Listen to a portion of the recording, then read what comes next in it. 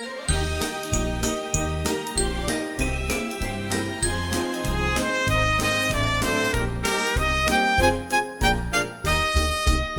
my goodness, she's returned, the voice we've missed and always yearned. From Helen Lovejoy's moral pleas to Maude Flandunder's sweet unease. She left 'cause Fox was far too tight, but now they've made the money right. She plugs in mics and hits record from Denver. Now she's back on board. Mary Roscast, Maggie Roswell, may your levels all be clean.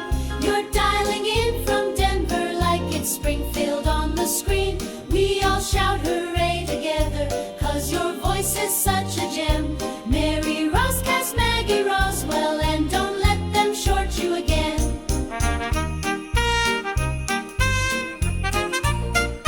No more flights to LA sound stages. She records from home now. Wages Fox once balked at pay absurd, so she said no voice, no word. Years went by and fans were glum, but now their silence is undone. Thanks to broadband and fair deals, Maude lives again. Oh, oh, what feels. Mary Roscast, Maggie Roswell, welcome back to Channel 6. With your headset on and tea in hand, you're laying down those vocal tricks. We all cheer in animation for the comeback that you penned. Mary Roscast, Maggie Roswell, don't let this contract end.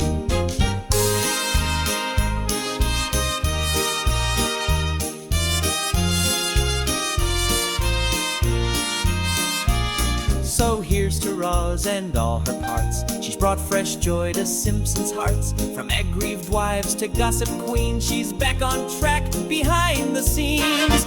Mary Roscast, Maggie Roswell, the sound of Springfield soul. May your Wi-Fi stay connected as you fill your voice acting role.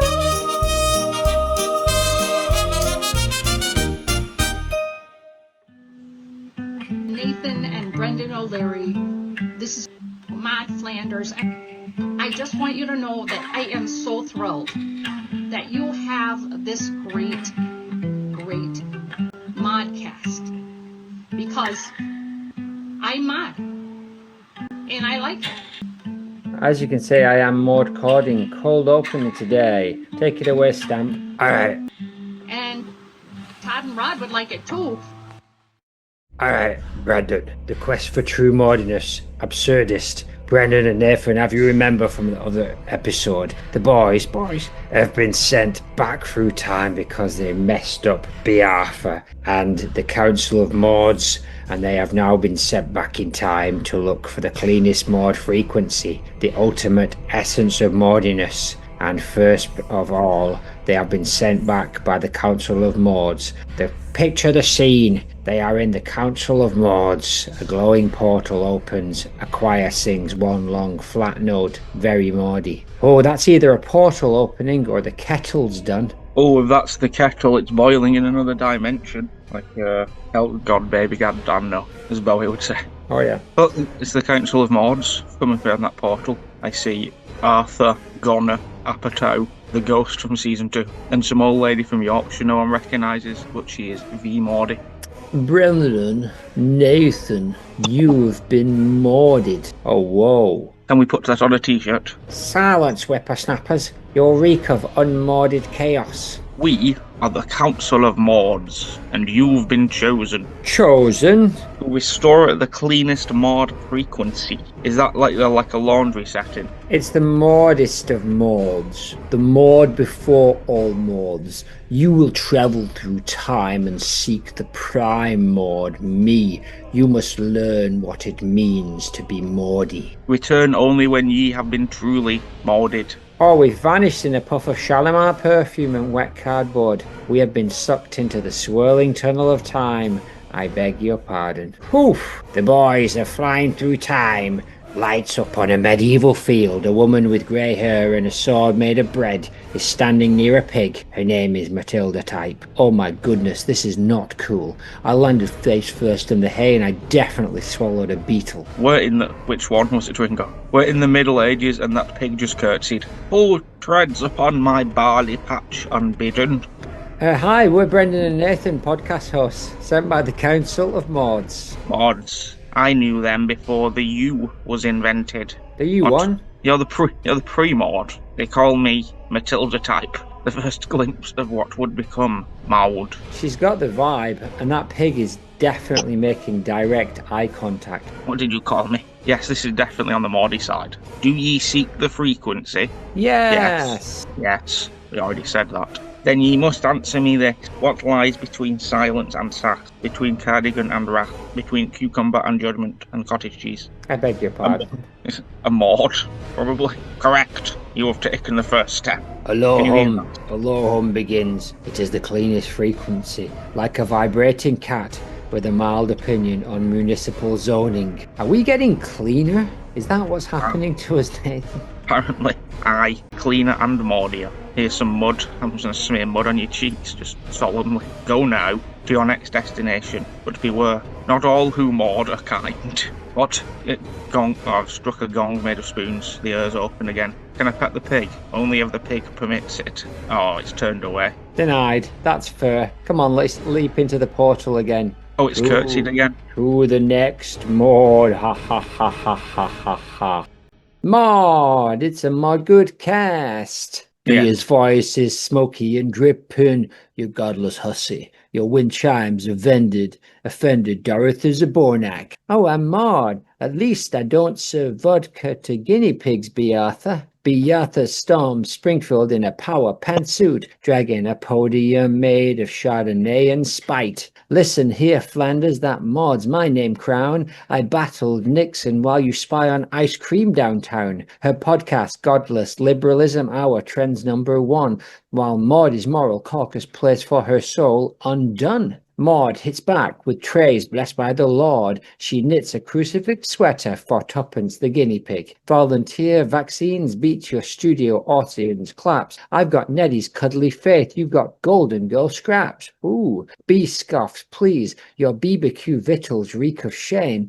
I hosted feminist revolutions. You're just Ned's tame. Who's the real Maud? B is Razor Wit versus Flanders Trait of Doom. Who rules Springfield? Sitcom Sass versus Holy Knitting Loom. B is Museum Burns, courtesy of Shia LaBeouf. Maud baptizes the asses, and Satan's bonus stand aloof. B snatches Maud's cider, I beg your pardon. This tastes like Ned's tears. Maud blesses B's pantsuit. Enjoy the holy stains, dear. The podcasts merge the joy of shame and Chardonnay. Guess Shia LaBeouf sobbing in tuppence in Dior. Beata teleports via Mexican wrestler magic. Maud blinks a fuzzy eyed judgment automatic. The jewel at Golgotha Arcade. Bea deploys Dorothy Zaborak zingers. Maud counters with unflavored ice milk spray. Tiebreaker, who invented pocket bread? Spoiler, it was Shia. Always Shia. B sips cider. Maud adjusts B's shoulder plaids. Your sass is almost righteous. Your piety is almost punk. They open a BBQ vodka fusion truck, haunting Springfield as the co-queens of chaotic sainthood. Tuppence files divorce papers. Too much drama. Finn. Ned sobs. Maud, you fraternize with a liberal. Maud hits him with a tray. Be a toast with communion wine. It's a Maud Flanders and B. Arthur podcast, episode 400. Exactly. Who would have ever? Chatbot loves uniting people when you ask them to fight. They have to unite at the end. Let's find common ground right at the end. Oh, good. Do you want to sponsor us now or after main plot 1? Main plot 1? Indeed. MP1. B. Arthur has arrived finally. Maud Findlay arrived in Springfield. B is dressed in dramatic villainous outfit, standing at the edge of Springfield, clearly annoyed. She approaches Flanders' house. Tulpa, B and N are with her, still hypnotized and acting as minions. B. Merlin, impish sidekick, is prancing between them, laughing obnoxiously. Oh, B and N, well, you two, I suppose you don't have enough bloody common sense left to show me where the Flanders house is. Don't keep me waiting. You're barely aware of yourself, stumbling along the street, each one hypnotized and moving mechanically. B. Merlin chuckling like a reanimator. Like a real one. I mean, isn't it obvious? I could just teleport us, but where is the fun in that? If you keep making noise, B. Merlin, I'll feed you to the actual ghosts. Okay, lead us to the Flanders house. Get out of the way, losers. I'm pushing to the front door. I pushed the knock with a little bit too much force, like I'm preparing for battle. Knock, knock, knock, knock, knock. Hello, doodly oodly. Can I help you, doodly oodly oodly? I don't need your help, Ned Oofin Fookin Flanders. Get out of my way. Push him in out of the way, and you little boys. Eek, eek. Making the baby Don't like Jesus. this, true. Making the baby cry. Do you like this too? No. I'm making my way into the house, pushing everyone aside with my confidence and complete lack of respect. You, B&N, now I didn't bring you here to look at this tacky wallpaper. Ned and boys, now you're hypnotized. Get out of my way. Let me walk past the house into the living room. I'm gonna find that Maude Flanders. I'm gonna rip her a new one. Oh, good let's go. Lord. But before we do that, shall we watch Sponsor Race? Yes. It is a season of All-Stars, as you remember. Beautiful. I do remember very well. Welcome to episode 2 of the Modcast official tournament of All-Stars. I am your 800-year-old rough but kind-hearted host, Gradually Poncho. Joining me tonight are regular host, the disembodied head of Cot Slater and Dr. Hugh Laurie House. And special guest host, Graham Norton. Tap of the morning to your grain. This week, the All-Stars of Bracket 1 were told quite forcefully to roast each other. And after a wild mini-challenge where they had to see who could catch the most krill from a large vat of seawater whilst dressed as different kinds of whales, in which we had to stop filming and have a medical team come in because Abby almost drowned and technically, for a split second, died in a humpback whale costume. But thankfully Graham Norton gave her mouth-to-mouth and after being sick everywhere returned to guest host. And way after that we let Abby pick the roast order and Kaganer was fuming because he was second to last so he punched her in the face. Let's see how the challenge went. Right, let's get this over with before I start menstruating knowledge all over your underwhelming careers. L. Kaganer, a great honorer of traditions. Unfortunately the traditions at play are shitting in the corner of nativity scenes like some feral elf with IBS. No wonder baby Jesus came early, he was trying to escape the smell of your ass. Now to my colourful, which is another word for gay, colleague, Bradley Walsh. The chase has been going for so long that most people don't remember the contestants were originally chased not by us chasers, but by the bubonic plague. Bradders, I'm not saying you're old, but your social security number is 3. Speaking of old, Carlton Fresh Prince, I admire your spirit. In the later seasons, you were dancing like nobody was watching. Because they weren't. I wish Will Smith would have slapped you. Moving on to our other distinguished, if you are using the word incorrectly, actor, Vince. Still crashing weddings, only now it's exclusively gay ones. To stop them. Because he's a Republican. And last and least, Abby, you punched your singing partner mid-audition. That's double GBH if you count the singing you did. I've seen catfights in Greg's with more dignity. That's my time, I've been the vixen and you've been appalling to look at. Next out to bat is our Bradders, so if you just give him an hour to shuffle his old knees and bones out here, we'll be set to go. Good night. Right then.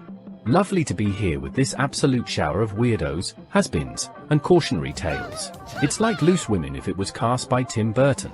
Let's start with L. Kaganer. Nothing says Merry Christmas like a tiny bloke dropping his festive guts behind the manger. Jesus wept, literally. The vixen, our 6th most intelligent chaser. Brilliant brain. Shame about the face, body, and attitude. Terrifying. Vince Vaughn came on a US chase pilot. First question, what's the capital of France? He said, freedom. I said, right. Pack your things. He did so badly, he ended up owing us money and 3 autographs from Owen Wilson just to cancel the footage. Cheers, and never contact me again.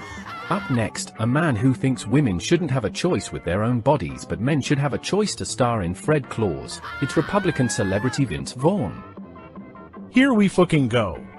Bradley Walsh, everyone. Can we get a round of applause for Bradders, please? The host with the most venereal disease. Nice roast, Vixen. Here's a question you've never been asked. Fancy a shag. You wear that red hair like it's a warning label, and frankly, it is. No man survives that pub quiz with his bollocks intact.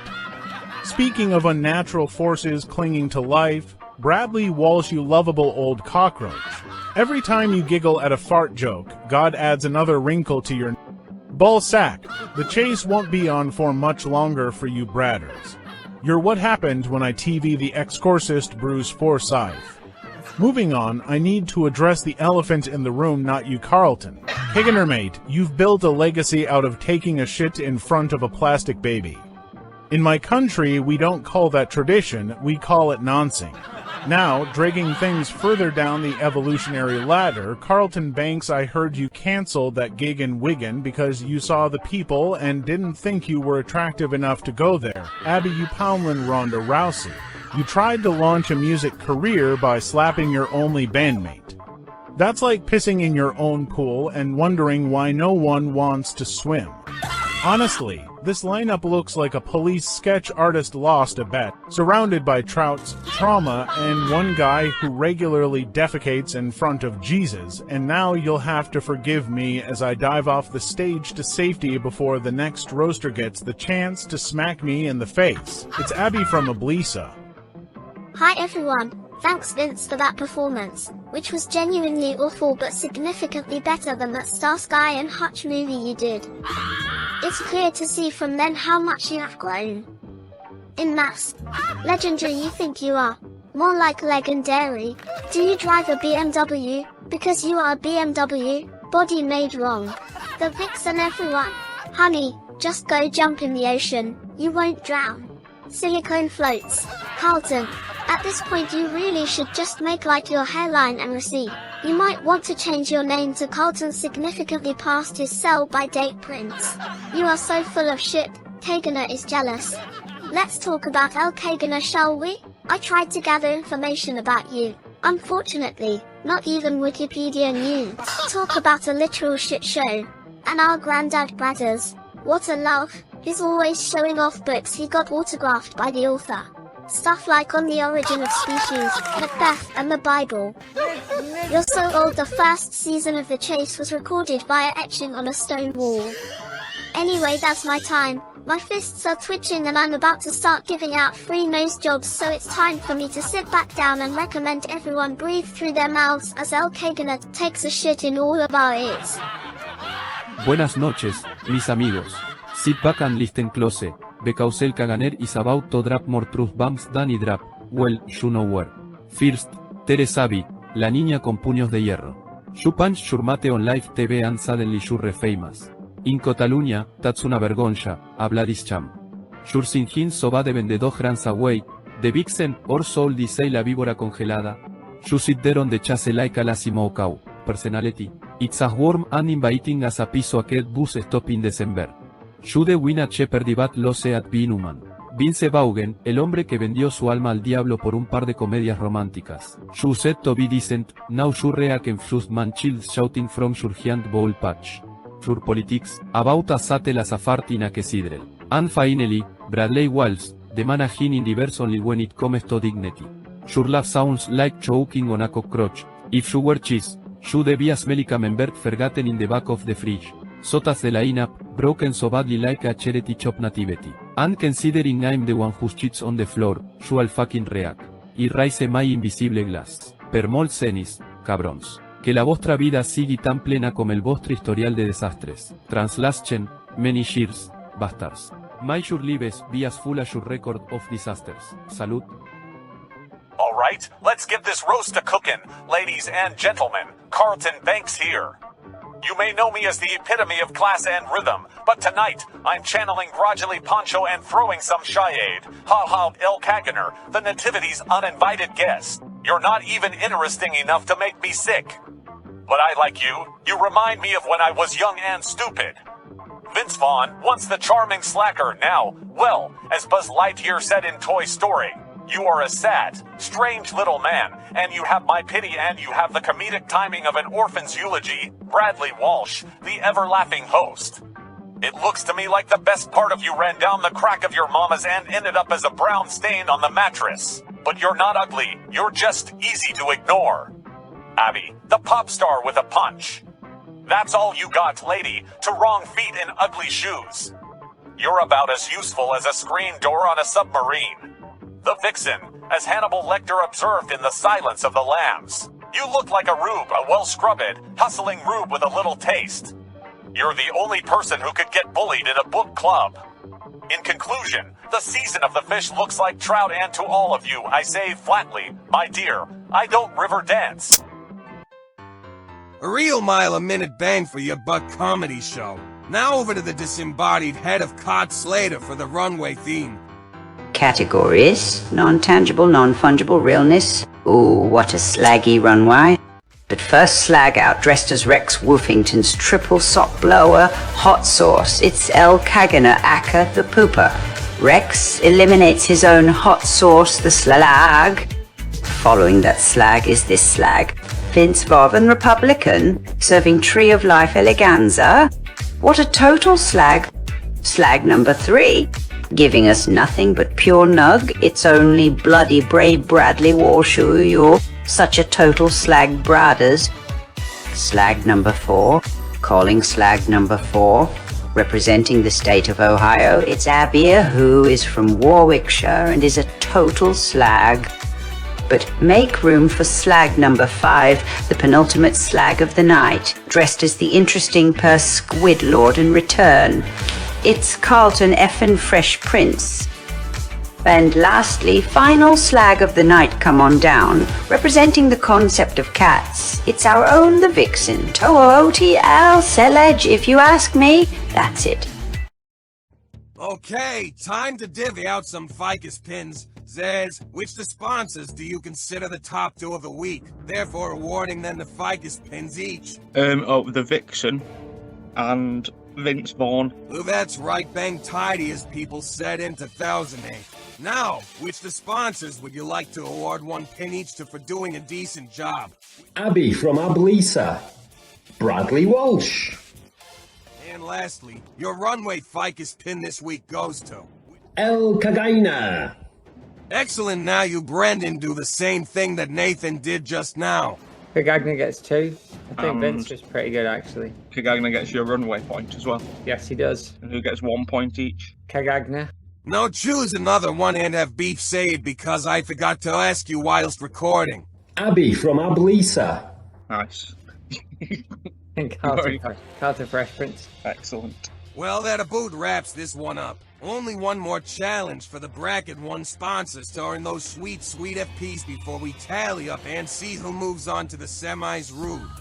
Good night and have the groggliest poncho you can. Take us home, Parnes.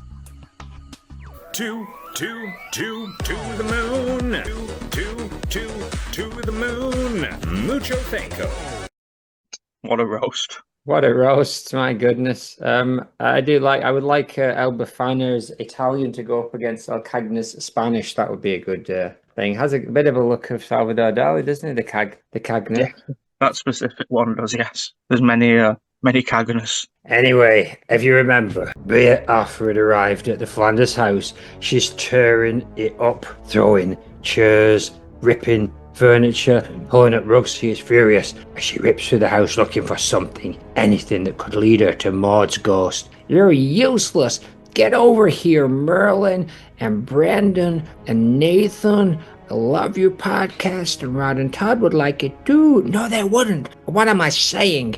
You just need to move without questioning. Open cabinets, look under tables. Merlin, stop your giggling while pulling out random items. Ha ha ha. You know, I always wanted to live in this house, but I think it's haunted. Ha ha ha. Shut it, Merlin. This house is about to get a lot less haunted when I am Bee's most haunted. You want to be a part of that? Oh, kick over a lamp in frustration. Oh, staring at the walls in fury. I'm turning to BNN and I'm barking orders. Find me something. I need to get rid of this imposter Maude. Well, we're still hypnotized. I'm not even reacting to what she said. Let's just pull at curtains and open drawers. I'm not sure if this house is about to get a lot less haunted as a threat. Britain's most haunted. Exactly, smoke your difference. Hello, good morning and willkommen. do put a cow in your mouth and suck on it like a lollipop. I beg your pardon. Yeah, well, it looks like we're still hypnotized, but let's cut to the chase. Do we have a message from Jock? A captain's log? It's been a while, but I think, yes, let me just check my phone. I've got a new ringtone thing set up, so that's good. Is it this one? And Captain Jock will shift your paradigm.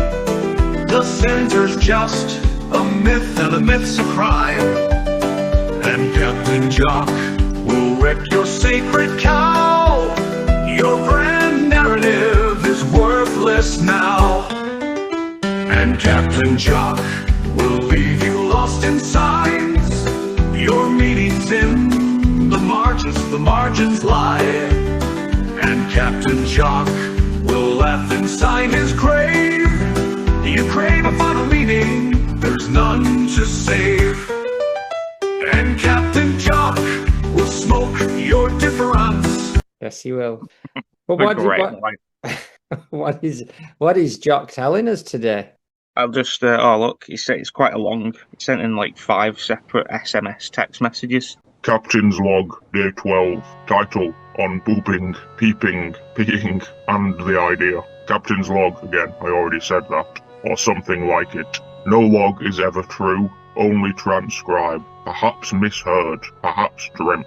Still here I write, as the boat groans, bike boat groans, its ontology into the waves. The sea remains a palimpsest, written, rewritten, overwritten, yet never quite written. Each wave rose like a sentence already half read and fell again, reluctant to end. Beneath the hull of the Keary, Keery, my boat, the ocean whispered quotations it could never source. I stood at the rail, coat buttoned wrong, spectacles fogged with something. Epistemology.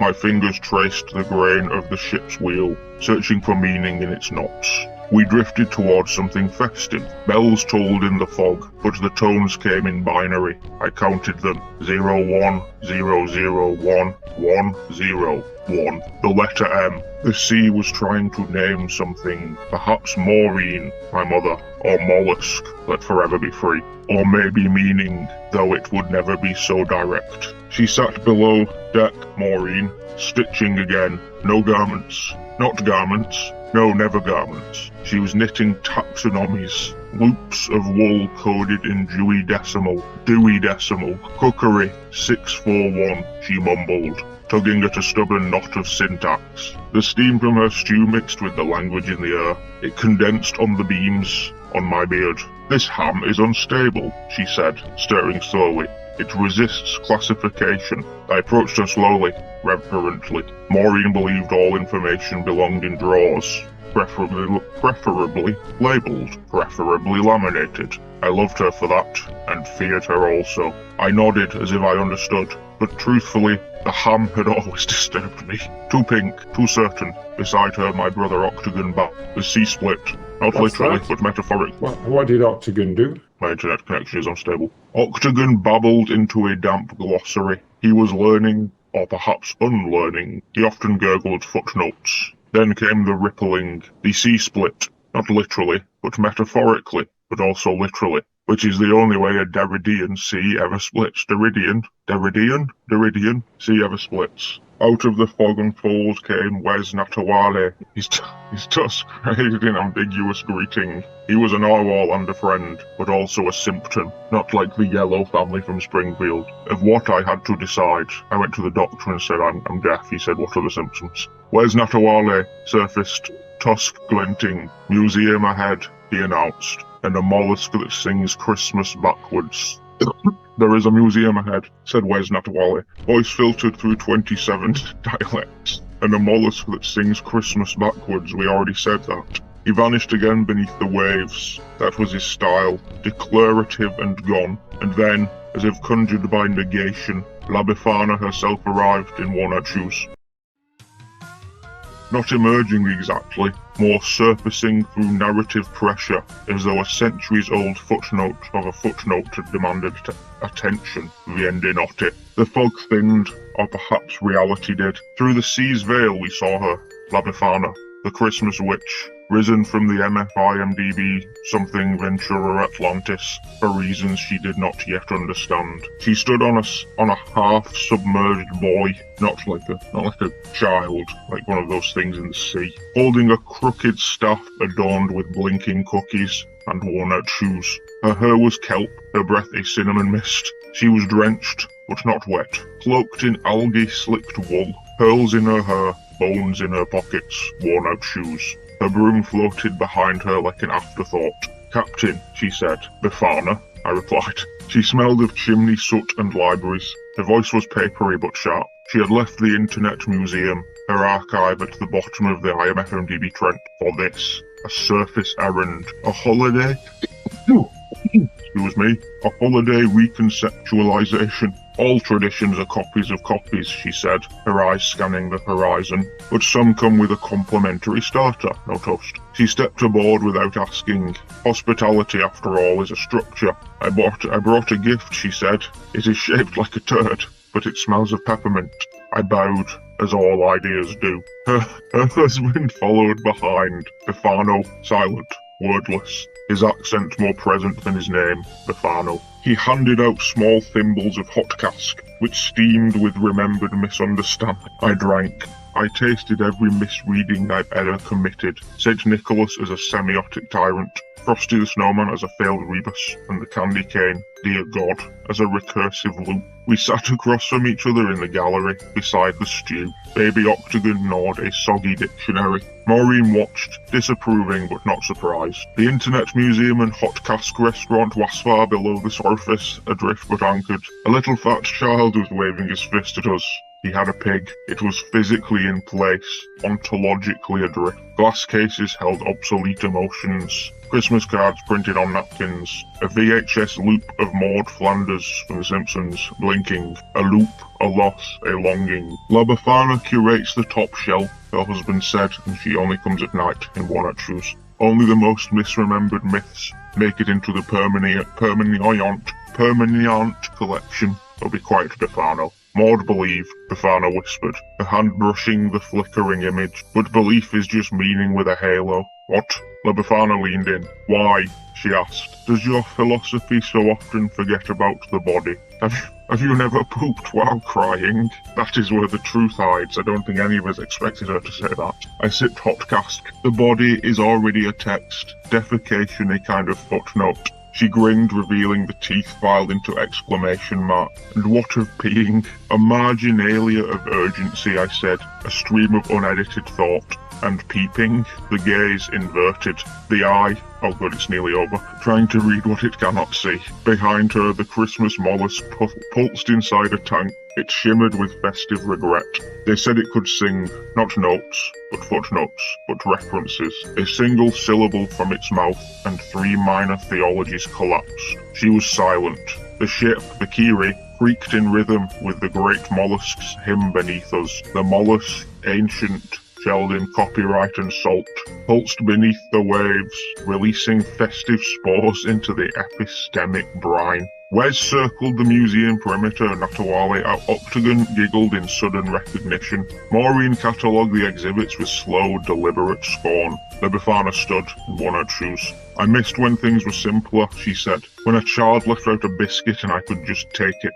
Now they leave digital traps. Cookies with clauses, not Santa. I reached for her hand, but touched only the implication of fingers. Oh, Jacques. We are all cookies, I said, tracking our own consumption. We did not speak for a while.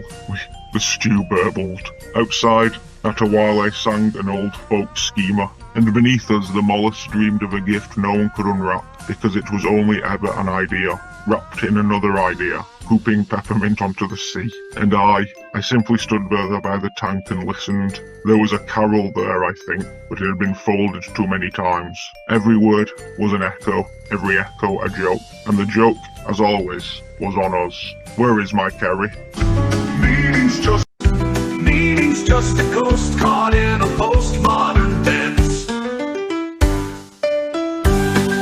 What a long captain's log there from Jock. He's got it on him, hasn't he, today? That was intense and descriptive. And we got to meet Befana. Yeah, exactly. And also in the same way, said nothing. Ah, I consider your difference smoked. Oh, I shall. Anyway, let's get back to one of the subplots of the many subplots that will appear in this very, very long episode. We're off in the Ice Palace, the wee wee principality, where the mountain masters stood ready, the ancient ice of the palace glittering with foreboding, a swirling vortex of mystical energy with Maude Lebowski and her treacherous sidekick, knee-high, bee-high Twitter beggar facing them. From an icy balcony, Flim Flam's ghost and his angry sister Shron watch on. Okay, I'm Maude Lebowski. Okay, B yelled at me and it scared me, so I'm back. Let's make this quick, vagina. Looks like I've ever spoken before. Look, it's Rolly Fingers. He's the first who's wing. He catches a bat with one hand and shatters it and then twists his wrist so hard with a sickening crack he screams and drops to his knees. Damn Shron! Orsini vivacious in a flurry of sequins spins around for a devastating kick. Lebowski sidesteps, grabs the glittering fabric and yanks it. Drag Queen's body slams into the ice, her ribs are cracked. Animate fabric ornation is furious with this. Oh look, she's attacking with tendrils of thread and cloth. Maude Lebowski draws a blade from her boot and slices through them as of the paper. That things don't look so great for Viv. Gaztop, Hat is coming at Lebowski now with wild eyes swinging his bloody oversized hat. She doesn't even blink, she grabs his head and whispers into his ears. I know you poisoned boomhauser Spielberg. He was my lover, vagina. No! Ow! Vagina!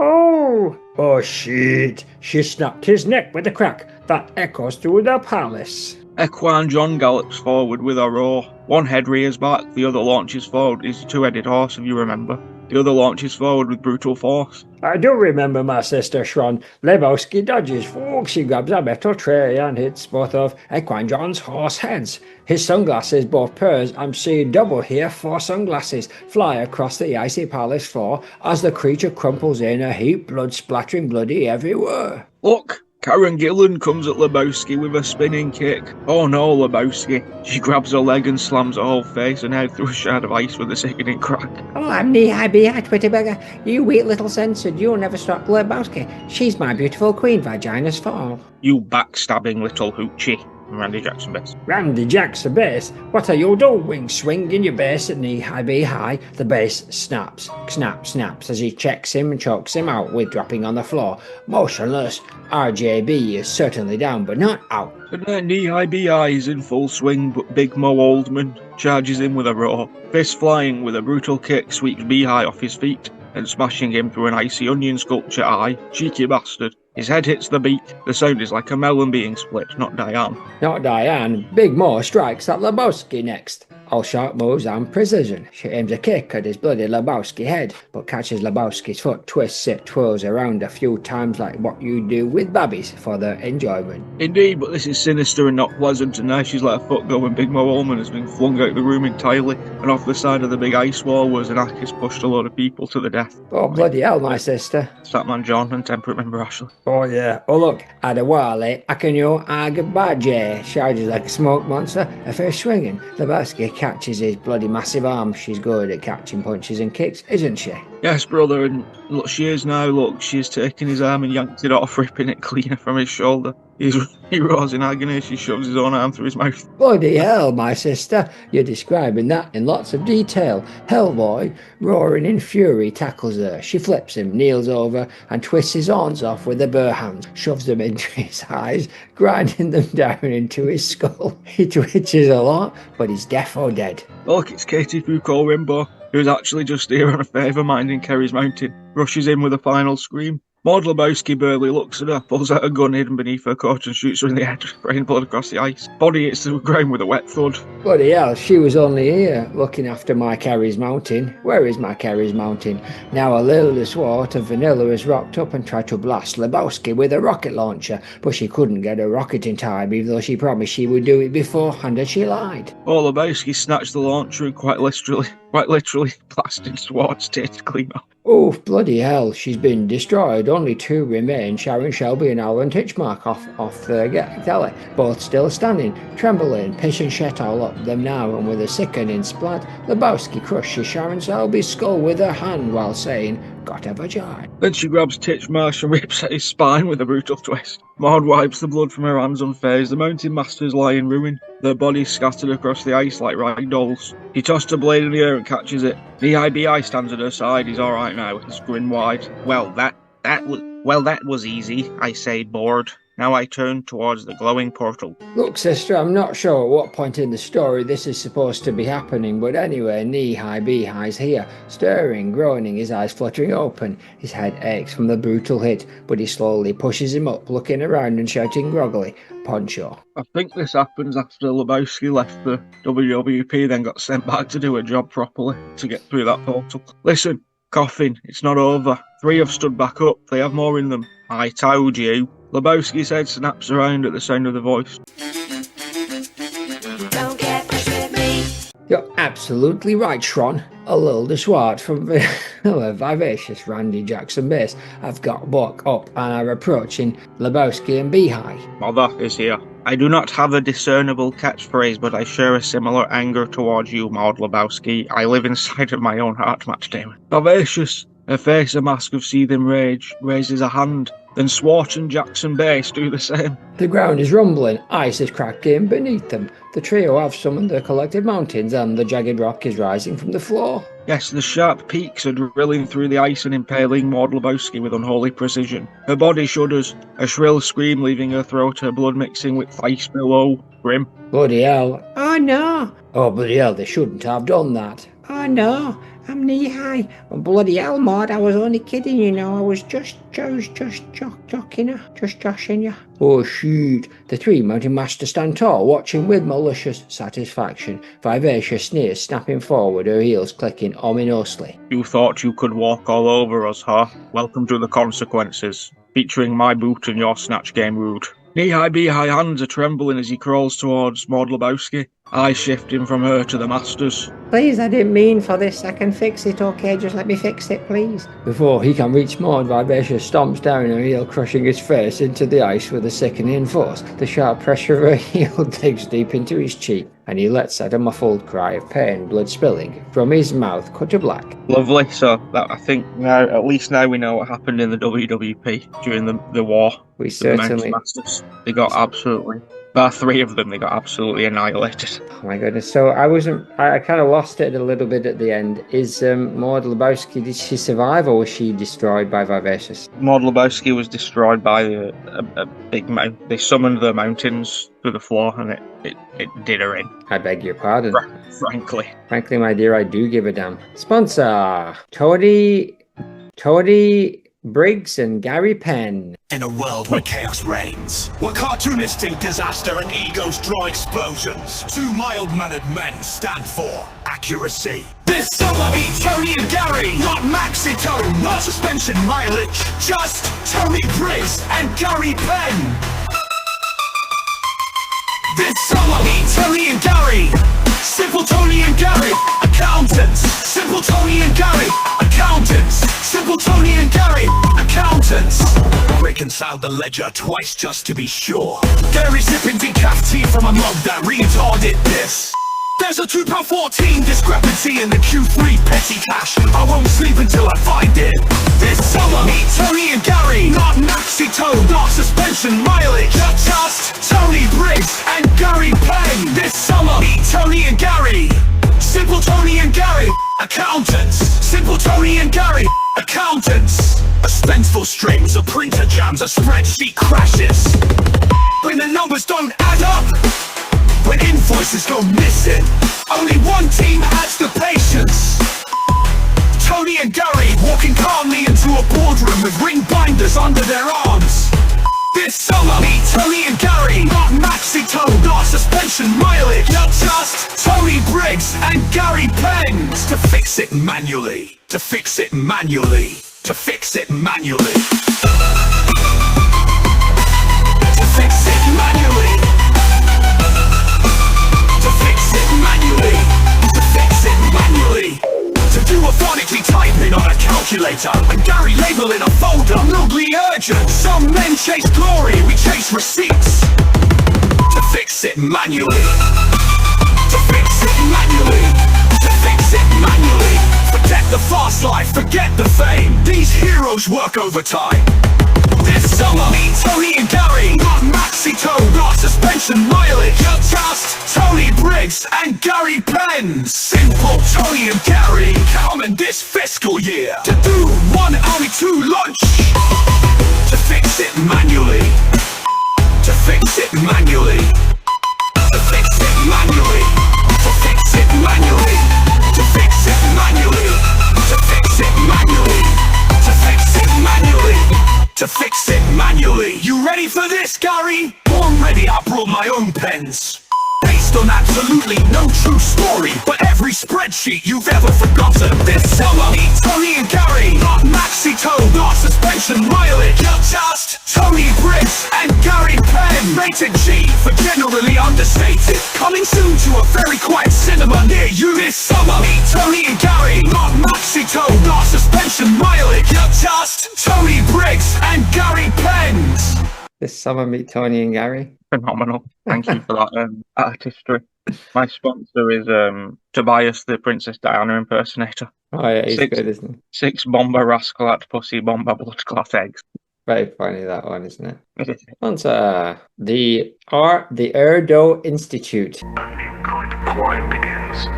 A scruffy kid stands outside a small building next to Neto holding a lunchbox and a letter marked Institute Admission. The Erdo Institute, the Erdo Institute, the Erdo Institute. He wanted to learn to fight. He found something else. The door creaks open, a breeze floats out. A voice barely louder than a whisper greets him. Master Paul, welcome to the Erdo Institute. Welcome to the Erdo Institute. Welcome to the Erdo Institute. Welcome to the Erdo Institute. Master Paul, welcome to the Erdo Institute. Welcome to the Erdo Institute. Did you bring your own slippers? Kid, where are the punching bags? Where is the shouting? There is no shouting here. Where is the shouting? There is no shouting here. Where is the shouting? There is no shouting here. Only sighing and sometimes passive resistance. Cross-legged beside a class, he watches as students calmly urinating on mats and begins slow synchronized breathing. Try not to cause a scene. Where is the shouting? There is no shouting here. From the creators of silence and motion and waiting, softly comes the story of a boy who thought he needed strength but found now beige leisure key holding a mug that says just breathe. Welcome to the Erdo Institute. Master Paul, welcome to the Erdo Institute. Welcome to the Erdo Institute. Do we at least get notes? Only if your trousers do not fit. Only if your trousers do not fit. Only if your trousers do not fit. Only if your trousers do not fit. Only if your trousers do not fit. Only if your trousers do not fit. Only if your trousers do not fit. Only if your trousers do not fit. Only if your trousers do not fit. Only if your trousers do not fit. Only if your trousers do not fit. The Erdo Institute. This summer, let go of conflict. Embrace the pause. Only if your trousers do not fit. Phenomenal. Sponsor Vivacious, but also Princess Diana again. As you remember from earlier in this episode, B. Arthur is on one. She is spending an eternity tearing up the house when B. Merlin finds something unusual. It is a hidden game on the floor that seems to indicate something. Aha! Look what I found. It says, the ghost lives behind Todd's bed. She's stuck in the walls because she's a ghost or something like all the toads in Mario. So is she like below the house, or does she just go through the wall at the back of Todd's room? I imagine being like, yeah, in the bits between the brick and the wallpaper, whatever. He's good. Well said. She's hiding with the insulation. Yes, in with the insulation. So that's. Oh, I'm staring at the game, and for once, Brie Merlin, you've actually done something right. Now get out of my way. This is truly Mr. Chips level awful, this game. Get out of my way, B. Merlin, still chuckling. Where's Todd's room, ripping off the bedclothes and looking at the wall with an intense gaze. Get ready, B&N, get ready, idiots. We're tearing down this wall. They start ripping into the wall behind Todd's bed, pulling out insulation and breaking through plaster. B. Arthur grins in triumph as she pulls back a section of the wall.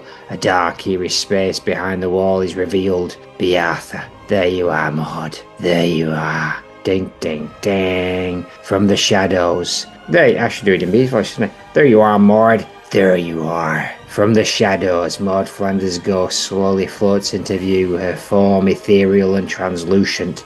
She remains silent as B. Arthur stares at her, triumphant but cold, and she says, Nathan, give me a number between 1 and 300. I feel like we've not done one of these in about 4 months. Number. Let's do 3 then. Number 112. 112. Dusting off the Mauditorium. So we shouldn't be dusting things off in specifically a Maude Flanders podcast. 122. Biography. Maude's down. What's that? 112. But I'll take 122 as well. Did the band tell you that? Maude's downtime is usually 4 hours. What does she do in her free time? That's interesting that we've specified 4 hours when it's more like 24 hours.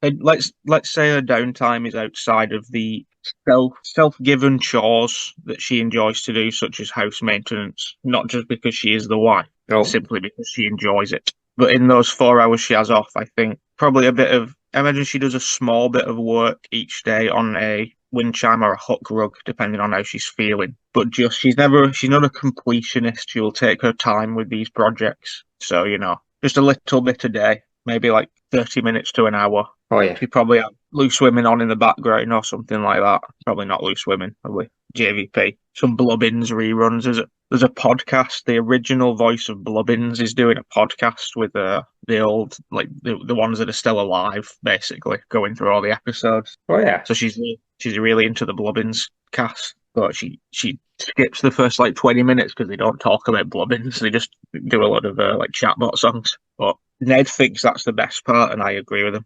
So then she probably, I don't know, I don't think ironing counts as downtime. So unless she loves ironing, so no ironing.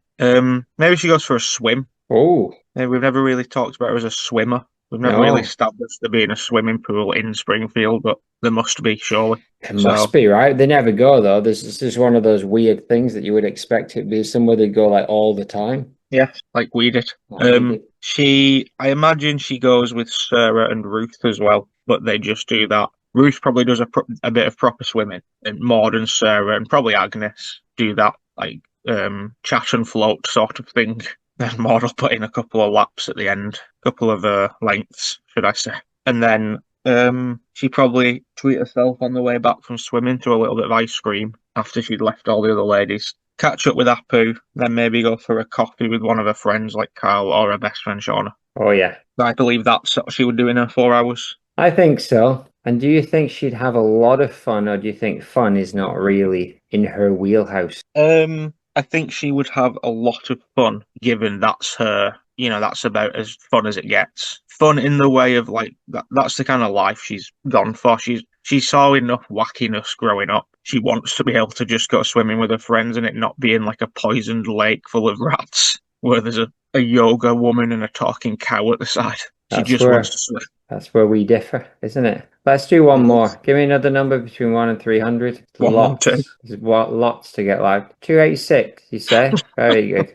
Parenting. Todd versus Rod. Todd violin. Todd is Bart's rival. Rod is 10 and also older than Rod. 2 space years older. Are they 8 and 10 or 10 and 12? Both around before Lisa was born. Sometimes show up at Springfield Elementary. They are in later seasons at a private Christian school. Onward School Bus Academy. The Slugging Thessalonians. The Real Gyms. Lisa 2, Todd 3, Bart 4, Rod 5. Maude is in the pics, but no mention of Maude. A weird, vague, fuzzy details, isolated boys, Lemon of Tyro, totally not his scene, Real Gyms. Totally extroverted overachiever Rod. Exactly. I've not finished. That was a good moratorium about Todd.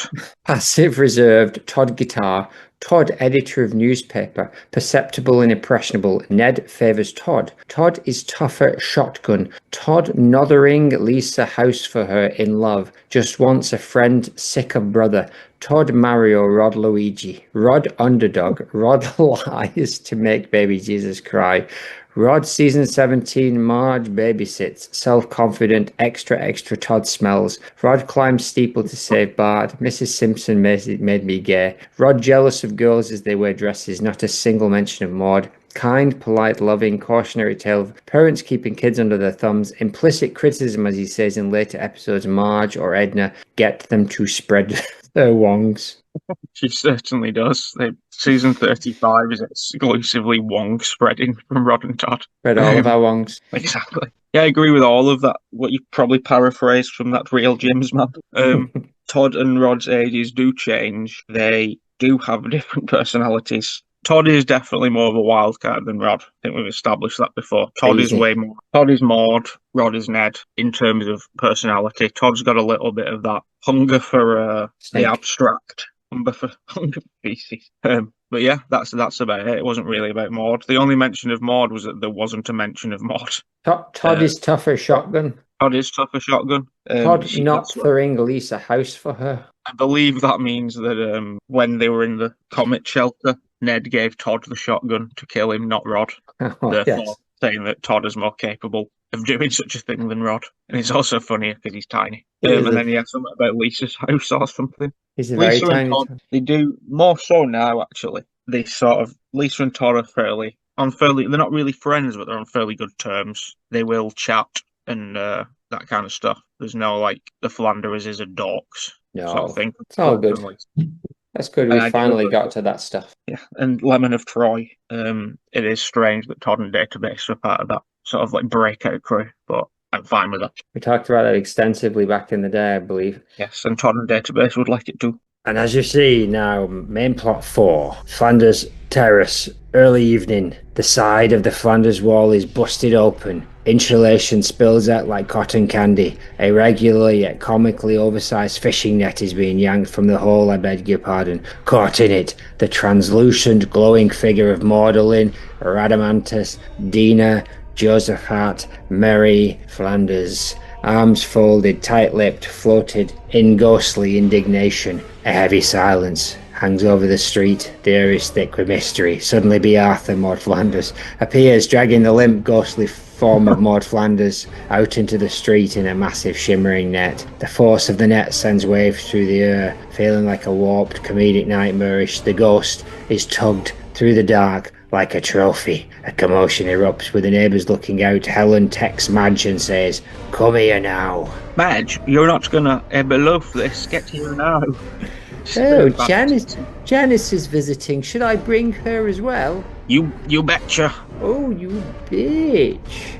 Well, here we are, Maud Flanders. I finally got you right where I want you. Chuckle, chuckle, finally. I've got one heel dug into the lawn and both hands gripping the rope. I'm not saying a word except these. My expression is pure satisfaction. Sweat glistening on my brow. Merlin's giggling and wiggling around behind me, clapping and mumbling nonsense. And suddenly, you do this bit, Stamp. Okay. Jadis, Madge and Helen Lovejoy walk up the drive, shopping bags in hands. They shuffle, sipping iced lattes and exchanging gossipy remarks. They hear the ruckus and look at each other with glee, reaching B. Arthur, who is dragging Maude. All three women watch in grim satisfaction. Oh my god, is that her? Yes, Janice. Yes, it looks like somebody finally got her out of the walls. I always said she was lurking in the insulation. That woman was always hiding something. Well, look at this. A ghost on a leash. Cute. Smirk. You know, for someone who was so spiritual, she really went out with a whimper. Ha ha ha, good riddance, my cousin. Maybe now Springfield can kindly breathe because of your stank. We're standing in a row on the sidewalk, my cousin, sipping iced drinks and watching B. Arthur with your ghost in a net. Remember when she made us pray in the parking lot after my Jell-O melted? Oh yes, and then she judged my shoulders at that barbecue because I brought deviled eggs. Well, for once, I agree with Janice. That woman judged my potluck chili and said it had sin in it and shit. Got her. I'm B. Merlin, I'm in the bushes. I've not been invited, but I'm here. Got her like a toady in the toad bag. Whoop, whoop, whoop. Oh look, B. Arthur, you're not flinching. You're yanking the net once more. Maude Flanders' ghost bobs slightly in the air. And while what an end.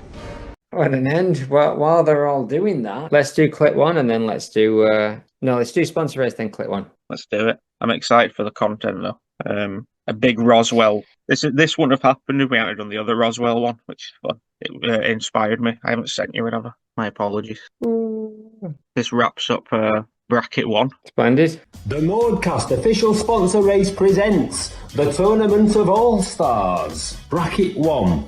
That's right, Beef. It is episode 3 of Bracket 1. Joining me, Gradually Poncho. On tonight's judging panel, a regular rotating judges Angel Savior, the Destroyer of Worlds, and Season 3 winner Dr. Hugh Laurie, and would you zigging, I believe it. This week's special guest judge is none other than Melanie Brown. Crab Paste. This week, Bracket 1 faced their final challenge, Mascot Makeover Maude. After a mini-challenge involving being thrust violently from a moving train, Bradley Walsh came out on top of the pile quite literally, meaning he got the power to pair up the sponsors, with whom you ask? 6 of Springfield's finest, please welcome.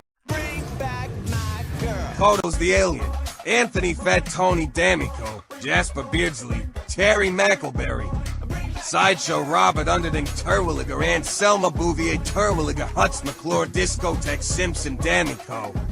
Bradley pairs himself with Selma. He pairs Vince with Tony, Vixen with Bob, Kaganer with Terry, Abby with Jasper, and Carlton with Kodos. Now the sponsors must work with their pairing to create a mascot suit to put them in that represents both themselves and a facet of the Maude cast. And we have a returning favorite runway category, worst dress ever. I'm so excited I forgot to mention I am Gradually Poncho. Good luck, and are you ready for tales that will shatter your spine and boil your blood? Then choke on these. Category is worst dress ever, oh Nigel? But dressed as a fucking lamppost, it's Vince Varvan the Republican. Hello, I am Vince Varvan the Republican. This is my mascot. His name is Geoffrey Joff Nettleton. He is known as the Wigan Reclaimer. His catchphrase is, Wigan were grand befower all this faff, and it will be again. Joff holds both an American and British flag. His T-shirt states his famous catchphrase. He is dressed in all red because you know why. And his favorite hobbies are writing strongly worded letters to Wigan Council and polishing their favorite Whippet trophies. Next out, dressed as Candy's alien Judy, it's Bradley friggin' Walsh, Nigel. Hi, Bradley Walsh here. This is my mascot, Telly Boothman, but she is known worldwide as the Blue Ringer. Telly Boothman is half human, half phone box. She is based on that phone box in Wigan that were near the post office. I have added details such as graffiti by Stamp Witherbottom, spilled mac and cheese from the factory up the road, and some hooker's phone numbers. Her catchphrase is ring me up. I've got stories to tell. And she loves to reminisce about 10-a-peep phone calls and also photobomb tourists. But up next, dressed as a cockroach that's the closest she'll get to cock, it's the Vixen. Or piss on my chibs, love, that's ghastly. On, Sawyer, it is I, the Vixen, and may I present to you Renard Quicktail, also known as Cunny. She is a foxy fox, representing my vulpine roots, and I also gave her a similar hairstyle and set of glasses to myself to convey a familial connection. I was inspired somewhat by Rosie the Riveter, and my Chase colleague and the Governess Hagarty, and also Chapel Runes, or whatever I need to say to appeal to the youth demographic. Her sassy catchphrase is keep your secrets, love. I've already sold them, implying the audience should have heightened distrust not often seen in mascot representation. Her favorite thing to do is sneak into Lancashire Cheese contests cracking bit of Wensleydale that are grommet and recite Bolton limericks as a sign of rebellion. Her dress is made of a variety of textiles to represent Bolton's impact on the textile industry. She is also serving utter cunt on a platter. Who's up next? Ah, bollocks, it's bloody Abby. She punched her in the face. But her dress represents the following. After a long night of hooking, Trey didn't like the session, so he had gutted her and set her on fire. But you know she didn't die, sea had crystallized, and now she's a glamazon slag ready for the runway. Hideous. Maybe from Embassy. The punch me and Shirley were dead second since he punched me in the face. This is her mascot. And called Sir Crusherley. Sir Crusherley. It is listen. That's what made me who I punched in the face were called. I basically made it by making a load of peas and then sticking them all four together. Made some shoes out of tinfoil swell. And legs and even its fingers are made out of peas. It's just don't freak on me in the full feeling all the time, it's well annoying. I might punch it in the face. It's obvious and cool rolling down hills and attending me in tennis meditation circles. They're me thanks. When making your judgments, please consider a base beam on. See you later. Wearing some fucking party bags, glued to a corset, it's Carlton Pissin' Fresh Prince. Greetings, I'm the one known as Carlton the Fresh Prince. This is my mascot. His legal government name for human titles and such is Splash Flanagan. But I, Carlton the Fresh Prince, knowing as Poojish Shark, I wish to represent my love of Densby mascot. And according to the internet, the shark is my offspring's favorite earth creature and Splash Flanagan. Slash is entirely new to represent Stamp Leather Bottom, and is wearing a wig to represent Maude or whatever bitches we are here to sponsor. Would one like to see the one known as Carlton Fresh Prince do the Carlton? Bring to me the one you call Tom Jones. According to this document, Splash Flanagan's catchphrase is let's make some waves and bust some moves. However, it is more accurate to say his catchphrase is inexpressible truths or human tongue. The one known as Splash Flanagan eagerly anticipates times when he may practice backflips in shallow water. Practice for what you might add. You have not the authority to ask the question, let alone know the answer. Splash Flanagan is also partial to collecting funky sunglasses and transmission. And finally, wearing whatever the fuck this is supposed to be, it's our little Spanish love Kagana, aka the Puupa. At last it's me, Isel El Kaganer. This is my mascot, a representation of Wigan Pope Lyric Crankshot Chip. I used lots of foam to recreate a mascot as close to how Crankshot Chip was portrayed to look, and then I had the little turd tip for the Kaganer of it all, where I'm also known as the Poper. Mascot Krang is nicknamed Kaganer at Chuff, the Wigan Shitter. The catchphrase he says from that spot to that spot. Me words hit hard, used with an interpretation of myself, El Kaganer. I am very happy with the outcome of Kaganer El Chuff, and his main hobby is writing epic sonnets in the bus station tours and reenacting local folklore in rhyme with Mick McLaren.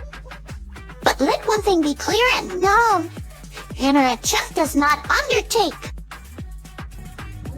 Wowie toots, Magoots, Chuckles, Mary Lou. That was fantastic if I do say so myself, and I do. I am Grudgily Poncho. For participating, each of the 6 Springfielders will receive 1 free ticket to see Madonna fighting a horde of zombie cats in concert on the island of Ben Nevis and St. Kitts, or whatever the hobgoblin place is called.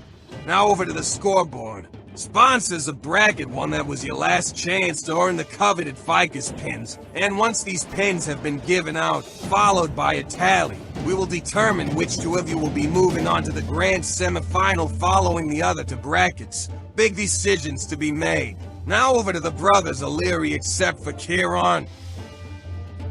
The end, now we just decide the points. I can't remember who I gave mine to, so I'll add it. There's awards to ficus pins too. Bradley Walsh. And also to Abby from Ablisa. There's awards 1 ficus pin to Carlton Fresh Prince. And also to The Vixen. Zez awards his runway ficus to Bradley Walsh. Who would you like to give your points to? I would like to give it to the shark. Yes, you get to give another set of points out. I would like to give it to the shark, and I would like to give it to the pooper. Indeed. And how about your 1 point each? 1 point each. I'd like if the shark can have another point, that would be good. And one more for the pooper. Okay, deal. No deal. It was later decided this was accurate. It was a no deal. Upon reflection, Brendan gave his 1 ficus pin each to Abby from Ablisa. and also to Bradley Walsh. and his runway ficus pin also went to Bradley Walsh. which means kings, queens, and all in betweens. We have our results. Bearing in mind that the runway ficus pins account for half a ficus pin each, the results are as follows. Vince Vaughn, the Republican. Has 6 ficus pins, Bradley Walsh. has 6 ficus pins, and to runway ficus pins totaling 7. The Vixen. As for ficus pins, The Hulk Gainer. has 8 ficus pins, and to runway ficus pins totaling 9. Abby from Ablisa. She punched high in the face, has 5 ficus pins, and 1 runway ficus pins totaling 5.5. Carlson, Fresh Prince. 6 ficus pins and 1 runway ficus pin totaling 6.5, meaning the 3 sponsors moving forwards are L. Kaganer, Bradley Walsh, Carlton Fresh Prince, congratulations. The Vixen, Vince Vaughn the Republican, Abby from Ablisa. For you, it may seem over, but all is not lost. At the end of the 3 bracket sets of episodes, both Brendan and Zez may choose 1 wild card sponsor each, and they will flan ball it out to re-enter the competition. However, for now, you are now and forever will be sponsor supremes. Now sashay away. Parents, a little consolation music if you would. To the moon, ooh, I would like to take you away. To the moon. To the moon. To the moon. To the moon. To the moon. To the moon. To the moon. To the moon. To the moon. To the moon. To the moon. To the moon. To the moon. To the moon. To the moon, ooh, I would like to take you away. To the moon. Mucho thanko. Clip 1. You want to give the good people some context for this content? Straight into business. Yes, I do. This is Roswell doing her Roswellist, if you will. I will. A series of Roswell clips, not based on interviews this time, so unfortunately no Reggie, but more John Hughes, etc. Etc. Maybe Reggie will pop up in the background, you never know. Exactly. When a show's been on for 19 years, how do you do the voices? Exactly. When a show been on 19 years, what have you been up to? Clip 1. Maggie is pretty in pink. She is a teacher. She is Luann. They are in a girls' gym, and while Maggie has a whistle, Maggie says, "Come on, everyone, get in line, please. That's you, Fryminster. Yes, Lebanon. You." One bad girl whispers to another bad girl who is listening and laughing, and Rigwald is in the background. "What was that, Miss Harmon?" I said, "I hope they shrivel up and fall off." Maggie cannot believe her ears. Maggie just wants to check she's heard right, and she says, "You hope what shrivels up?" "Her breasts, Mrs. Deed," says girl. The students are shocked. Maggie ain't taking that. She balls up her squirrel cheeks and says, "You are out of here, Herman." Ringwald suppresses a laugh. Tough Johan looking Maggie wasn't enough Hollywood, so you... She wanders over to Hollywood style and says, "Hey, you show your partner's attitude?" And she asks Ringwald, and Ringwald shakes her head and says, "No, I don't," replies Ginger Molly, like a young Maude. Just like a young Maude, except not really, other than the red hair. That's an unrelated link. That's just 55 seconds of Chef's dad saying 350. Oh yeah. Yes, her biggest blockbuster role until 2007. You could argue. What happened in 2007? It was when she had to be in the Simpsons movie. Yes. She had to be in the Simpsons movie. Because they killed off 2 of her characters. She had to be in the Simpsons movie. Which means she had to play the pastor's wife. Yeah, in this one, she's she's a little bit of a prequel to. Well, do you remember the idea that Phil Hartman was going to play Troy McClure in I believe he did. in a live action movie? Sure, why not? This feels like Roswell is doing the same for Miss Hoover. Oh, in it's this particular- Hoover. Well, just not even necessarily the voice. The voice is quite generic in this one. Hmm. Or like not generic, but I apologise, Maggie. But lackluster. Not a specific Simpson. Oh yeah. Some of them are quite clearly precursors to characters that we meet at a later date. Oh, so is this before The Simpsons? Yes. Yes, it's from like mid-80s. And what year did The Simpsons start again? 1989, I believe. But when a show's been on for 19 years, where do they even get the ideas from? Exactly. How do you work those Simpsons voices?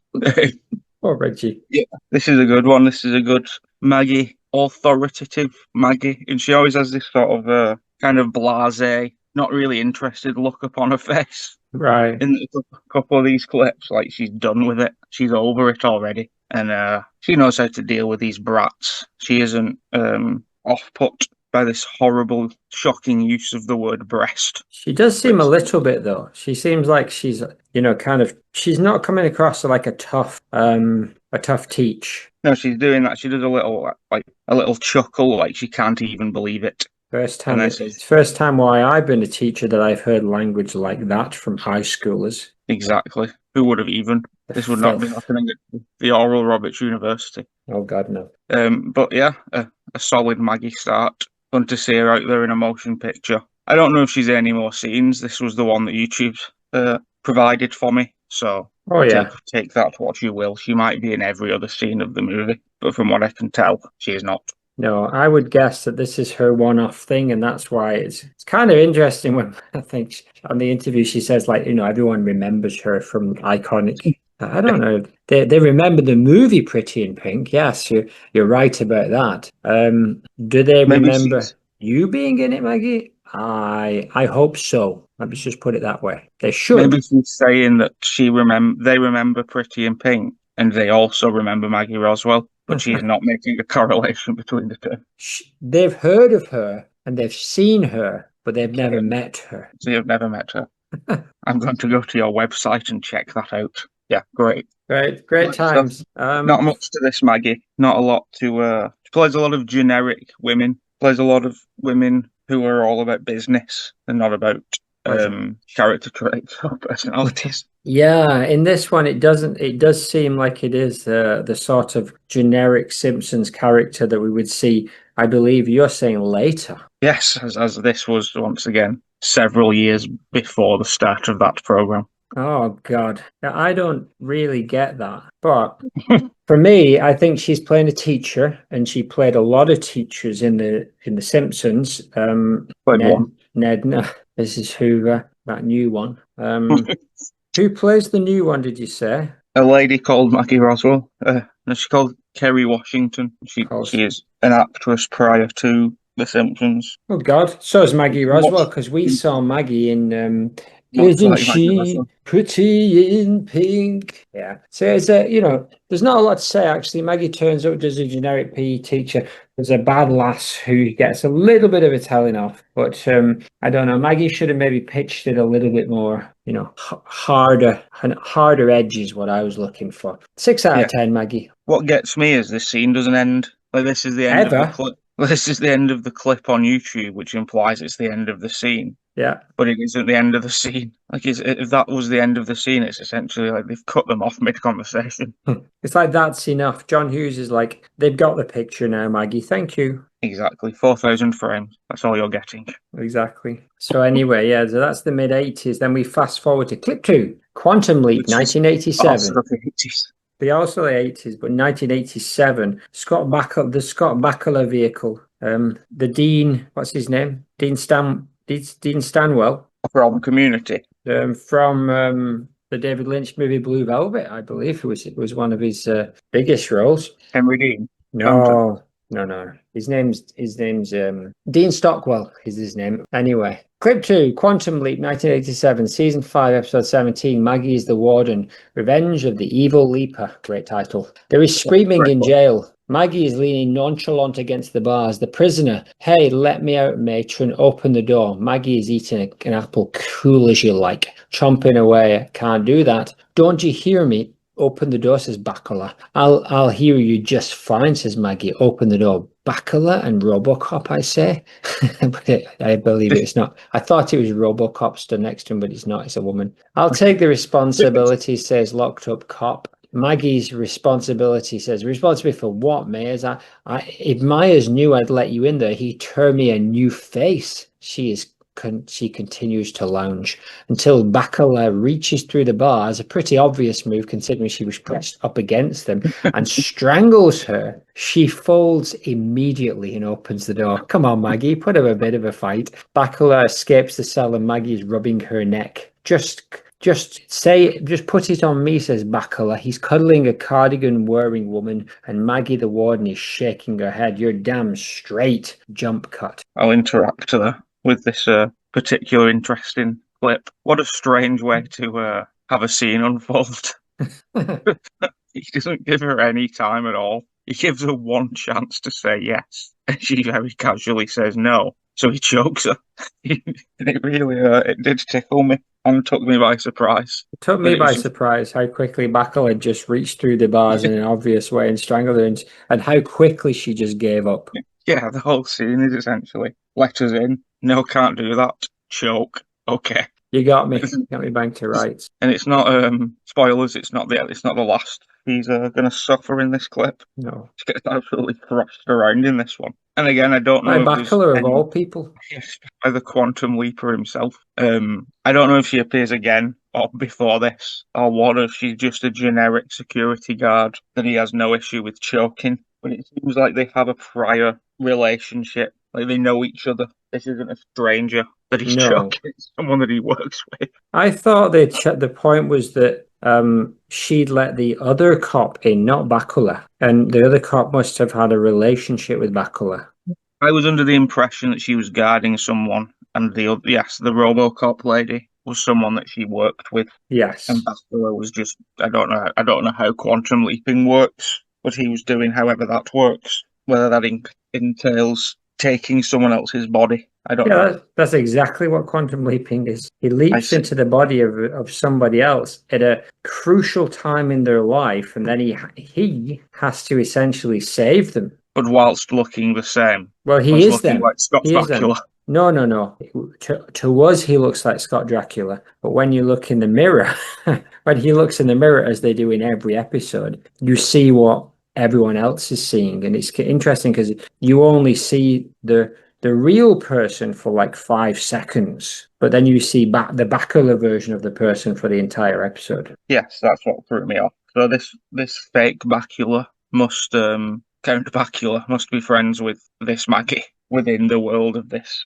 Colleagues, I'd say. Colleagues. Yes, and I believe this is some kind of future space prison cell as well. I don't think it's just your bog standard prison. But from the perspective of Roswell's character, whatever she's called, Mrs. Warden. Yeah. This isn't Bacula. This is someone that she's trusted for years, that she's worked with, and she's probably had arguments with before that haven't resulted in her being grabbed through the bars and choked. I know, but to be honest, why she's let him in to talk with somebody, probably the love interest, and then the person's demanded that she lets them both out, and that's what I think why Maggie's decided.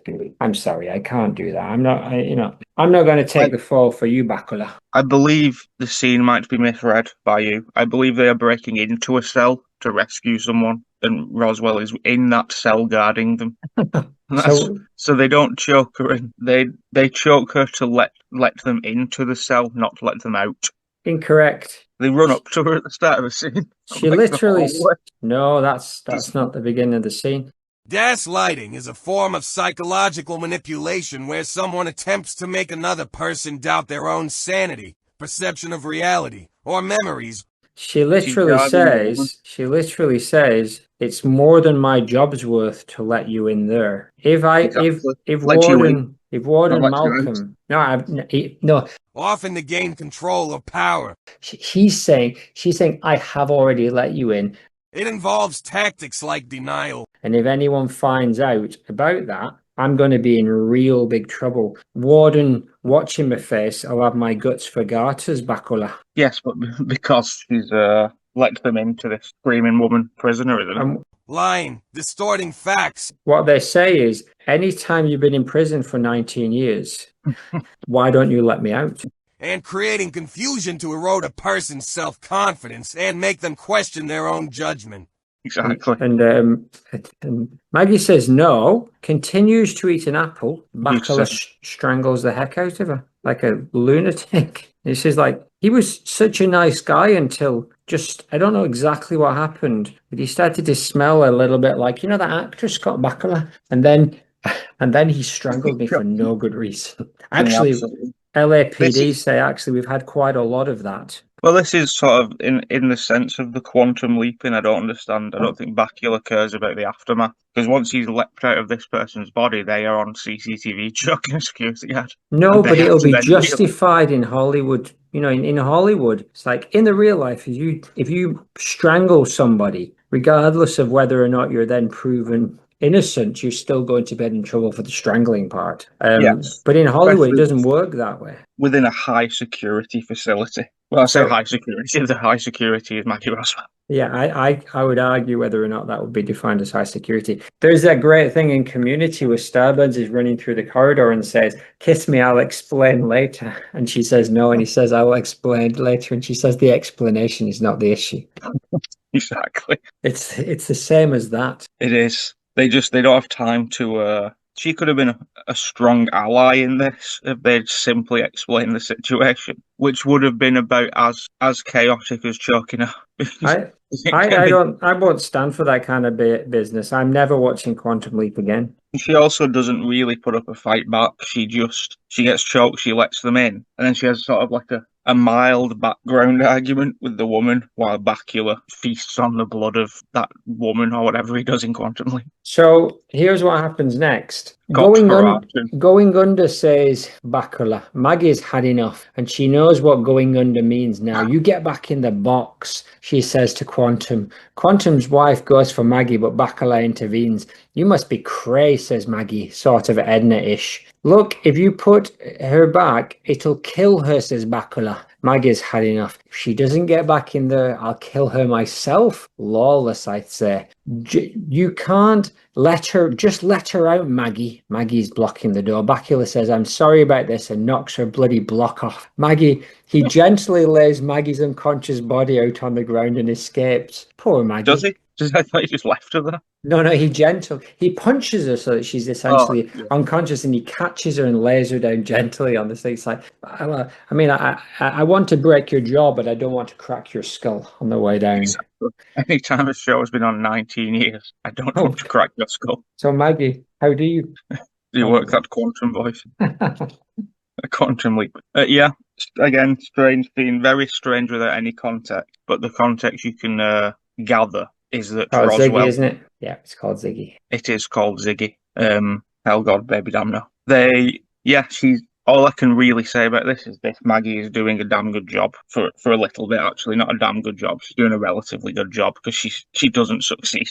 But it's not on her that she doesn't succeed. If she turned around to her superiors and they said explain the situation, and she says it's not like she's like, oh well, they talked me into it. And I apologise. No, he choked me, then he punched me and knocked me out. What else would he want from me? What else could I have possibly done? And this Maggie is also quite Simpsons voiceless. This is just, and it makes sense because she's just acting. I don't know why she would be putting on cartoon voice. She sounds like Edna from The Simpsons.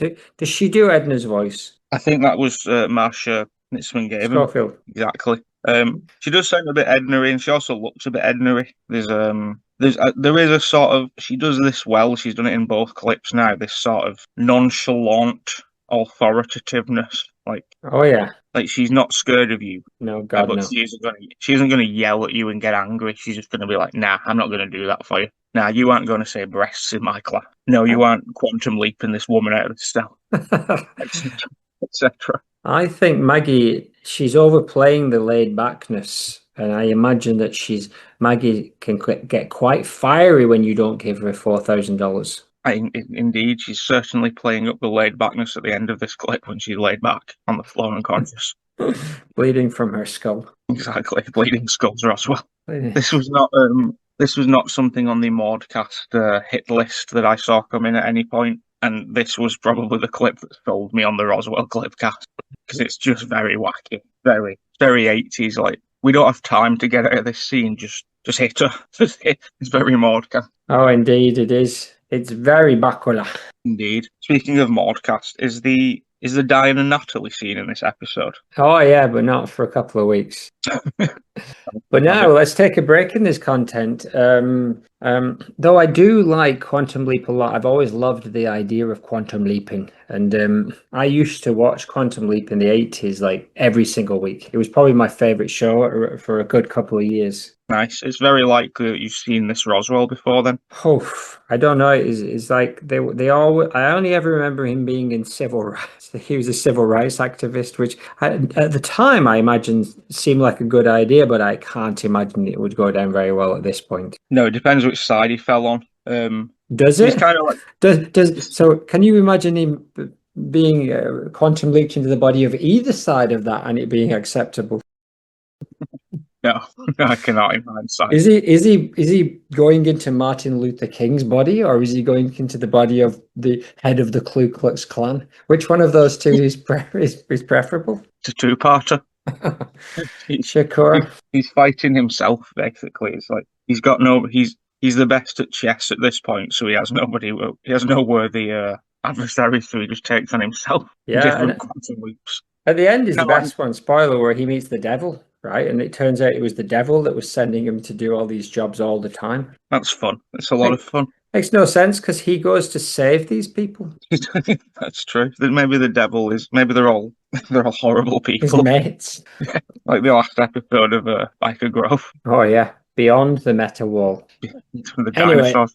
if you remember, Brendan and Nathan, the real ones, not the tulpas, have been sent back in time to something, the Maude sacred timeline, the pure Maudeness, and they have arrived in a grim castle that is cardboard and made of tax documents. They are disguised as the time monks of Podcastia, and they have taken that pig with them, what they found in the last sketch. He is now, Ham, the pig, is now a royal advisor with a monocle. Sketch 2, lights come up on a crumbly castle stacked with parchment. A raven caws, trumpets blur. Brendan and Nathan are led into the grand hall by two tax collectors in chainmail. Announcing the cloaked emissaries from the monastic order of Podcastia. You're Brendan. Oh my goodness, this burlap sap is very itchy. And Nathan, what about that ancient microphone you've got? Okay, keep it cool, Nathan. Don't mention electricity or TikTok. Noted. Also, I think this sack is made of wasps. I beg you. Look, it's Queen Maude of Flanders. She's radiant. She's terrifying. She's sipping soup. She's sipping soup directly from a jewel-encrusted goblet. She has Ham Maude, the pig from Sketch 1. He's now in a golden saddle with a monocle. Oh, speak, podcast monks. But beware, my attention span is shorter than the lifespan of a medieval dentist. Flanders is in Belgium. It's a little bit Instagram Diana. Speak of podcast monk. Blood clot. But beware, Rasta clot. Six bomb clot egg, dead dog. We come from the Council of Maudes. We come in peace. They sent us to locate the cleanest Maude frequency, the CMA. You may be the first Maude, the origin Maude. Origin Maude, I like it. It rhymes with sword and horde. It's not. But any old ruffian. What's that you're saying, Maude of Flanders? It said, you must pass the royal trials. Welsh. Are they physical, emotional, or moral? Any old ruffian can claim Maudiness, but we are the real Maudiness. Are they physical, emotional, or moral? Yes. Yes. Oh look, a massive spinning wheel has appeared. It has the labels feud, dance, bread, sedition, and ham. Oh look, Maude has spinned it. It's landed on ham. Trial by swine. I don't like how that pig is looking at me. Oh look, they brought out a table with 5 identical golden goblets, and one is full of the clean frequency. The others contain lard, eels, regret, and vinegar. Drink the cleanest frequency. It tastes like juice and mint. Justice. Apple justice. That's the one. That's the Maude one. First time, that's lucky. Thank God we didn't have to do any of those bad things. then it is true. The Maude burns in you. Excuse me. Oh, thunder's rolling. Or listen, if you will. Ham Maude is bowing his pig head. How many pigs do we know now? Brendan and Nathan. That's us. Are suddenly dressed in full medieval glam. Very sponsoress. But I warn you, the next Maude you face is not bound by court or crown. She rides protest and poetry. Her wrath shakes empires. Oh, that sounds a little scary. Oh, that sounds like a great podcast guest. Take the Royal Maude Core. It will guide you. It is a glowing orb. Oh, thank you. Portal's opened again, and a camera crew has walked in saying, "Keeping Up with the Conquerors Season 7? And that's when I realised they were the clean frequency. I'm Ham, Royal Advisor, an emotional backbone. Come on, Nathan, let's leap into the portal. I hope the next mod has snacks. Wah, wah, wah, wah. But you just let me know when you want to sponsor it. Well, let's do another sponsor, because interestingly enough, our friend who we thought had been shot out into space and killed, and then his brother had also been killed, turns out he's paid us to advertise, so I think he's making a comeback. Oh. Mike, go jogger Mike, go jogger Mike, go jogger Mike, go jogger Mike, go jogger Mike, go jogger Mike, go jogger Mike, go jogger Mike, go jogger Mike, go jogger Mike, go jogger Mike, go jogger Mike, go jogger Mike, go jogger Mike, go jogger Mike. Go jogger, Mike, go jogger, Mike, go jogger, Mike, go jogger, Mike, go jogger, Mike, go jogger, Mike, go jogger, Mike, go jogger, Mike, go jogger. Mike, go jogger, Mike, go jogger, Mike, go jogger, Mike, go jogger, Mike, go jogger, Mike, go jogger, Mike, go jogger, Mike, go jogger. Mike, go jogger, Mike, go jogger, Mike, go jogger, Mike, go jogger, Mike, go jogger. Michael, you're dear. Michael, you're dear. Michael, you're dear. Mike, oh jogger, Mike, oh jog, Mike, oh jogger, Mike, oh jog, Mike, oh jogger, Mike, oh jog, Mike, oh jogger, Mike, oh jogger, Mike, oh jogger, Mike, oh jogger, Mike, oh jogger, Mike, oh jogger, Mike. I think actually that was made by his Swedish friends, the Swedish friends of Michael Jogger. Come back soon, Michael. Michael Jogger. Yeah. But I think that's a good segue into the sponsor race. I can only agree wholeheartedly. I'd say 5 minutes of this if it wasn't just the audio from the real Drag Race. The Modcast official sponsor race presents the Tournament of All-Stars. Bracket 2.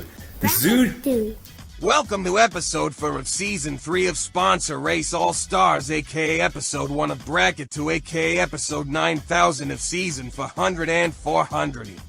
As always, you'd be fucking certain that things had changed. I am Gradually Poncho. Tonight I am joined by Robert Yaga, Dismembered Cod Slaterhead, Angel Savior the Destroyer of Worlds, and all the way from Gorbals, Glasgow, it's Lauren Kelly. Do you want to see Maude Growler? Welcome to the stage, Bracket 2! First up, heating up the competition, it's Zhu Jiping. Zhu Jiping. I'm ready to smoke the Tournament of All-Stars.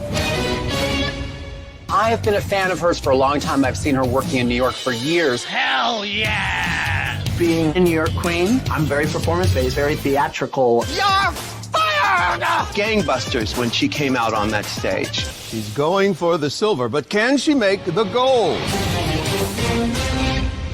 From the City of Angels, it's Ross Childs. Ross Childs. Giving BWE, baby. Big winner energy. To be quite honest, I was a mid girl with big potential. Sashay away. I would have loved to have stayed longer, but if I would have stayed longer, I wouldn't have been able to break and remake myself to be who I am now. I'm back to handle unfinished business, and I'm gonna dominate. Hunker down, hairy dogs. It's the return of Jennifer 124 Girl. Jennifer 124 girl. Burn. Burn! It's been a long time. I know you all miss me. If I would have a regret, it would be that I was very reserved. I should have been a little crazy and loud like I normally am. I'm still very successful, still sickening, still can fit everything I wore on my first season. Haven't had to change my face to change my career. Some girls have. Houston, we have a problem. It's Salmon Pinkbeard. Salmon Pinkbeard. Man, aka Thin Uncle Phil. Say man. Man, aka Thin Uncle Phil. What's the tea, everybody? The heavyweight champ is back in the building for All Stars. Run me my coin, run me my crown, and run that check into the bank. Mother has arrived. Everything I presented is like honestly perfection in my eyes. I should have been the top 2 and I should have been the winner. I'm not here to play, baby. I'm here to slay. I'm here to get my big one. I'm here to do my big one, and I'm here to be the big one. It's time a big, fat, nasty villain wins. She's straight out of The Lel Poncho Season 11 Zombie Lee Takeover Season. It's Katie Foucault Rimbode. Katie Foucault Rainbow. Surprise, I'm back. The butthole is freshly plucked, freshly bleached, pampered, tightened, and ready for the Tournament of All-Stars. I think I lacked intention. I just would have injected more confidence into everything that I was doing. I beg your pardon. I am so ready to compete. I never left the competition mindset. I'm just dipping back into it. I know that I'm an all-star. I'm just that perfect. And ready to just completely gape everyone. Last but not least, say hello to Nuggets. Nuggets. Mama, you better watch out. I'm back again, fatter and better than ever. It's getting muggy in here.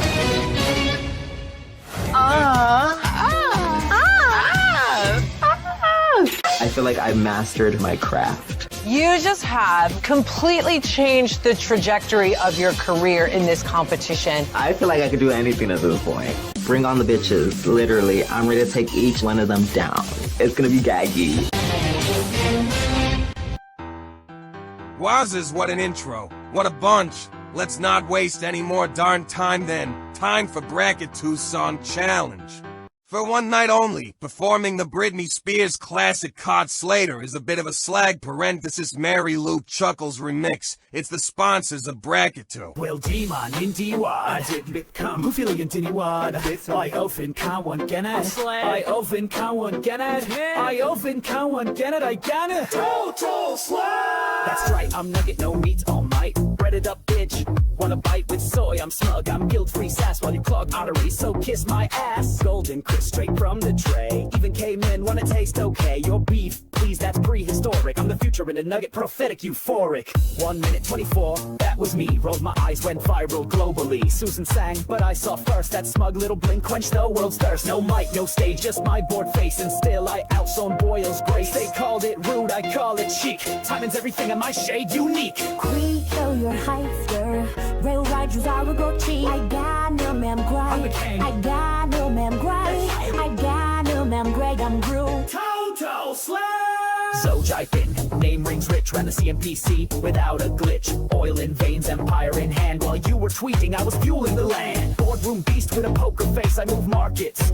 You just chase petroleum, prince turn global myth. Touch my reserves and you will feel the fifth. I'm Euros, bars, bilingual dreams. Welsh weirdo riding, Gorky streams from sin to sheep. I bend the tone, dropped acid in a song and still felt home. My rhymes are niche, my vibes are pure. Your Spotify's page, I'm the obscure. I played a yuck spiel, live in socks. Now watch me out sing your TikTok flop. I can often with nose. A fart to be deafness, a mess. I'll spit hack cross, a miss. I'll spit hack cross, a miss. I'll spit, I just spit it. Takes a lot of style. It's me, Thin Uncle Phil, beard on fire. Wasteland boss post, doomsday sire. Pink chin blaze and I rule with flair. Freaky dimension, bitch I own there. Simpsons canon, alternate fate. Sipping oil while you try to skate. I'm fear and fashion, both unchained, step wrong. And I'll beard slap your name. A top she for real. Going with Ruggle around Roach and Gano, around Roach and Gano, around Roach and Gano, Equilio. It's Katie, darling, but please it's Broker Rimbo. Reality's wreckage turn Baudelaire glow. From page 3 to post-structural poise, I deconstructed fame. With toys on tabloid, drama turn French salon. Quoting Derrida, in a pink chiffon, you do scandal. I am theory and drag, beauty, chaos, and a Birkin bag. They married with Lawwick, and though the EGT ran to Johnny, you're deep in Johnny, you're deep in Johnny, you're deep in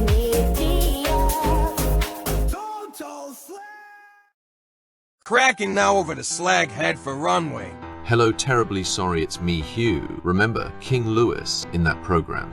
Cat's out sick, she's got the shits from her neck hole. So I've offered to read her transcript of the runways for $4,000. Category is coming and going rude. Something with stuff on the front and also the back. Oh, by gum, Nigel. The first slag of the night is Nugget, and it's got this fucking flower dress with big bloomin' arse flowers on the back, you Nigel. Nuggets, you look a total slag. Second slag of this Slagacon 2012 is 124 Girl. She's borrowed a suit from Vince Vaughn. Oh, look, there's an alien in her head controlling her because of woke. You dirty, dirty slag 124. Don't roll your bastard eyes at me, love. Zoo Jipping is out here giving it large in a fucking corseted coffin to a zoo. I've always said to our Jimmy or slag, if I ever did see one. Ooh, look, he spun around and now he looks like Boobs McGee from The Simpsons or something. You better work, Zoo Jeeping, Slough our dearest slag Thin Uncle Phil or Salmon Pinkbeard Man is wearing this silver thing. Oh, now it's a gold thing. It's slaggin' awful is what it is, mate. Following slaggy slaggy in some kind of blossoming slag flower. Wacky Welsh fucker. Oh, and on the back there's some more slaggy flowers. And lastly, it's genuine slag Katie Fuckle Rimbaud wearing the dress Aja wore on this particular challenge of this particular episode of Slag Race. Sorry, I mean drag slag. Oh, Nigel to the moon. Oh, it's not that bit yet. Alright, I'm off skis. I've got a pub lunch at 1. Now let's divvy out those sweet, sweet ficus pins. Zez, go ahead, lad, we'll put it together later properly anyway, won't we? I believe I gave my points to 124 Girl and Salmon Pinkbeard Man this week. And my 1 points, I believe, went to Zoo and Nuggets. Brendan, you must choose two sponsors who you enjoyed the most. They will receive the ficus pins. So for me, my favourite was Katie Foucault and Nuggets, but Euros Child is also I have a lot of love for, so he can have some points too. And I'd like to give my final point to Elka Gagner, just to show my continued support for him. For balance. No dice choose someone else. He chose 120 for off-screen. She gets a ficus pin. Also, both Brendan and Zez gave their runway ficus pins to Zoo. You better work, Zoo Jiping. Parents, a little to the moonzik, please. To the moon,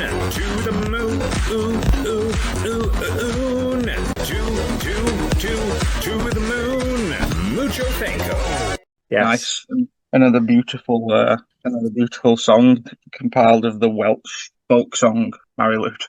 Then there's a little wicked cackle, if you remember. Maude's in a bag and B. Arthur's dragged her into the streets. A strange shimmer passes through the air. The wind picks up and the sky turns a subtle green. What the? A low hum builds and suddenly, from far off, stamp. From far off, the sound of a strange warbling trombolese begins to rise. From the far end of the street, Truth Frog arrives, riding on a float shaped like a lotus blossom. Gala, his glowing frog bride, sits beside him in a veil of sequins. The trombolese music builds into a full harmony, deep, silly and transcendent, and a blinding burst of frog light as a hole opens in the sky with a nauseating slop, and out drops a massive toad in a wizard's robe. It's Truth Frog spiraling through the air, clutching his glistening trombolese like it's an Excalibur meets a kazoo. He lands with a splash and a slap in the neighbour's bird bath. Behind him floats his wife Gala, radiant, serene,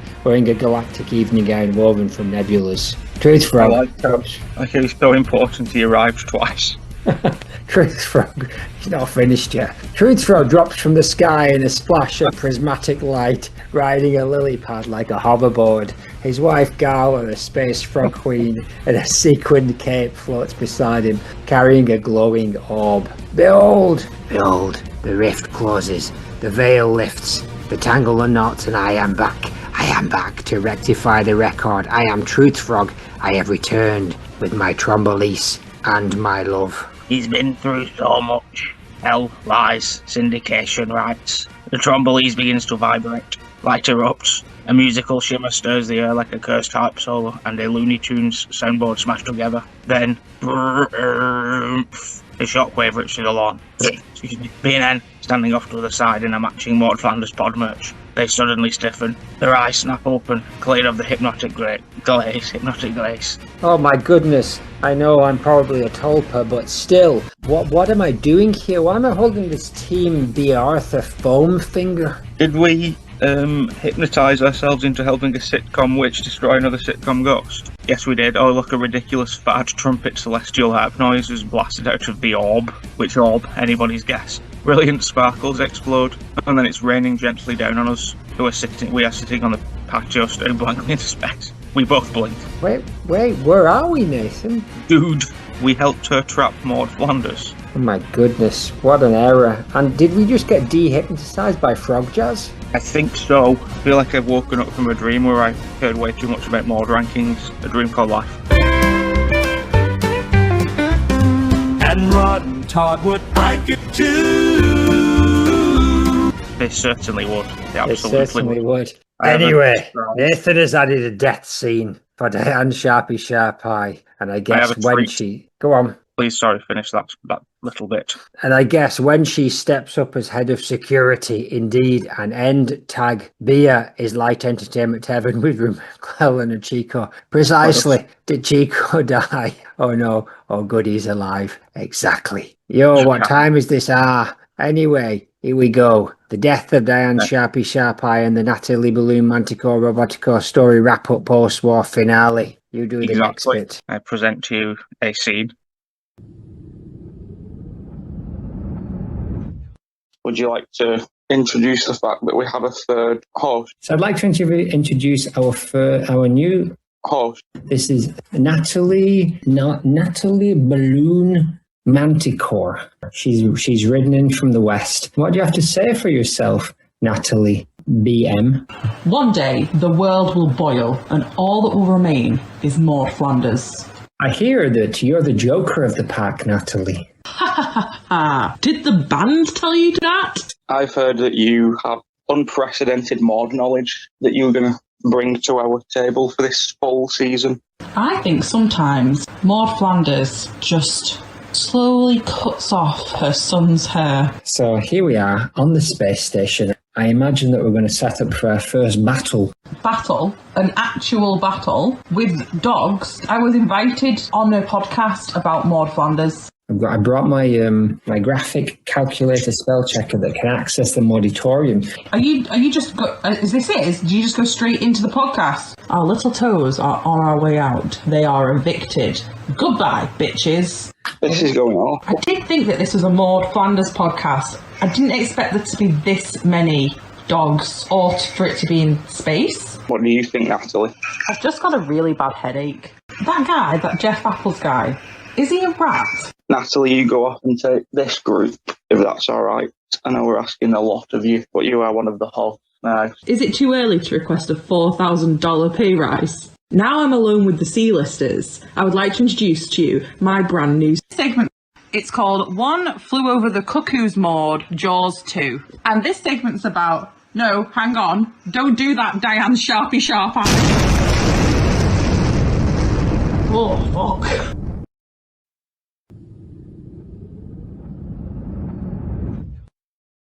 Establishing shot. Haumea, a dwarf planet located beyond Neptune's orbit, specifically in the Kuiper Belt. Dying light. A sharp wind cuts across the cracked ice. At the center of a ruined clearing, Natalie Balloon Roboticore sits atop her jagged robot throne. Nearby, Barkerbot, Michael Toby Busterbot, and Victor Max Dukebot scramble to build a crooked shelter, robot paws shaking. Woof woof quicker, Nigel. Victor Max Dukebot. Get that tarpaulin sorted. Bark woof. Bark with bark, I'm trying my best, but I'm so scared of Natalie, Balloon, Roboticon, my robot dog, because they're shaking like a shitting robot me. Michael Toby Mustardbot. Victor Max Dukebot. Hold. I am still your commander, Barker, whether dog or dog. This will not be our last. Hurried up, you total slag. Thud, a green and red seeded shadow lands. Diane S. Sharp Eye, cloaked in worn battle armor. Her cybernetic eye burning like a red watermelon sun. The Philosopher's Stone glows in Diane's hand, pulsing with raw life. Let them go, Robotical. You're already lost. You tracked me, you sad act. Yes, I did. You never understood Diane. Once I take that fucking Philosopher's Stone you've been carrying around for about 8 seasons and it barely gets mentioned out of your cold, dead watermelon fingers, I'll be able to rule the cult of Leica forever, you dozy elbow licker. You can't stop me. I'm not here to stop you. She is. Diane steps aside to reveal Natalie Balloon Manticore. You were given an army of dogs, a family. Diane trusted you and you sold it for a throne of corpses, you gobshites.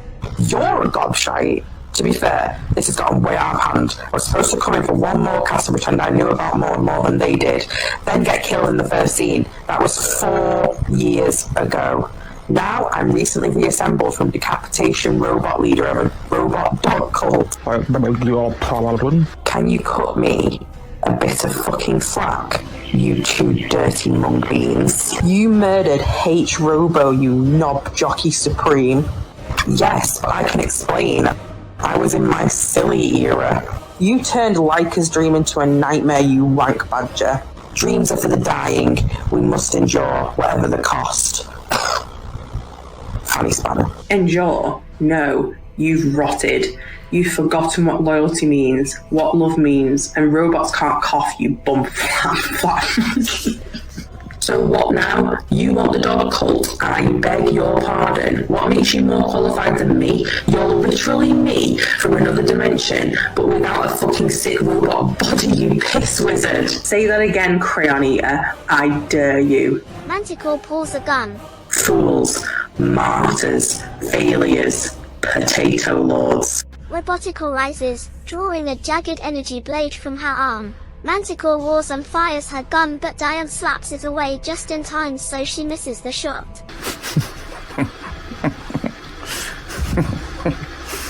No, have you hit her? Her titanium tits will explode, and the whole of the dwarf planet of Columbia will be destroyed.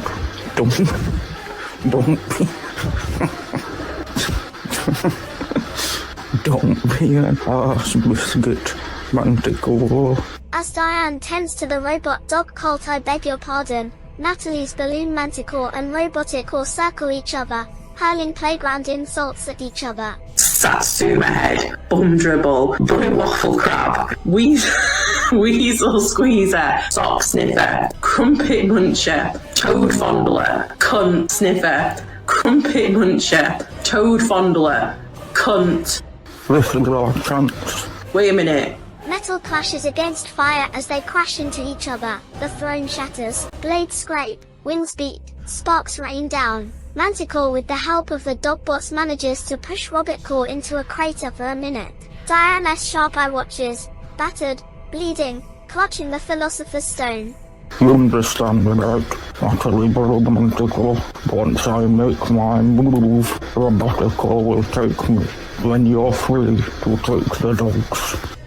No, Diane, no. Woof bark, woof. Woof woof, what is it? Bark. He's going to sacrifice himself. Woof bark. No, you can't. There must be another way. Ron's been splinched.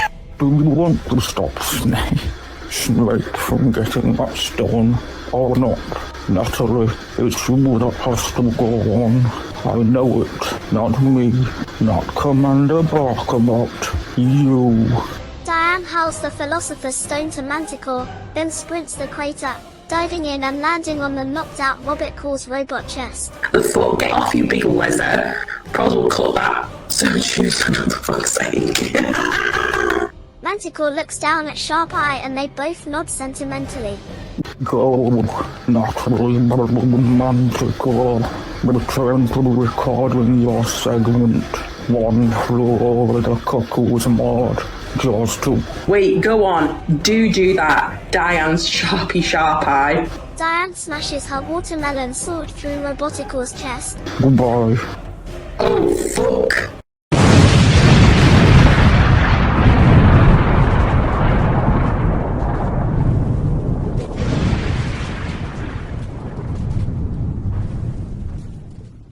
The dwarf planet shudders. A blinding light tears across the surface. The explosion swallows Hormia whole, and with it, Diane S. Sharp-Eye's final act of defiance, as Natalie Balloon Manticore soars away with the Dogbots.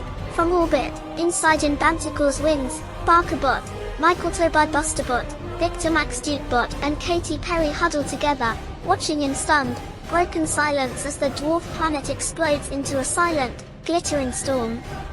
Somewhere in that shining dust, seeds of Diane Sharp-Eye float outwards, ready to plant in the soils of a million new worlds. And when she gonna die and Stapp would like it too.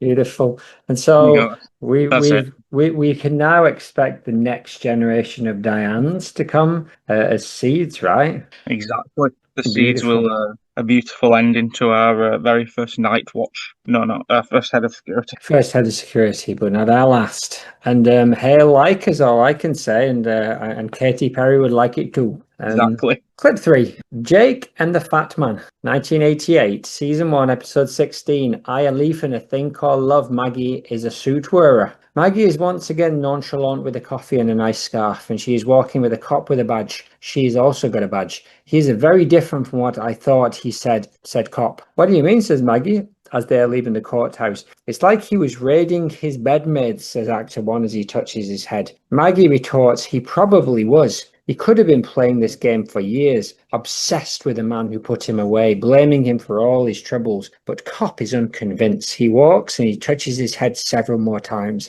No, I didn't get that feeling. Maggie sips coffee. The feeling is macabre. I'm just talking, says all the cops. Well, who is it then, asks neutral Maggie. Cut to a chaotic scene in a building where Cop asks third man if he's all right. Maggie is now in a brown pantsuit. Philly's hit him, but he's okay now. Do you have any idea what he really asks, says Maggie softly. Cop says, this is Vivian Scully of X-Files. No, ha ha ha. She's going to ask you a lot of questions. You go with her. Maggie and Co are on the phones and there's all kinds of SWAT cops.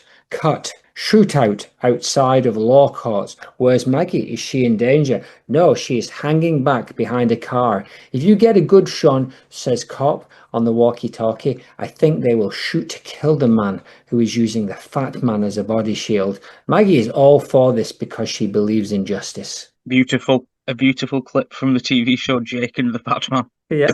Which I imagine was, I've heard of before. It's just one of many cop dramas from the 70s to early 2000s that existed. Oh yeah, But that's a 90s one, I think. yes, I believe it is. I can't remember what year it is. Ah. But it always confuses me, but also impresses me with programs like this, and also like Columbo and stuff, where each episode is an entirely new cast of people, but they act as if they're always there. Oh yeah, absolutely. Like real life. Like, I fully believe that Maggie and this officer had a great rapport and have been working together for years, but they probably met that morning. And I like that. They're actors though, aren't they? They are, if you will, and that is what they are. I wonder how much she got for these jobs. Oh, we know This one- exactly how much she got. Oh, we at least know how much she asked for. She, I do like this one. There is a nonchalantness to her throughout these clips. Yeah, And that's why I said my opening line, I believe, was once again a nonchalant with coffee. She is. Last time nonchalant with Apple. First clip, nonchalant with clipboard. Exactly. Nonchalant and a prop. That's all she needs. That's all the motivation she needs. And it is interesting that she only post Simpsons really moved into voice work, except for the Teenage Mutant Ninja Turtles one, which is before that. Is that right? Yeah, I think it's like 87. I think we're still in the 80s clips. Yeah. The main of hip hop. Tell me more about these 80s clips. 1988. This is from. according to your notes, which are taken from my notes, which are taken from Wikipedia. Oh, yeah. Maggie in peril, kind of. She's in. I imagine for this Maggie's character this is one of her biggest days. She's just a run-of-the-mill courtroom worker. It might specify at some point in this episode what she's actually there for. She's not a second cop, though, right? Like another cop. No, it certainly doesn't seem that way. She asks a lot of questions, as is stated. She's going to take that guy aside and ask him an absolute shit ton of questions. Oh yeah, that's true. Actually, maybe she is a cop. I got the impression that she was not a cop and she was simply maybe like a typist. But maybe that's just on me. Oh yeah. She was in the kitchen. She could be cleaning and mopping the floor. Good lord. It was the 80s though, wasn't it? It was a different time or something. It was the same time. It was the same time as the 80s. As then, but very different from now. Before health and safety went mad. Exactly. He couldn't be called the fat man now, etc., etc. etc., etc. Boo, yaboo sucks. Anyway, Maggie, she seems like a helpful Maggie in this clip. She's think helpful and she's calming. She never at any point panics. Like that bit, the second bit when they're in the hallway and he says like, "Oh, she's gonna ask you a lot of questions." Yeah. She's at the start of that little clip. She's sort of helping to escort people out. I think at that point there is a gunman in the courtroom. Oh my goodness! I repeat. Maggie is helping everybody to safety, and she is not panicking and fleeing and going first like so many of her Simpsons characters would. Oh no! Presumably including the one that we like. What's her name again? It's gone. Oh God, Maggie Roswell. Gone. God, it's gone. Something like that, isn't it? Yeah, that's good though. So, did we see the fat man in this clip? Yes, you mentioned him directly at the end of it. But we didn't. So, listen to my words again. Did we see him with our own eyes? It depends. I can't really remember what I left in. I saw him with my own eyes because I watched mayonnaise. I think it's pronounced mayonnaise. Exactly, my own eyes. He is used as a human shield at the front of the. Oh, is he the fat man? Is that the fat man that's used as a human shield? You know about the fat man? Yeah, then I can dig it. He is the fat man. He is the titular fat man. I thought the fat man who was being held hostage was just an extra. I didn't think he was the fat man that from Jake and the Fat Man. No, yeah, he's one of the leads. Oh God! And they do their best to save him, but fail. This is the episode where he gets shot in the back of the head. It's the last episode before they go.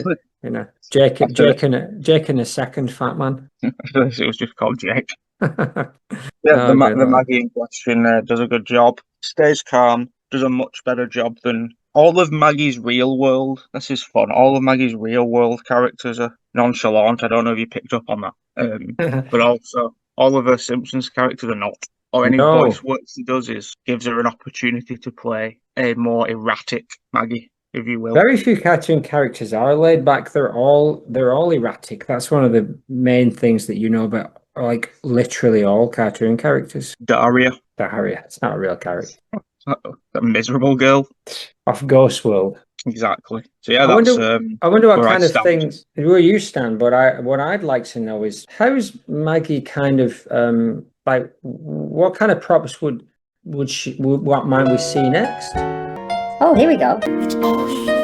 What? Maggie in a teacup, Maggie in a rubber boot, Maggie and a polka dot umbrella, Maggie and a lollipop stick, Maggie and a broken clock, Maggie and a tin lunchbox, Maggie and a soggy newspaper, Maggie and a glitter jar, Maggie and a crooked spoon, Maggie and a cardboard crown, Maggie and a pair of goggles, Maggie and a stuffed duck,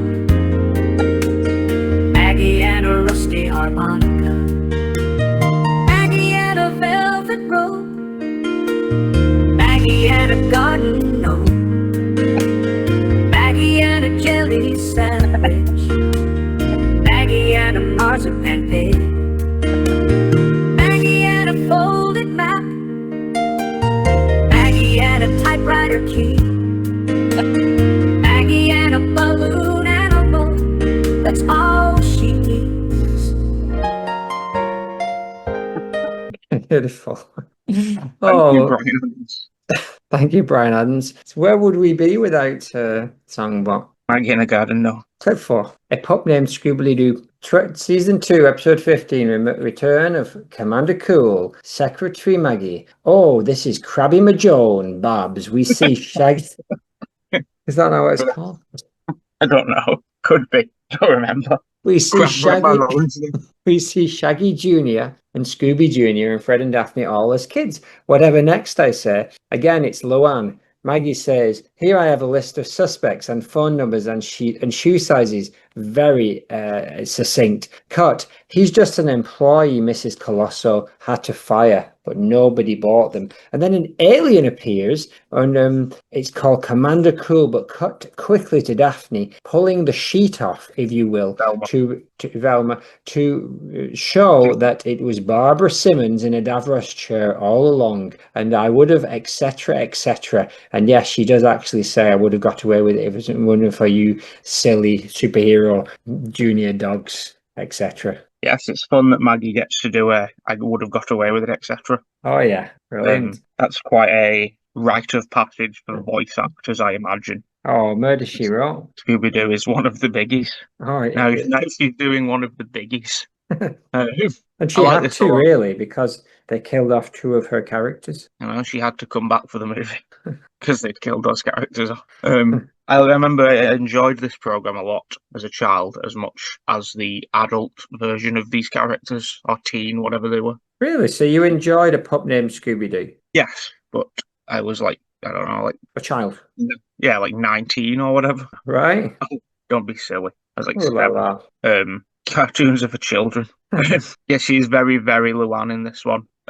Strange fun one. She's playing like the assistant to a character who's, you know, the main suspect. So she's very inconspicuous throughout because you're not supposed to notice her. Yeah. But I don't know if I wouldn't say she was credited as a special guest voice for this, but if they had the boss be played by one of the regular voices and then had the secretary be played by a guest voice, that in itself is sort of a giveaway. Oh yeah, it's like again, as you say, Columbo. Who is the most famous person on screen right now? But of course, they show you who murders at the beginning anyway, so that doesn't matter. Exactly. Whenever Columbo isn't on screen, people should be asking, who's the murderer? Where's Dick Van Dyke? Exactly. Can't I get back to Zoom?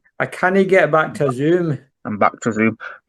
Crabler Malonge doesn't fire Babs, as we find out. Her first villain, I don't know. I left the monster thing in because I could not tell if Roswell was also doing the voice of the monster. All right. Because it kind of, but only that one line. I think she was. I was thinking to myself, oh, she's the monster as well. She's doing, anytime a TV show has been on 19 years, she's the monster as well. Yeah, a beautiful clip. I like this one. I like that she's firmly established within the world of Scooby Doo. The Doobiverse. As we said recently, if you can prove that B. Arthur was in Scooby Doo at some point, then we have our connection. And I don't think anyone can. No, or will. Is B. Arthur Scooby Doo? No, she was known for her role in the Golden Girls. And the brief appearance in the Star Wars Holiday Special. Now, of course, you know who starred in the Star Wars Holiday Special. Yes, her colleague, her classmate Mark Hamill. Classmate Mark Hamill, yes. So anyway, she would have got away with it. It was a fun one, wasn't it? It was a bit of a fun one for Maggie. A bit of a departure to be the murderer in the end. And I believe, I don't think she killed anybody, but there is also, does it come after this scene? There is a sort of little second bit of the Scooby-Doo. Oh yeah, that comes that'll come in like a couple of weeks. Yeah, like 6 weeks. Last season. It's just fun. And also, yeah, this does predate Simpsons, so Luann's voice predates Luann existing in a strange way. Oh yeah. So when she said that she listened to what's his name do the voice and then thought, well, I'm jiggered now because I don't have any of the voices, and she's like, well, I'll just do the posh English one. Yes, I'll just do that Scooby-Doo secretary that isn't English. SDS. Exactly. Anytime a show's been on for 19 years, you have to do the Scooby-Doo secretary voice. Precisely. Anyway, back to the scene in Springfield where Truth Frog's just arrived out of the sky several times with his trombolis and de-hypnotized Brendan and Nathan. Truth Frog, this is my voice now. Truth Frog, didn't you just murder Envelope in cold blood and betray us? Ha ha ha, I was lying. I knew you'd find out eventually. The truth is, I killed Envelope to get B out of space heaven so she'd stop wrecking it. She's too powerful there and too dangerous. Oh, this is absolutely too much. Truth Frog, you're holding a trombolis and winking dramatically at us. Ah ha ha ha. I never thought I'd see the day Madge Dinger Turnbull was jiving me, Truth Frog. No more lies, no more secret, just the truth. Bloody hell, Envelope, come on out. Surprise! I faked my own death. We all agreed it was the only way to get the Arthur out of space heaven. That's true. And I'm glad you're holding a smoothie and come out from behind a potted plant. But if she'd have stayed in space heaven for one more minute, she would have rerouted the karmic circuitry of sitcom consciousness. So I bloody lied, and I lie all the time. I love it. The trick is only to do it with style. Gala, what do you say? I'm just going to hold up this sign that says love requires deception sometimes. I got it from Wilkinson's. That's fair. Who is any time a TV show has been on 19 years? Who is this? Well, Nathan, if that is your name, this is the love of my life, my new wife, Gala Twombly Frog, and that's the truth. You're free now. Frogs don't lie, they just withhold the truth. So you're free to save, you two are now free to save Maude Flanders. Yeah, but... She has to get out of this one herself, right? Yeah, we can't help her. Not with this that we caused, I think. Indeed. You can't just podcast your way out of some reckonings. Let's all nod. Oh, the wind shifted again. Somewhere in the deep, in the house, rolling in the deep, wallpaper flutters, and a magical hum. Truth Frog and Gala, that's us, vanish in a flash, leaving behind only a lingering smell of ozone and faint frog croaks. Oh, now you can. Where are you going, Truth Frog? You're welcome. It's what the trombolis is for.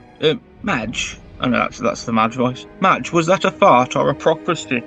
Oh, can't it be both? Look at Truth Frog taking Gala's flipper tenderly. It does stink. It fucking reeks.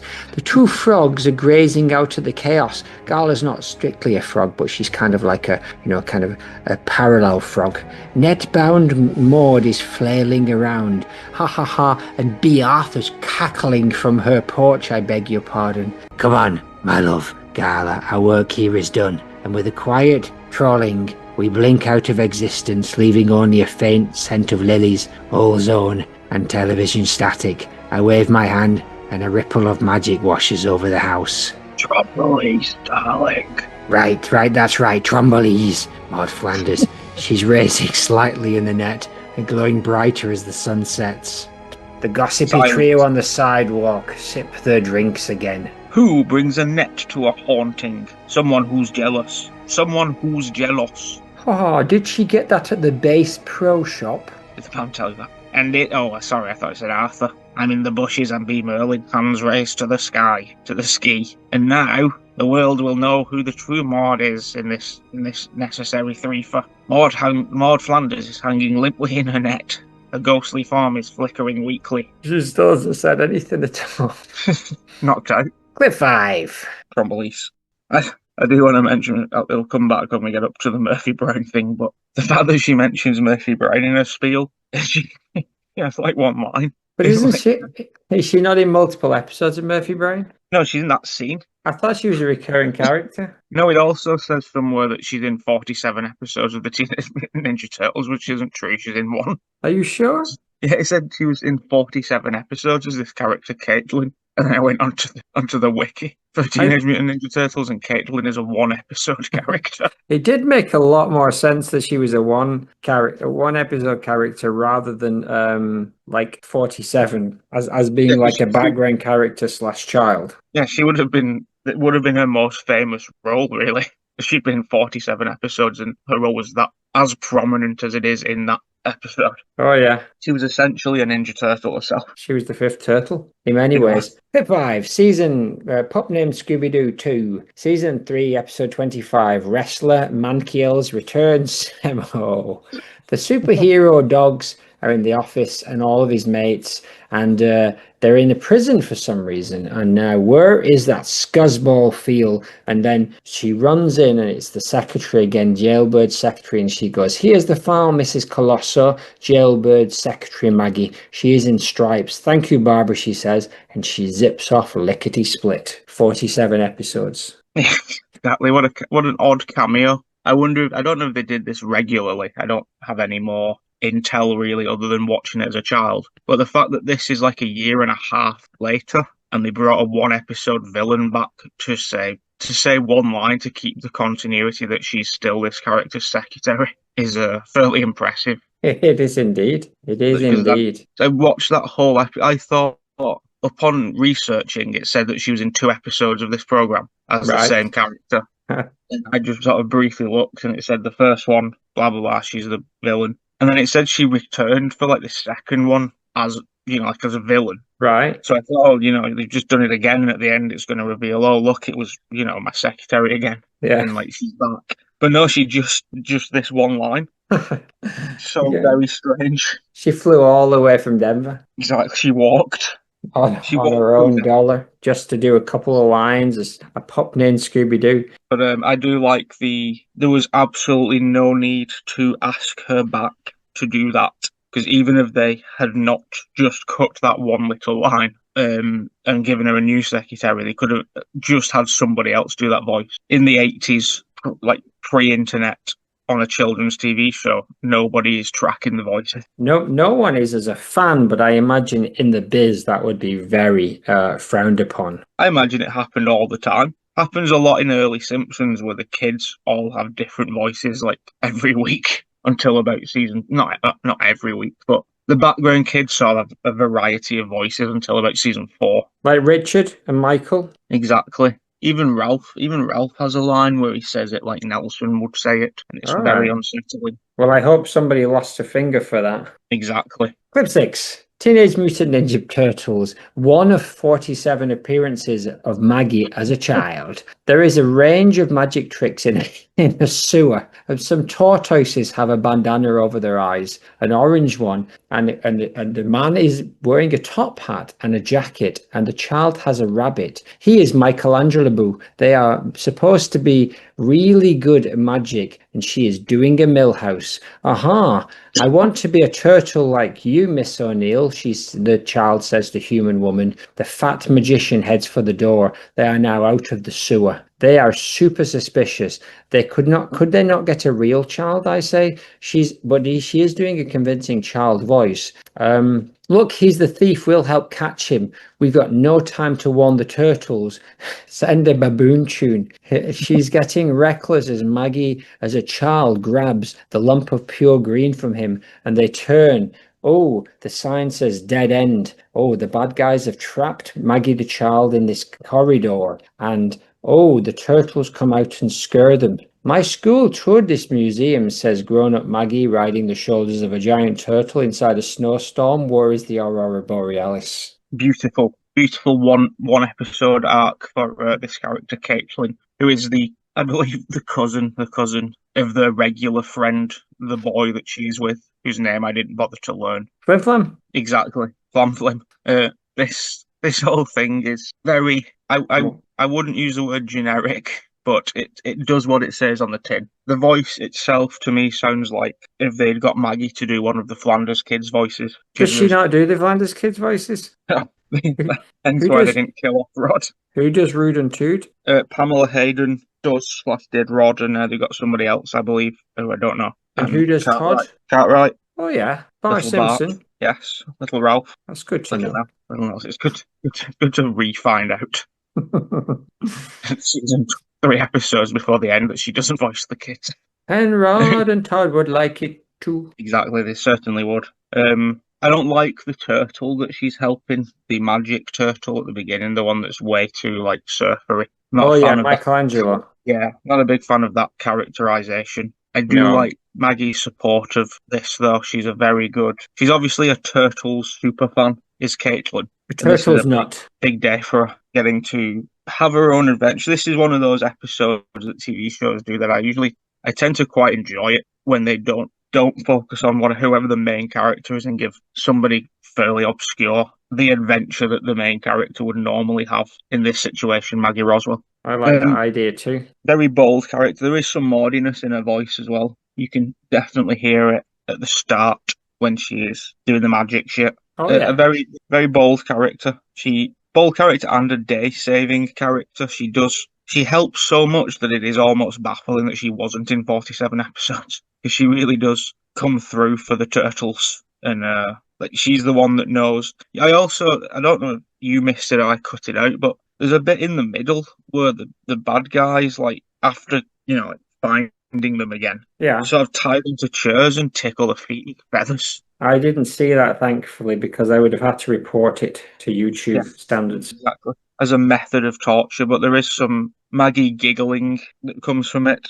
All right. So, fun. Well, that's one thing we've got. And I said, what about Breakfast at Tiffany's? And you said, I think I remember the tune. And as I recall, I think we both kind of liked it. And I said, well, that's one thing we got. Exactly. Breakfast at Groggily Punch. Yeah, that pretty much sums up the Turtles. Do you have any strong opinions about the Turtles? I didn't. I thought the generic child character was totally useless, and I would have much rather have had the Turtles be the main characters in that adventure and have Maggie maybe just in the background and maybe appearing in some between 40 and 50 other episodes also in the background. Yes, that would have certainly spiced things up for Maggie, but unfortunately that is not what we were treated to. No, that's too bad. We could have She had never a whole... mentions it in her spiel of Murphy Rounds and Quantum Leaps, etc., and Pretty in Pinks. She never says, oh, and also I was Caitlin on the Teenage Mutant Ninja Turtles. Yeah, and you kind of have to wonder about that, really. Like, why that's not a bigger part in her reel. Why she doesn't do like a series of headshots dressed as that child character, generic child. I mean, I don't want to blow my own horn or anything, but I saved the Turtles from that evil magician. I'm just a little girl. Single-handedly. But I believe anyway. her husband does the voice of that rat as well. Splinter? Maybe not. What's the rat friend called? Splinter. All right, I thought I was one of the villains.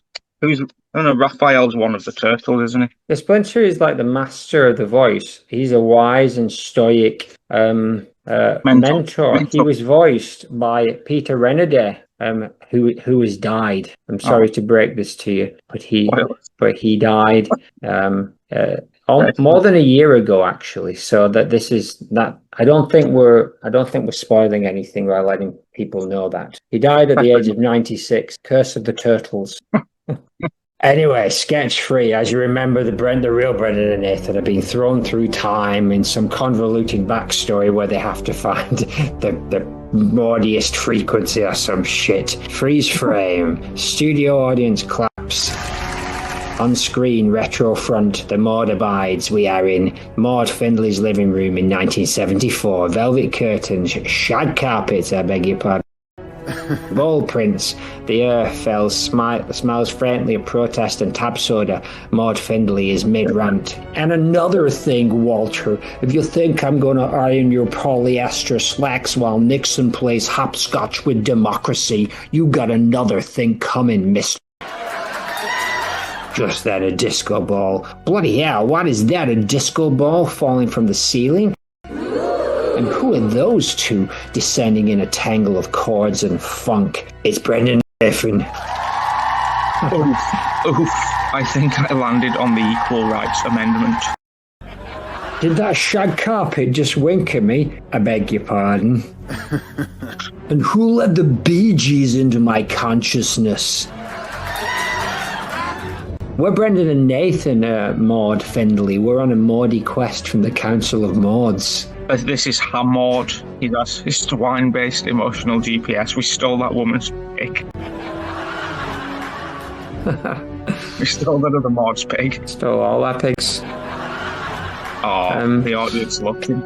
Oh, Ham Maude is reclining on Maude's recliner. More, Ham, you I like. The other two are debatable. Well, you're the prime Maude, as we keep going back over. You embody the clean frequency in this era, at least. Darling, I'm embodying a headache. But you're cute when you ramble. I'm turning and grabbing a lava lamp and giving a dramatic shake. It hums, glowing softly as a faint, smooth jazz riff drifts from it. The cleanest frequency. That's it, Maude. That's the sound. Ooh, it's oddly soothing, like Dials Mavis or Fried and Betty if they had a dinner party. Exactly. Davis Betty. Betty Davis. Dame Betty Davis. Precisely. Maude Findlay, will you help us? Only if you pass the test. A riddle, a quest, a mental challenge. No, you're gonna have to host my feminist book club while making fondue. Here, put these aprons on. Did the band tell you that? Hopefully there's lots of audience laughter over this. I did like the last one, what you did before. And you have to explain Roe versus Wade to nine-neighbor Edna without her calling the FBI. Good. To classic montage. The fondue boils over. Edna is yelling about godless casseroles and Maude is playing jazz flute, I beg your pardon. I don't know where they came from, Edna, but I don't know if they're full of beans or brilliance, but I do know they passed the test. They knew that I was the prime Maude, and that is just so very, very Maudey. Just then, the couch vibrates and glows. The cleanest frequency emerges as a radiant portal, and Maude looks stunned. Did you say I'm the prime Maude? You always were. Oink oink, you always were. God will get you for this, Brendan and Nathan. Ha ha ha ha ha. She shoves them through a portal. They vanish in a funk-coloured light, I beg your pardon. The studio audience loses it.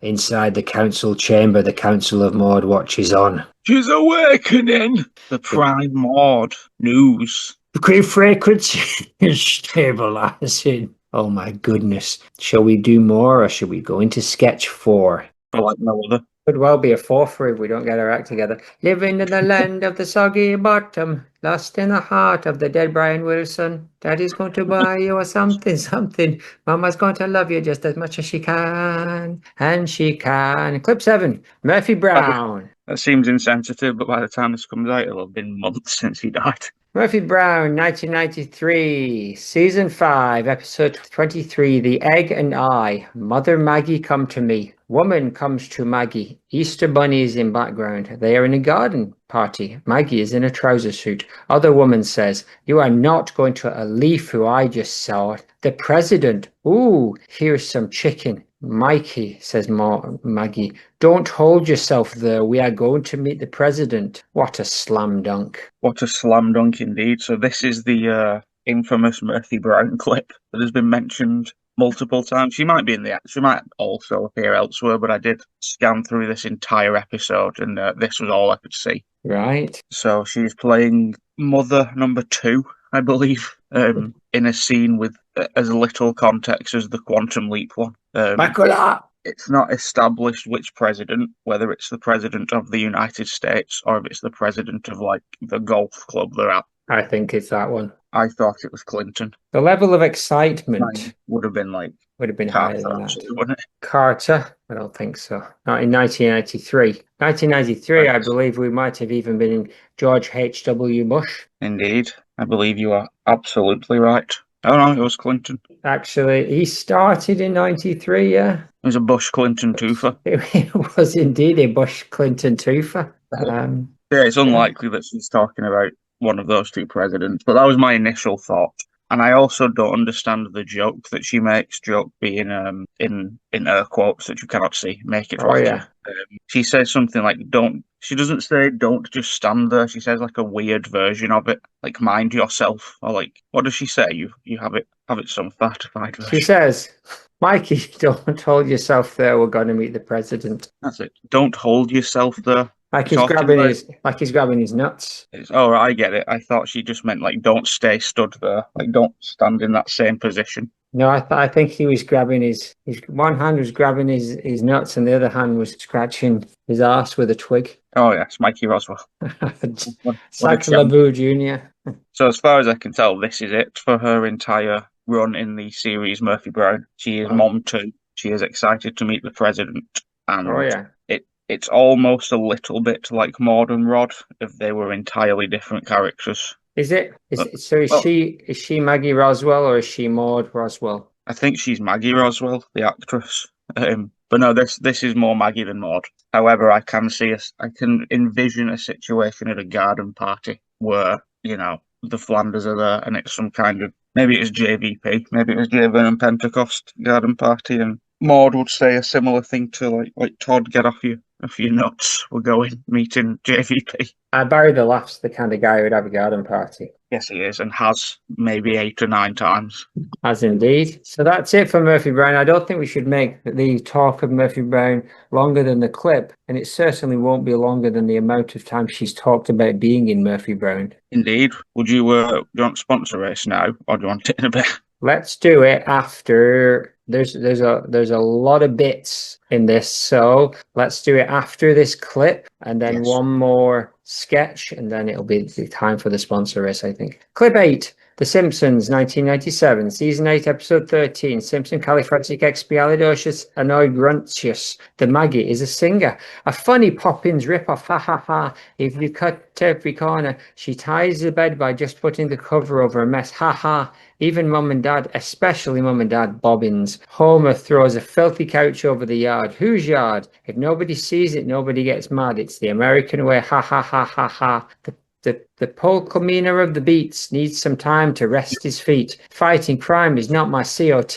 It's a mole man robbery. Oh yeah, I forgot about this. So they are in the park watching Captain Wiggum, and he is looking at he's looking at his feet, and he says, "Fighting crime is not my cup of tea. It's a mole man robbery." That is what he says. Let's have a listen, shall we? It's a mole man robbery, a booking mole man robbery.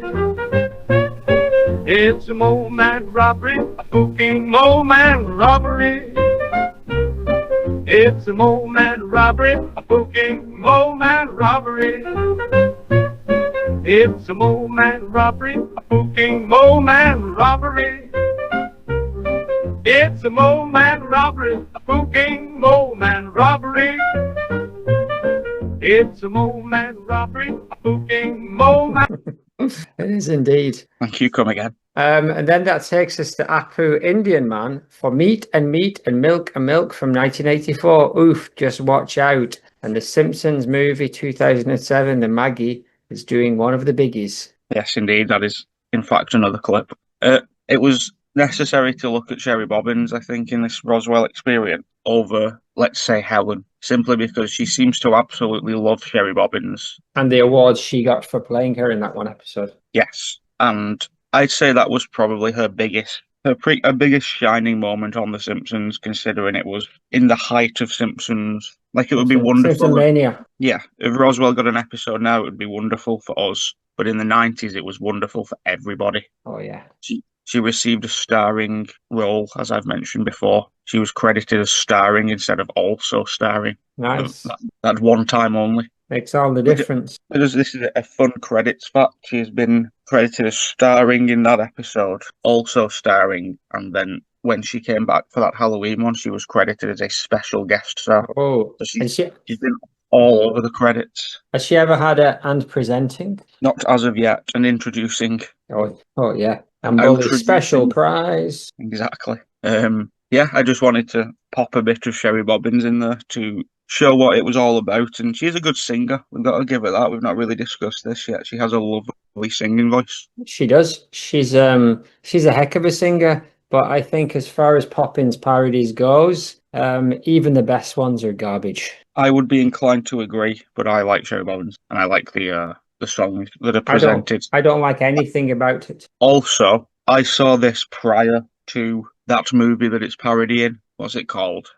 John Poppins. Mary Moppins? Yes. So it wasn't a rip-off to me. It was all fresh and new. It was So the that's original. just stayed with me. She was the original Milky Bar Kid. The song they're parodying is kind of Sunday Cut Every Ribbon or something like that. Is it not Spoonful of Sugar? No. Pretty sure it is. No, it's not. It's like makes the medicine go down in the most delightful way. It is. It is. That's good. I can use that little speech I made Groggly Poncho do about gaslighting the other day. I can put that back. I can add that into a second part of the episode. Well, of course, it was not intentional, and I spent the time to just check myself. But yes, you wrecked yourself. I also wrecked myself. Indeed. Yeah, a lovely parody. She has also, in akin to Maude, she has been back from the dead at least twice, I think. So you do have that similarity that she actually had to, in the movie, voice the pastor's wife because both of her characters had died. Well, anytime you've been doing a show for 19 years... How do you work that Sherry Bobbins voice? That's one thing we've got. And you said, what about Breakfast? It's not. I said, I think I remember the film, and as I recall, we both kind of liked it. And I said, well, that's one thing we've got. This is one of those episodes where I don't wonder how it's ended up being a threefer. Apu Indian man, meat and milk and milk. Oof, my goodness, you couldn't do that these days. No, so I like that little moment as well because it is simply Roswell and Azaria singing together, but not as Kirk and LeVan. Not as Ned and Maude? Yes, that's Shira. So she has had a little duet with both of the non-Homer Simpson men of the show. Brilliant. So that's nice. I wonder how she felt about it. I wonder if she messaged Azaria. Do you think they're text buddies? There's probably there's always a WhatsApp group. But Can I join the Simpsons actors WhatsApp group? Please. What does it say? It's unlikely. The AI-generated response says, for one reason, privacy. Voice actors like the Simpsons, the 6 main characters, wouldn't want to publicly share a group with fans. And WhatsApp groups have a maximum of 1,024 members, which might be a constraint. I would not want to be in a group with 1,064 members. Nor would I. Ron Todd would not like that too. Anyway, enough of that. Let's get back to Springfield, where, as if you remember, Bearthur and Maude are about to go at it. Bearthur saunters across the street towards the ghost of Maude, arms crossed, eyes already rolling. Oh, look, how wonderful. Look at this 124. Another evening ruined by the presence of Springfield's most aggressively unfunny woman, Maude Flanders. Ladies and gentlemen, a woman so uptight I'm surprised she doesn't snap her jacksie in half every time she exhales. Time to be forgotten, Maude. It's I will be the prime Maude forever. I've met tax auditors with better personalities. What do you reckon, B. Merlin? I like the theme of this is very in tangent with the sponsor I should like to watch. If human beige were a person, it would be you. You are the living embodiment of a waiting room, bland, cold, and full of judgmental pamphlets about things nobody wants to talk about. Judgmental. You know, it takes a special kind of talent to be both insufferable and sanctimonious and dreadfully boring, but somehow you pull it off. Judgmental, hey? You're the only person I've ever met who can make a Sunday school lesson feel like a hostage situation. Ooh, Chatbot's been working double time. And that marriage of yours, oh, that blessed union with Ned Flanders. The only thing more lifeless than your conversations with him is you at the bottom of a stadium. With the salad you order at every meal, no toast. I have seen warmer chemistry between a bucket of ice water and a lesbian minister.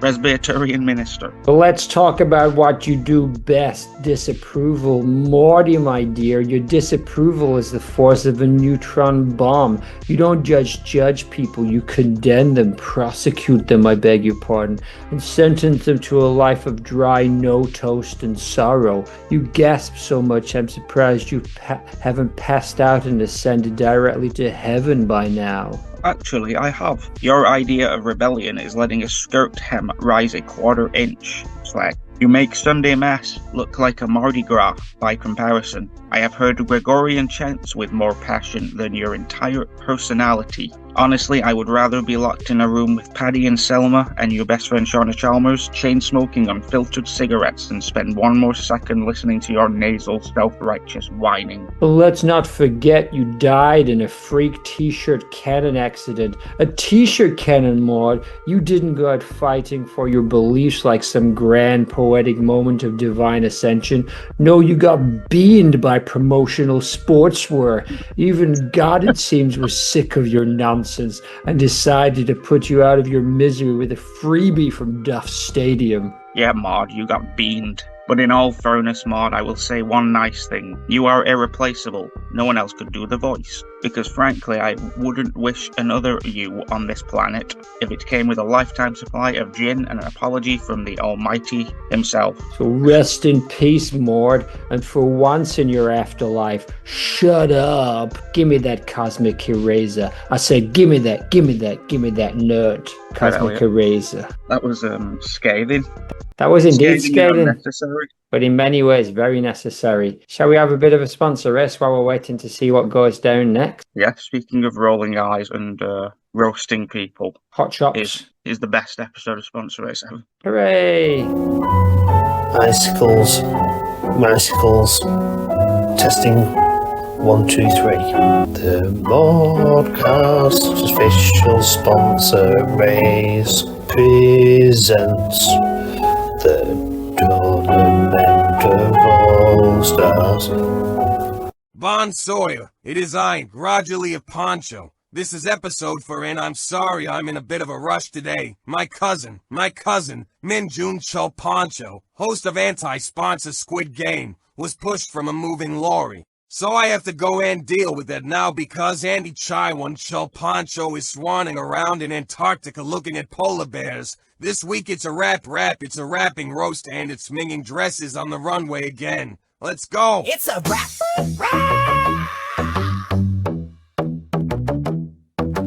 It's a rap.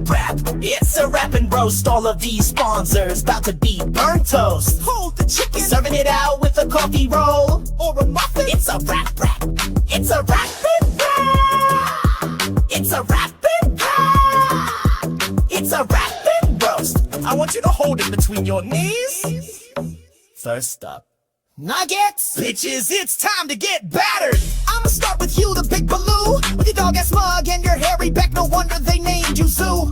Blink and you'll miss Jenny from the lock. Or is it Jenny from the swamp, you ogre? If rolling eyes was a talent, you'd still be mediocre. Euro's child's well, what's your fee? You do the same, no ears, as what Katie is to Cockshafook and makes them bleed. That takes us on to Slagatha Fisty. Our Katie's been nailed in more holes than Jesus Christie. Then there's Uncle Lowe's and Big Please shut up about your beard. Yes, it's salmon pink, but it also looks fucking weird. Up next, 124. I'm so over it.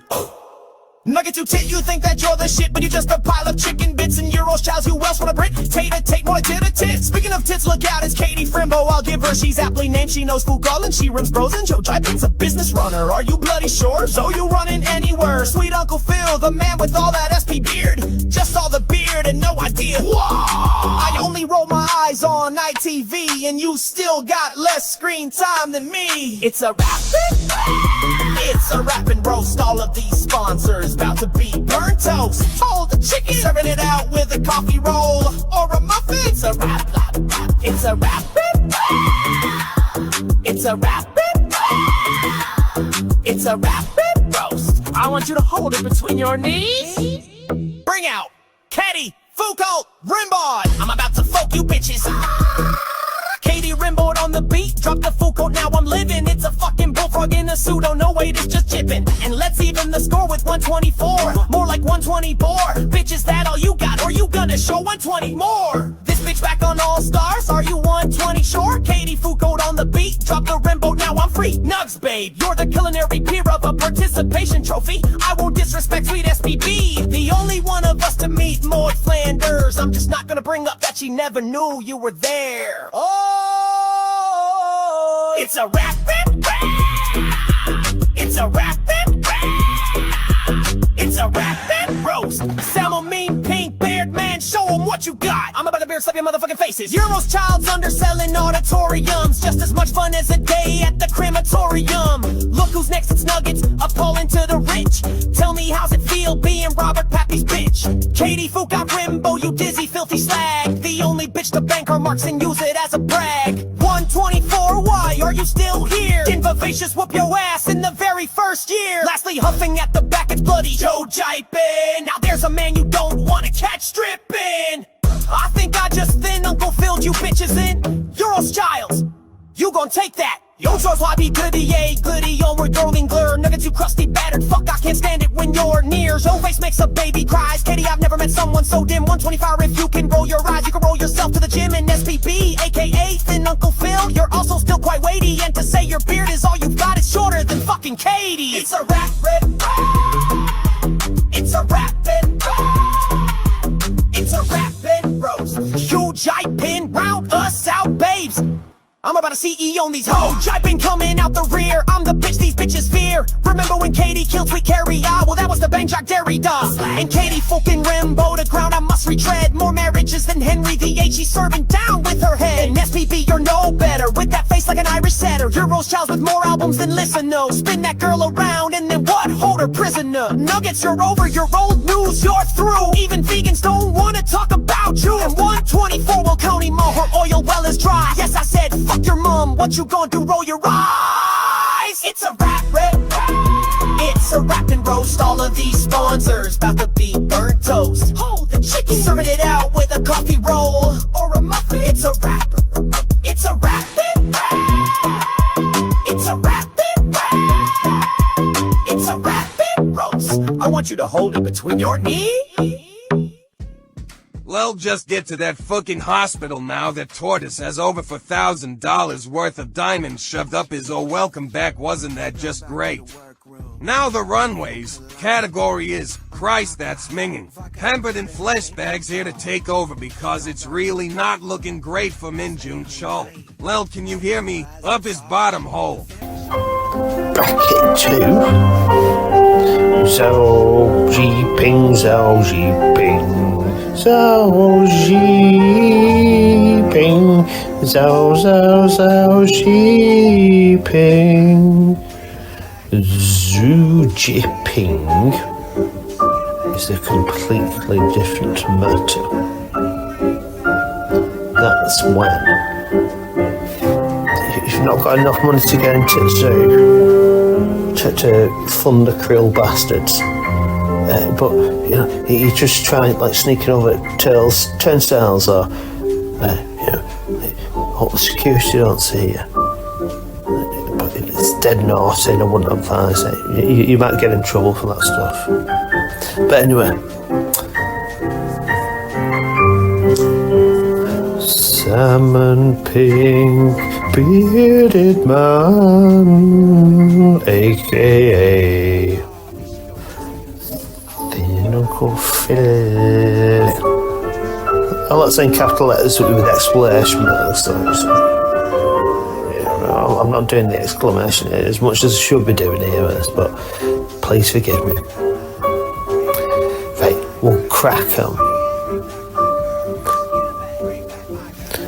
Euros, Childs, Euros. Brackets. Jennifer, 124, girl, burn, burn, burn. Ring of fire. Kitty, Foucault, Rimbaud. Foucault, Rimbaud. Foucault, Rimbaud. Foucault, Rimbaud. Rimbaud. He's buried in the same graveyard as Jim Morrison. Any relation? Cracking poet. Don't like poets myself. Don't know why. Just racist against poets, I suppose. Oh, and also Nuggets. Who he forgot about? Whimsical, eh? Let's divvy out those ficus peas. I believe I gave mine to Katie. Salmon Pink Beard Man this week. Cracking stuff. Zez also forgets to mention he gives one ficus pin each to Zajiping and 124. His runway ficus goes to Euro's Childs. I think I'm giving mine to Zaw and Salmon Pink Beard Man. Nice. I bet you're 1 point each. It was a tough week. Everybody brought their A game. Everyone did. I'm giving Euros one because I love Euros, and I'm giving Bukal Nantica one as well. After a tough choice between Euros and Zoo, Brendan's runway ficus also goes to Euro's Childs. Excellent stuff. I was very tempted to give everybody a point, but that would negate anybody getting a point, so I did not. Sent home on a technicality. Exactly. Anyway. Beautiful. Thanks very much, Pemberton, for those... You did a good job, didn't you? The flashback. You did. Racist against poets. To the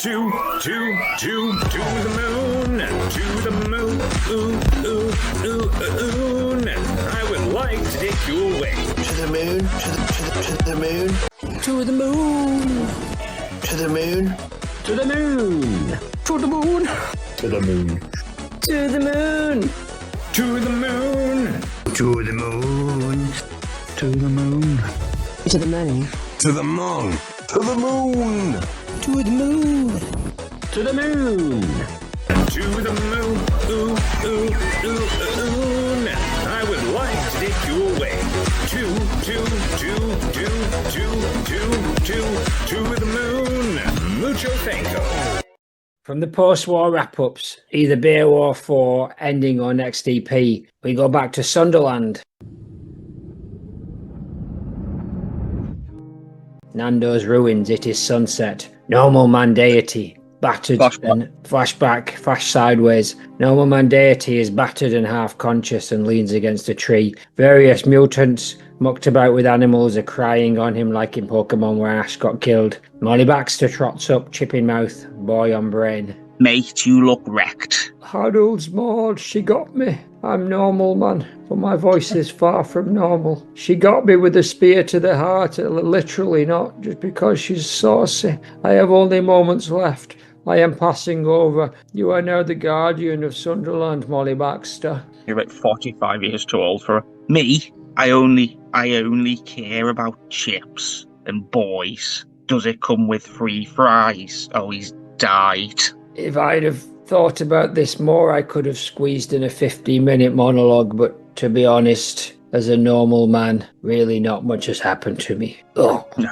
I'm the Sunderland mutant Griffopopopamoose, and now you, Molly, are the guardian of the island, Molly Baxter. Oh, cheer, Molly Baxter. Come on, lads. Molly, Molly, Molly, Molly, Molly. Whatever. Where are the boys? Ha ha ha ha ha ha ha.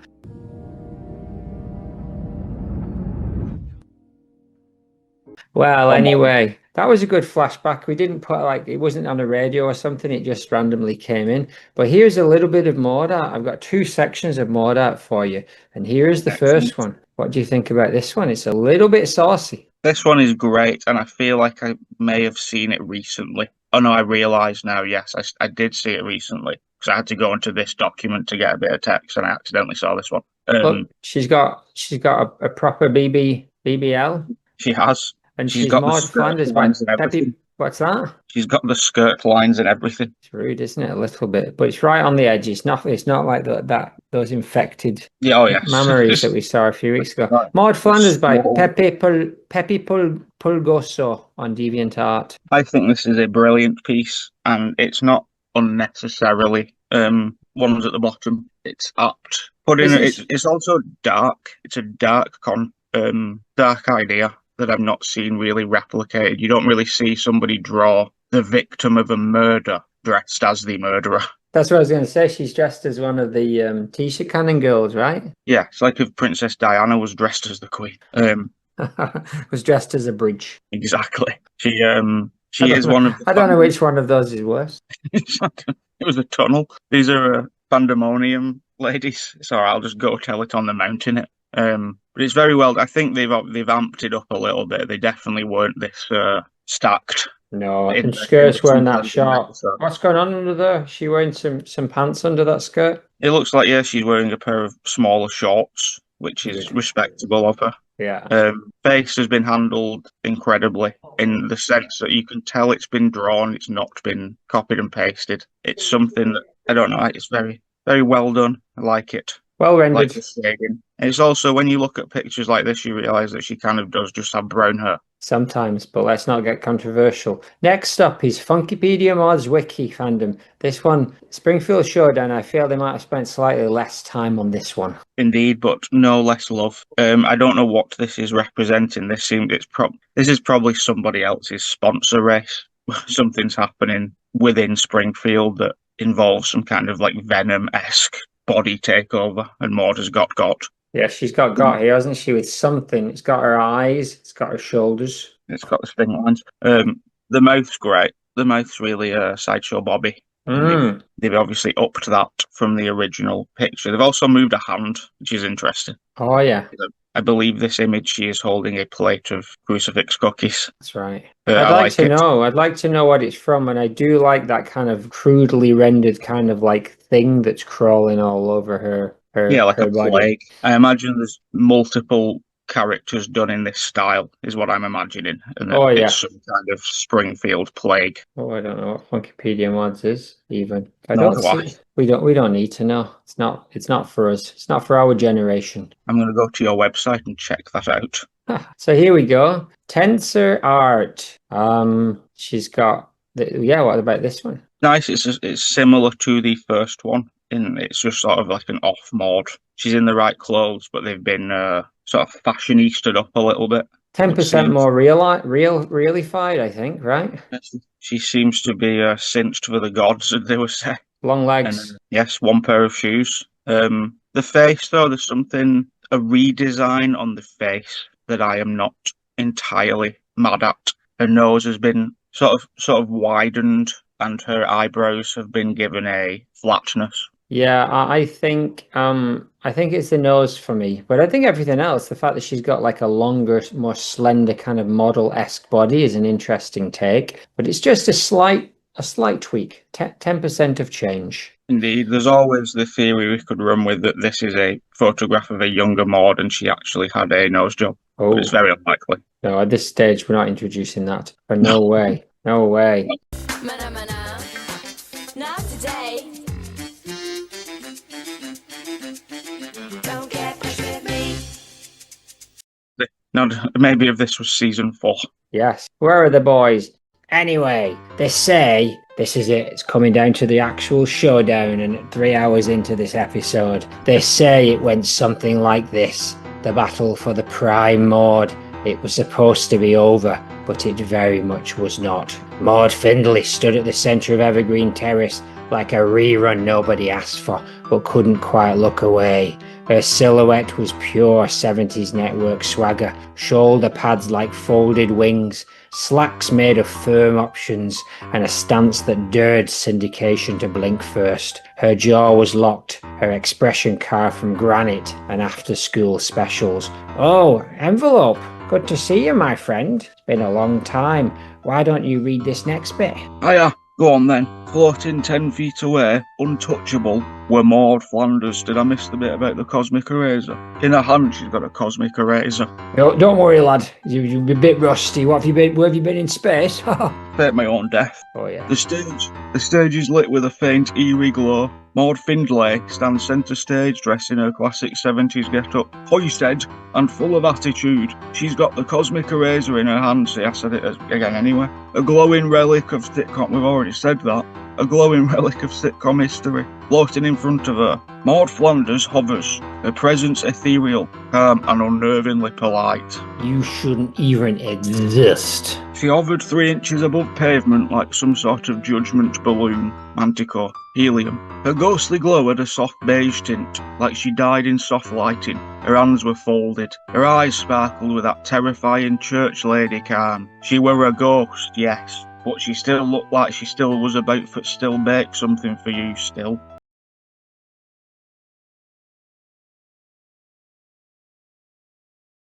Spur you, could they? So they just killed you off. by a fax machine, Maude, a fax machine. You could never be the prime Maude. Oh, you're not flinching, just floating, embodying serenity, are you?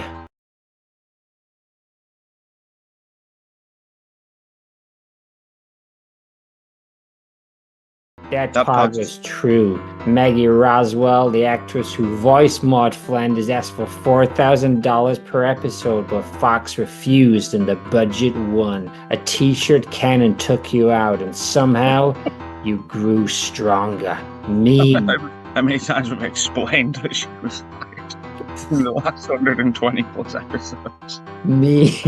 Within like the first 3 minutes of episode 1, it probably gets mentioned. Memes, tributes, emotional fan edits. You died and became the safe Maude, the one people could remember without conflict. It's not about remembering you, Flanders. It's about erasing all of it. The ugliness of what they did to me and what they did to us. Oh, she's pointed at the cosmic eraser. She's pointed it directly at Maude Flanders. The device hums with dark energy, not like it stinks, as in like a noise. The earth thickens with her power.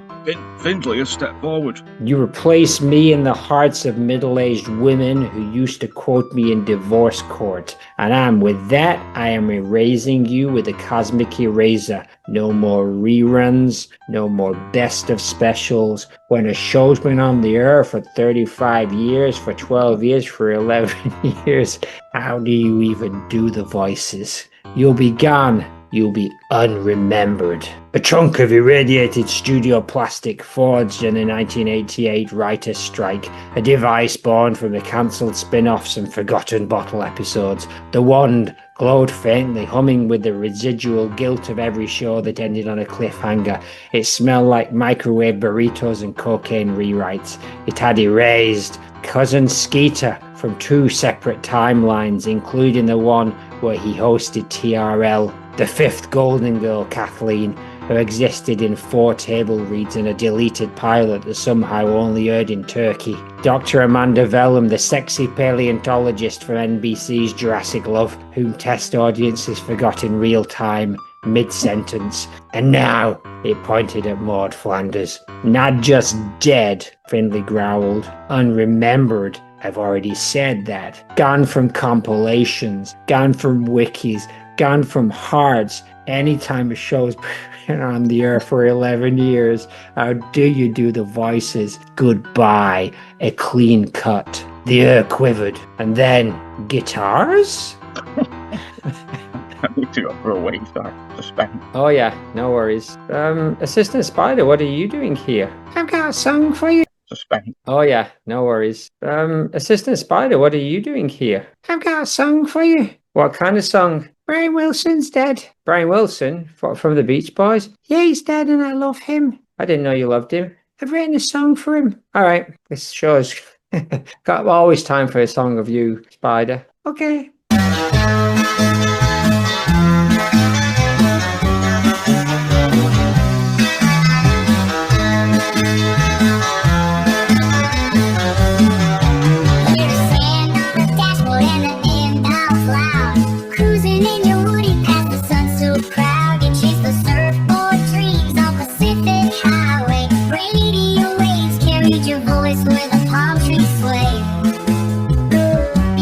Cap turns skyward, vertical stripes on your chest. You crooned about the girls and cars and the golden west. From surfing safari drive to those 2-man thrills, you carve teenage memories with your sun-kissed skills. Ryan, we love you, yeah we always will. From the boardwalk nights to the Hollywood hills, Ryan will miss you like the tide misses shore. But your songs keep on playing.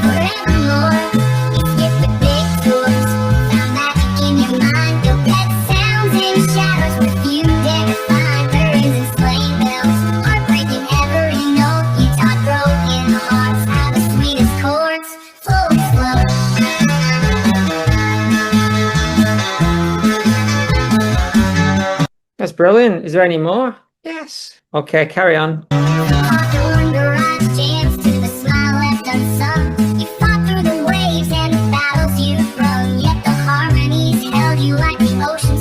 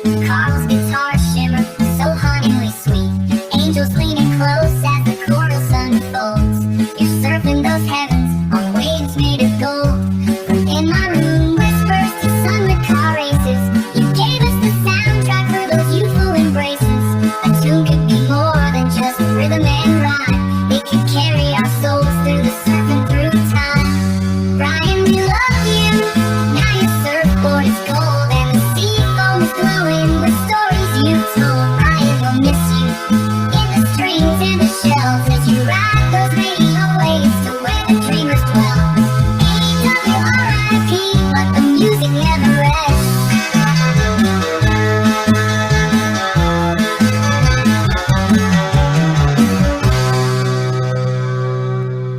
But the music never ends. Thanks, Assistant Spider. I mean, I didn't even know you were a Beach Boys fan. Oh, yeah, big Beach Boys fan, me. Well, yeah, Brian, we will miss you. Brian, we do love you. Rest in peace, BW. And now, back to Indeed, our...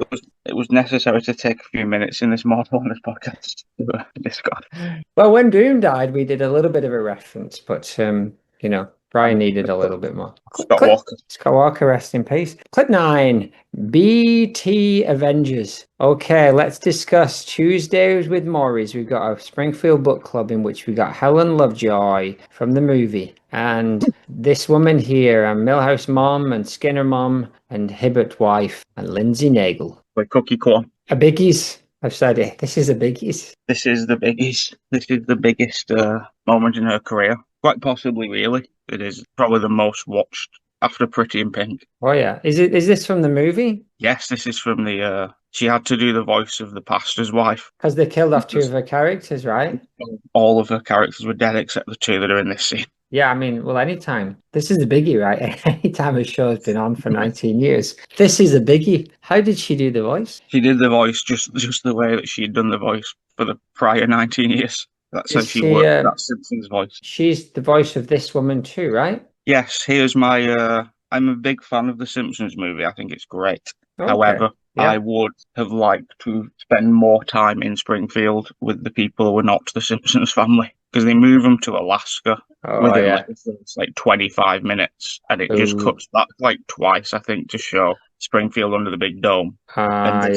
This is sort of the lead up to the snap, everybody snapping. I can't remember who. One of them throws I think Lindsay Nagel throws the book through the window and says something about meeting them all again in hell. Right. But it's upsetting to me that this was it. Luann didn't even get a line. There's not a picture of Maude. Helen gets this one line. That is it for Roswell for the entire thing, and I think that is vastly unfortunate. You could have given Luann one thing to say. It's despicable. And so this happened during that 2 years then, I guess. Despicable you. No, as she is voicing Helen Lovejoy in the movie. Good Lord. So Maude's not in it at all? No, there's not even the slightest hint, not a picture or anything. Not even a little reference, which is odd considering it was the movie and they were, big on sentiment and referencing, etc. It's one of weak. I wonder if there's a deleted scene from the Simpsons movie with Maude Flanders. I bet there is. There's one with Sideshow Bob. Is he not the main character? He's not the main bad guy? No, he is just, I think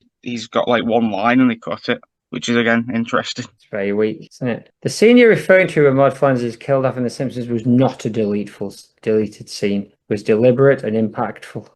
How come it happened? So he says it was due to a pay dispute between the voice actress Maggie Roswell and the Fox Broadcasting Company. And what he actually says is that she had to do the movie because they killed off her. And after 19 years, how did they do the voices? $4,000 flying t-shirt cannons. So anyway, clip 10.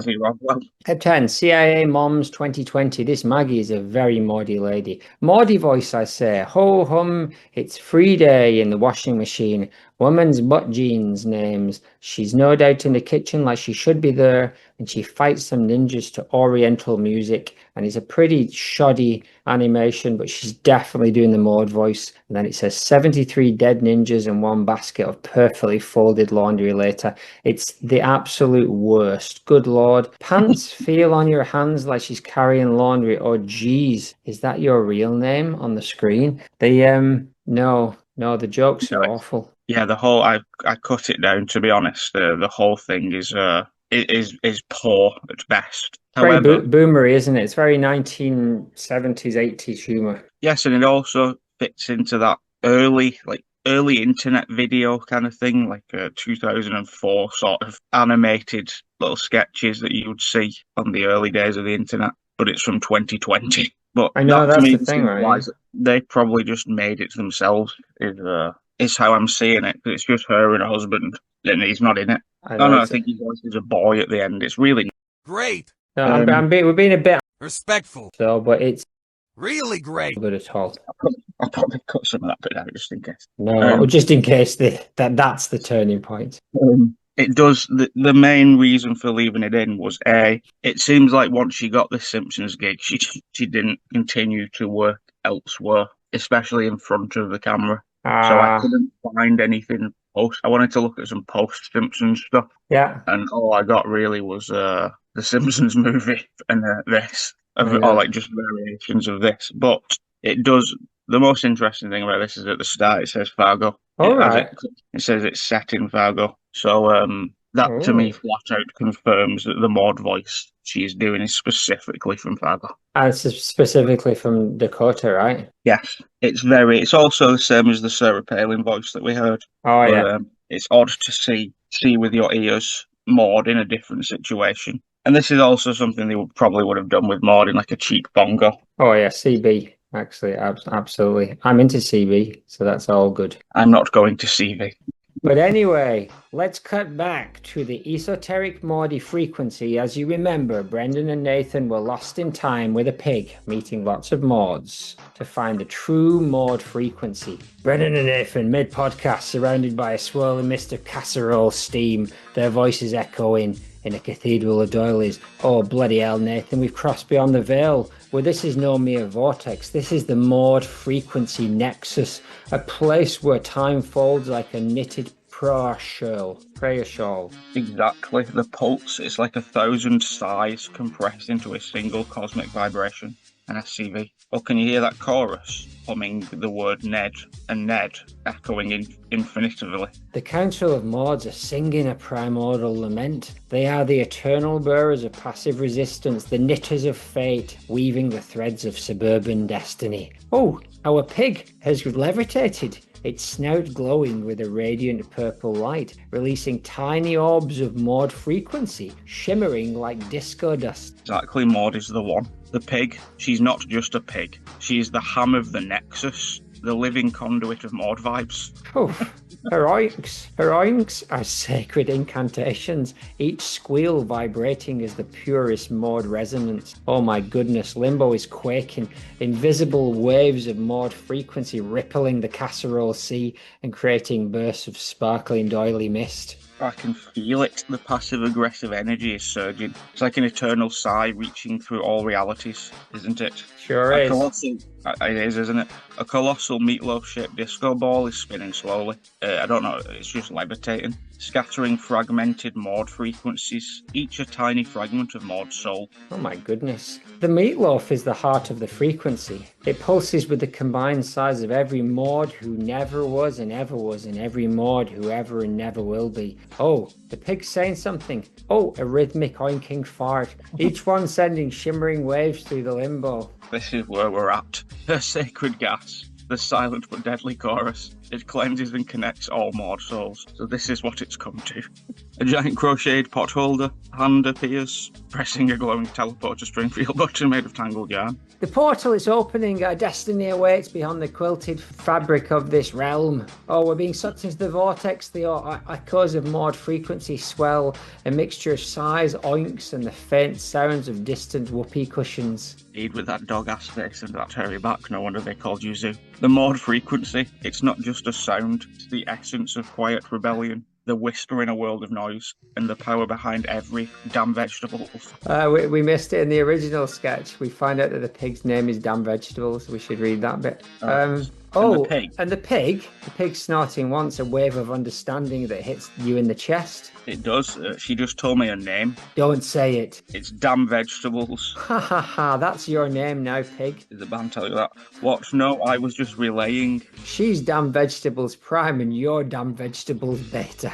DVB. She's syncing with the Maude frequency. She's transcending the shame spiral. Where is it sending us? Where is it sending us? Springfield.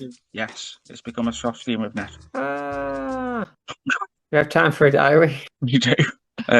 One moment. Play that one first. I found there was a slab and it seems to be from a long time in the future. Oh, la la.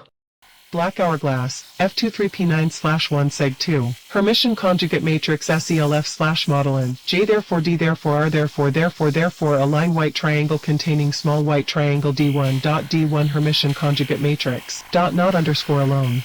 ELS3 equals Troy slash ELS3 equals Larry, therefore Pinchy equals void.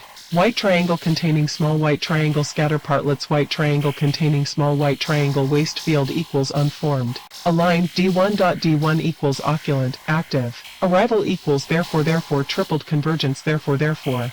Mission, clarity, only. Glocals.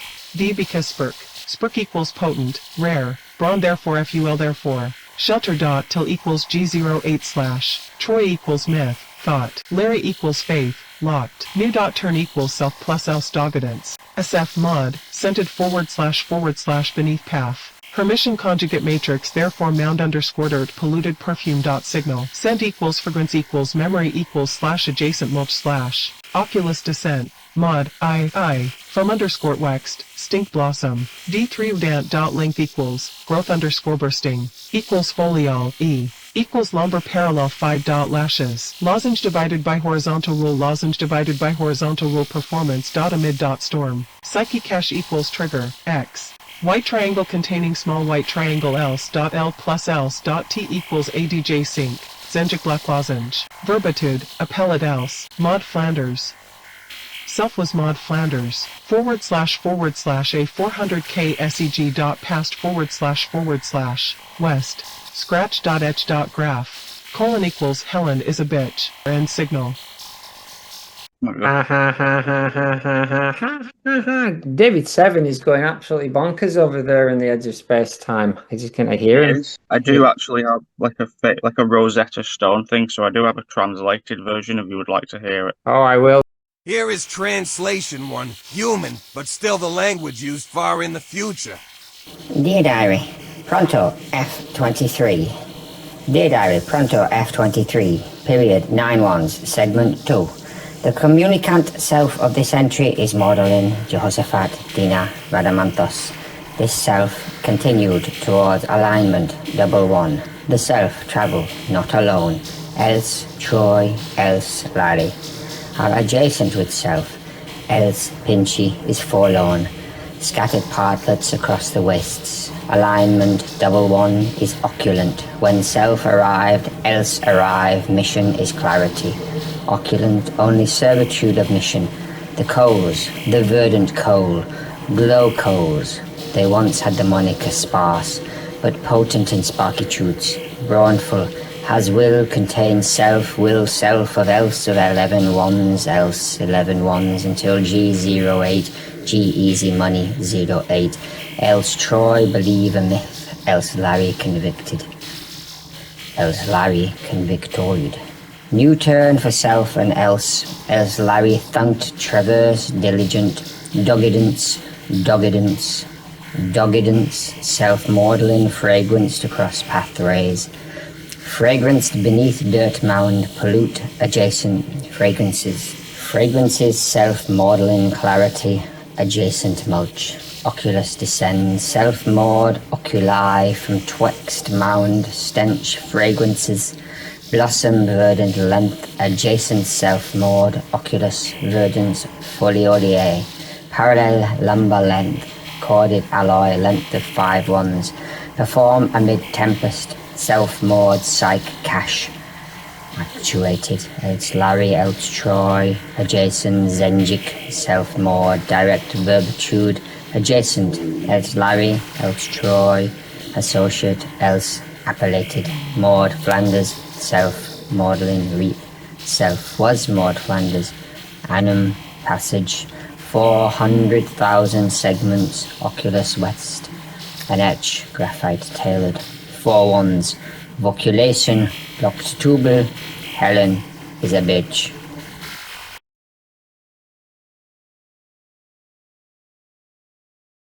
One moment. Dear Diary, it is F23, period 9, ones, segment 2. The one writing this is me. Oh, one moment. Let me just hang this up. The one writing this is me, Magdalene, Jehoshaphat, Dina, Radamanthus. I'm still moving forward, aiming for what's called alignment 1. I'm not travelling alone. Troy and Larry are with me. Pinchy though, he's gone, distant, left behind, scattered out somewhere in the wastes. Is this all coming through okay? Oh yeah. Excellent. Alignment 1 is watching. When we arrive, our purpose is to see things clearly. That's all this place is for. Clarity and focus. We're headed there because of the coals, specifically the verdant coal. They used to call them glow coals. They are rare now, but still powerful. Strong enough to fuel us, me, Troy, and Larry, through to G08. Troy thinks the whole story around them is a myth. Larry believes it completely. He says this is a turning point for all of us, so we keep going, steady and determined. On the way, something strange happened. I noticed a scent, something strong, coming from underfoot. There was a dirt mound nearby, polluted and heavy, and yet, through that mess, I caught a different kind of smell. Something familiar, something alive. The oculus came down from above. I could see, I saw. From the mound, a terrible smell, but it bloomed into something else, something beautiful, verdant green. I saw leaves, real one, a wooden beam beside it, reinforced with metal, about 5 units long, swaying in the storm. Something inside me unlocked my memory, my sense of self. Larry and Troy were there too, would like it too. Both still silent, peaceful. I spoke to them. Call me Maude Flanders, I said, but then I corrected myself. I was Maude Flanders. That was me, 400,000 segments ago. The oculus turned westward, and there, scratched into stone, clear as anything, Eleanor's a bitch. Let's do the next sketch, because that's brilliant. Let's. Suddenly, a loud guitar. We're in Springfield again. Suddenly, a loud guitar plays from off stage. The Tigers of Panyang appear on stage, heading with all the grace. This is where we are, farting pigs. Nonsensical future diaries and the Tigers of Panyang, shredding away with the grace of metal musicians in their late 50s who haven't been in the spotlight for years. They struggle to get their instruments in tune, looking more like aging rockers than a formidable Maude backup. One of them coughs up glitter. Tiger 1. We're here, Maude. Right to back you up. My hair is teased and my back's been thrown out of bloody hell. I've got shredded black tea with unreadable fonts. I'm attempting to play a windmill spin and nearly collapsed. Play something cool. They did not. One coughed. Another tuned an unplugged bass. A third pulled out a vape and said, "Is this my daughter's?" Maude Flanders didn't flinch. And Rod and Todd would like it too. If you hear that, it is because I accidentally deleted some voiceover stuff before saving this video.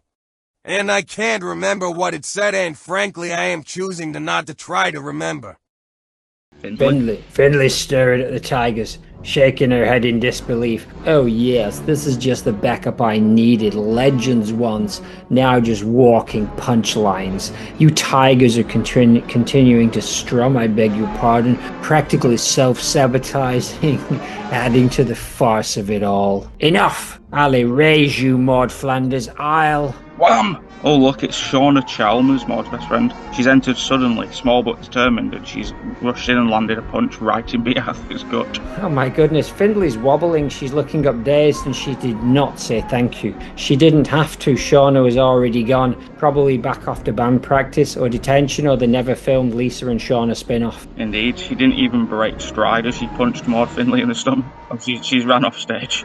She disappeared just as quickly as she appeared. We already said that. Silence has fallen. I'm staggering backwards, slightly winded. I'm watching the empty space where Shauna stood, my breath coming in short gasps. I did not thank the child, but there's a flicker of something, an acknowledgement. I'm looking at you, Maude Flanders. Thanks, kid. And Rod and Todd would like it too. They don't remember us, Maude. They don't care about us anymore. Right. And Rod and Todd would like it too. She lets the words hang in the air, each syllable heavier than the last. The stage grows ever quieter. The Tigers keep playing, but no one listens. No one remembers their last big hit. Not for long. Maude Flanders, you'll be forgotten too. Suddenly the lights dim as the Tigers strum their final dissonant chords, I beg your pardon. The show feels like it's slipping out of time. The air crackles in silence. The cosmic eraser slips slightly in Findley's grip. The lights in Evergreen Terrace dim as if the set had forgotten how many seasons were left, and the eraser glows. Enough! This season is cancelled now! And Rod and Todd would like it too. She's just warming up the cosmic eraser. Yeah, she's fixing to end us. And Rod and Todd would like it too. Slightly but fast. Exactly. And Rod and Todd would like it too. Ellen was, or is always, a beach. The stage is bathed in an unsettling stillness. The showdown of all showdowns. Maude Findlay, her hand tightly clutching the cosmic eraser, is frantic, pacing desperate. In the distance, Maude Flanders floats serenely, staring at nothing. The crowd fades to a murmur. The tigers strub aimlessly in the background. The tension is palpable. You can't just exist like this. It's my time. It's my show. The one that people cared about. I should have been remembered. Oh, just at that moment, he's turned to me in a moment of clarity. I understand now, but... Oh, a loud crash has interrupted the silence. That figure is dressed in a ridiculous Todd Flanders costume, complete with an oversized I'm Todd t-shirt and a pair of ridiculous fake glasses. He has stumbled onto the stage and he looks like he's about to do something terribly destructive. Finally, it's me, B. Merlin. Shh. Time to teach these vegetables a lesson they'll never forget. I'm going to lift this mallet high and I'm going to smash some unsuspecting edges off it. Before he can even take a swing, a tiny dragon called Foom shoots across the stage like a blur, zipping into B. Merlin's chest like a loud wham. B. Merlin goes sprawling, his oversized Todd costume cosmically ballooning as he crashes to the ground. That's what you get as I'm landing on Maude Flanders' shoulder and chirping with pride. That's what you get for messing with vegetables, you little imp. I beg your pardon. Meanwhile, Maude Findlay is almost on top of Maude Flanders. I beg your pardon. Time to erase. You'll need that $4,000 where you're going. She takes a few more steps towards ghostly Maude Flanders, her face twisted in desperation. But before he can reach her, suddenly a bright light flickers above her. Go on, envelope. The ghostly figures of Matt Groening and Norman Lear slowly materialise riding a white horse behind Lady Godiva. Their forms almost translucent but undeniably present. They float in the air above the two Maudes. Their appearances are calm, almost fatherly. I'm Lady Godiva. You've been chasing something that isn't real, Maude. There's no prime Maude. The figures approach, reaching out to take the cosmic eraser from Maude Findlay's trembling hands. There's a moment of I'm Norman Lear. There's a moment of resistance before the eraser. You both have. There's a moment of resistance before the eraser simply dissolves into thin air like a puff of smoke. But it was supposed to fix everything. I was supposed to erase her and the world was supposed to remember me. No one can erase what has been. I'm Matt Groening. I made it all. That's the curse and the blessing. Don't look at my feet. We create, we shape, and then eventually we fade. No, it's just bits of fluff. The stories shift, the fans change, but they're not that crusty. But it's the hearts that remember. Not the headlines, not the reruns, just the hearts. It's John Batt. I'm coming out the portal. 6 hours in. Fast as she come. Characters like Maude Findlay, they don't disappear, Maude. They live on in the memories of those who love them. That's what makes us timeless. Not some fleeting moment of fame. Maude Findlay, look at Maude Flanders for the first time. I see a flicker of understanding in your eyes. Take a deep breath, Maude Findlay. The weight of your anger and frustration is starting to soften. Are you saying there's room for both of us in this universe? Isadora Braburn is here now. There is always room, Maude. Always. In the hearts of fans, there's no such thing as competition. Especially not when it's all about love. No one remembers the fight. They only remember who loved them. Findlay looks over at Maude Flanders, who is still floating serenely, almost like a mirror of herself in some other life. Or in the quiet that follows, the background noise of the tigers fade. They're still playing. Everything feels still, even timeless, as if they're all suspended in a liminal space. So you're saying reaction time. Are you saying it wasn't really ever about the fame? Betsy Ross coming out of the portal? No, fame was just the mask. And Lady Godiva says the real story is the one that's being told through love. No, Maude. I'm Matt Groening again. I sound like envelope. It's time for you to find your place in the hearts of those who remember you. Maybe I am envelope. We'll work on that. Findlay nods slowly, the realisation setting in. The tension is melting from your shoulders. Look, me and Norman are fading away, leaving behind only our words. The story lives. and then they're gone. The lights flicker once more, the cosmic hum of the universe returns to its normal rhythm. Maude Findlay stands there for a moment longer, her eyes fixed on the now silent Maude Flanders. She takes a deep breath, almost letting go of the cosmic eraser's burden. Flanders finally turns to her. It's okay. We both mattered. I am smiling warmly at you, no longer as a competitor, but as a fellow being. It's okay. We both mattered. You've already said that, but finally the anger is drained from my voice, replaced by a quiet peace. Maude, I think you're right. Let's have a detour now. Do play some space music there. And, oh bloody hell, if we now jump over to somewhere in space. Brennan and Nathan left a message for me. It said, I think we should rehabilitate Jeff at the end of season 12 like Thanos. Yes, after all of his clones are killed and he gives his powers back to his final clone, he should be able to separate the original Jesus and take back Space Heaven, whatever that bloody means. We're in the top bleacher row. It is the setting, sweaty sun, bad vibes. Brendan and Nathan and Snaggy, Stamp and a few others are sat watching the sunset following the battle. The reality of the loss of all his clones in Space Heaven seems to dawn on Jeff, space rat billionaire and public menace, is standing livid and shaking a half-melted pretzel like a weapon. Brendan, Nathan, and Jesus H. Christ sat there mooning over Maude Flanders like two lobotomized goats at your knitting circle. She's not an effing fantasy, lads. She's a live-action contraceptive, and Christ, you two could make a funeral more cheerful by just showing up and crying about her. And Stamp, you ancient sack of piss. I've seen fresher corpses. I don't even pity you, Stamp. I just want to tip you into a skip and set it on fire for public safety. Stamp!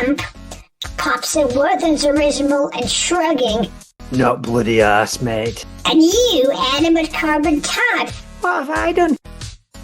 Shut up! You look like someone tried to life draw a blackout drunk on turpentine. You're not animate or carbon or Todd. You're an effing tragedy in 3 acts. Todd, Act 1. What the fuck is that? Act 2. Burn it. Act 3. Burn it again. And you fucking marmoset. Me? What have I done? Toast, marmoset. Toast! Not a 3-hour all-day arse breakfast that looked like it fell out of Satan's lunchbox. We have a toaster, you dense, clattering, microwave-brained goblin. I could have had bread and heat and bread and heat. I will visibly count to 10. That's right. I want you to carry that between your legs. And you, snaggy watchdog, you big furry fruit troop. I've seen smarter expressions on cheese, you overgrown jizz mop. I've seen more brains in a puddle of sick. Oh, I'm a bit confused and sad. I don't care about you, Snaggy, you droopy-tongued wank sponge. You couldn't fetch a thought if I stapled it to your arse. This is where we are. They're a walking bollocks with ears. You're a fucking fart in a furry jar, Snaggy. You look like you were designed by a committee of pissed-up toddlers. I'm a bit irritated, to be honest, Jeff. You flea-ridden knobhead. You mangy shit flute. I don't fucking like you. I'm lowering my massive head and nudging you clean off the bleachers. Huh? You toast destroying Maude effing arse gremlins? Yeah. Oh my effing Christ, I think he's dead. Actually, hold on, not quite. You want to know who I really am? You want to know? Jesus Christ. You asked for it. You want to know who Jeff Apple really is? Sit down and listen close, cause I'm not gonna be here much longer. Fading. It started when I was just a kid running around the backyard, finding apples and yelling for Scrumpy, my first guinea pig. That little guy, he was the start of everything. I can guess you say I've always been looking for something like Scrumpy to hold on to, something to prove I mattered. I met John Poop's daddy met in a park once. Just two kids talking tech and dreams while everyone else played dumb. He was a hacker, a real genius. I admired that. He showed me how the world could be bent and broken with code. That's when I knew money, power, control, they weren't just things you took, they were things you built. My first billion? Ha! It was something really silly. Nobody expected much from me back then, but I made it because I'm smarter and faster and more Jeff than everyone else. But my mama, I loved her. She was the one who kept me grounded even when I was spinning out of control. I loved her fiercely even though I may have played a major part in her death. My brother, Ramazan Jobs, I hated him. It was either him or me in the trap. We were like two stars racing to burn brightest, both making millions, always competing, always trying to one-up each other. He was my shadow. I couldn't have escaped him, and I wouldn't have wanted to until that unfortunate mousetrap accident. I built that polystyrene spaceship with Michael Jagger, my friend, the one who got blown up in space. We were kids chasing a dream that no one believed in. We made it fly. I remember the feeling, parts, treasure, tariff, and touching the impossible. And then there was Space Jesus. Yeah, I found him and I killed him, and I took his place. Heaven was supposed to be the perfect place, but it was a mess. So it turned into a disruption center, a kingdom where I called the shots. And you know what? I loved it. Every chaotic, brilliant second. People, dogs, money, they didn't like me. My brother didn't like me. Mother didn't like me. But I don't care, I was here to win. And the restaurant skits. Yeah, 5 episodes of misery and weird moments. Oh, into one nightmare. The broken fridge, the vow of silence, the smashed chocolate eggs, the haunted Halloween, the disastrous Christmas. It's all burned into my brain. The fridge breaking was the start of it. Everyone blaming me and losing their minds. Then Madge goes silent. 8 months of nothing but silence. I tried to break it. I thought if I get to her, there was hope. The chocolate egg smashed at the Easter party. That was my fault too. Or maybe it was hers. We were all just children. Halloween was the worst. I was alone, scared out of my mind. I thought I heard ghosts. Turns out it was just Tuppence, the guinea pig. Even then I was looking for something bigger, something more. Christmas night, sneaking downstairs to meet Santa. I wanted to kick him in the numbnuts, but those cucumber nachos, they tempted me. Even in the chaos, I was chasing comfort. That's who I am, flawed, desperate, but always reaching. And in the end, I said, what about Breakfast at Tiffany's? And you said, I think I remember the tune. And as I recall, I think we both kind of liked it. And I said, well, that's one thing I got. I'm fading. I'm here at the roadside cafe. I'm seating in a booth. It's 1965. The women gave their order. She's waiting for me. I look at the menu. I say, I'll have an omelet, no potatoes. Give me the tomatoes instead, and wheat toast instead of rolls. She pointed at the menu with the butt of her pencil and said, no substitutions. I said, what does that mean? You don't have any tomatoes? She was annoyed. No, we have tomatoes. F-U-N-E-X, I said. You can't have any. Is that what you mean? She said, you can only have what's on the menu. I said, a number 2, a plain omelet, comes with cottage fries and rolls. I know what it comes with, I said, but that's not what I want. She said, I'll come back when you've made up your mind. I said, wait, I've made up my mind. I want a plain omelet. Forget the tomatoes. Don't put potatoes on the plate and give me wheat toast and a cup of coffee. She said, we don't have side orders of toast. I can give you an English muffin or a coffee roll. I said, what do you mean you don't have side orders of toast? You make sandwiches, don't you? She says, would you like to talk to the manager? I tell Pam to shut up. I say, you got bread, don't you? And a toaster of some kind? She says, I don't make the rules. I say, okay, I'll make it easy. Give me an omelet. And a chicken salad sandwich on wheat toast. No butter, no mayonnaise, no lettuce, and a cup of coffee. She writes it down, repeating sarcastically, one number 2, I beg your pardon. A chicken salad sandwich, hold the butter, mayo, lettuce, and a cup of coffee. I said, now all you have to do is hold the chicken, bring me the toast, ask me for the sandwich, and we haven't broken any rules. She said, you want me to hold the chicken? I said, yeah, I want you to hold it between your knees. They laughed. She points to the right to refuse side. You see that sign, sir? I glance. She says you'll have to leave. I'm not taking any more of your smart ass. I smile and I say, you see this sign? I reach out my arm and clear the table. My chest. No substitutions. No compromises. Oh, he's gone. Oh dear.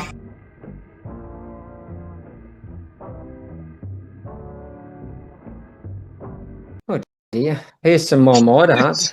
How much is left? A little bit, it'll be all right. Here's a Maude art. I've got 6 more. No, some of them can be saved. We'll do 2 Maude arts and then move on. What about this one? That is a beautiful piece of art. It is once Stable again. Diffusion, same people. Oh, is it? I was going to say it's following the same pattern that we've seen with the bosoms and the clothing, but the nose is a bit more accurate this time. And Got I two like little puppies in a bag, right? Yes, and she is big-thighed woman in this one. Oh yeah, but in all, it's nice. Last one for It's today, hand rendered. Explore the best Maude Flanders art. It's how would you describe this? I would describe this as Sideshow Bob dressed as Maude Flanders, sat on a rock with his foot in the water. It's very good. I like it a lot. It's reminiscent of a painting of real world. It's probably referencing something, who knows? And Sure. it's Woman with leg in leg. and it's really beautiful. I like all the shading. But yes, that is the face of Sideshow Bob. Birds in the background, leg in the water. Precisely. And we'll do the rest later. But time for us to kind of wrap this up. Let's get back to Springfield to see what's happening between the two Maudes. If you remember from 5 minutes ago, B is kind of calmed down a bit now. Maude Finley sits quietly on the pavement looking up at Maude Flanders. You know, I was there the day you fell. Row K, seat 47, Maude. I bought a hot dog. I didn't even want to. Too much relish, no footlongs. I sat down trying to enjoy the game, trying to enjoy something in this godforsaken world for once without some man breathing down my neck or telling me to smile. And then I saw you up there in the grandstand, your neat little skirt pressed, your hair tucked under a headband like some saint from a painting nobody ever looked at twice.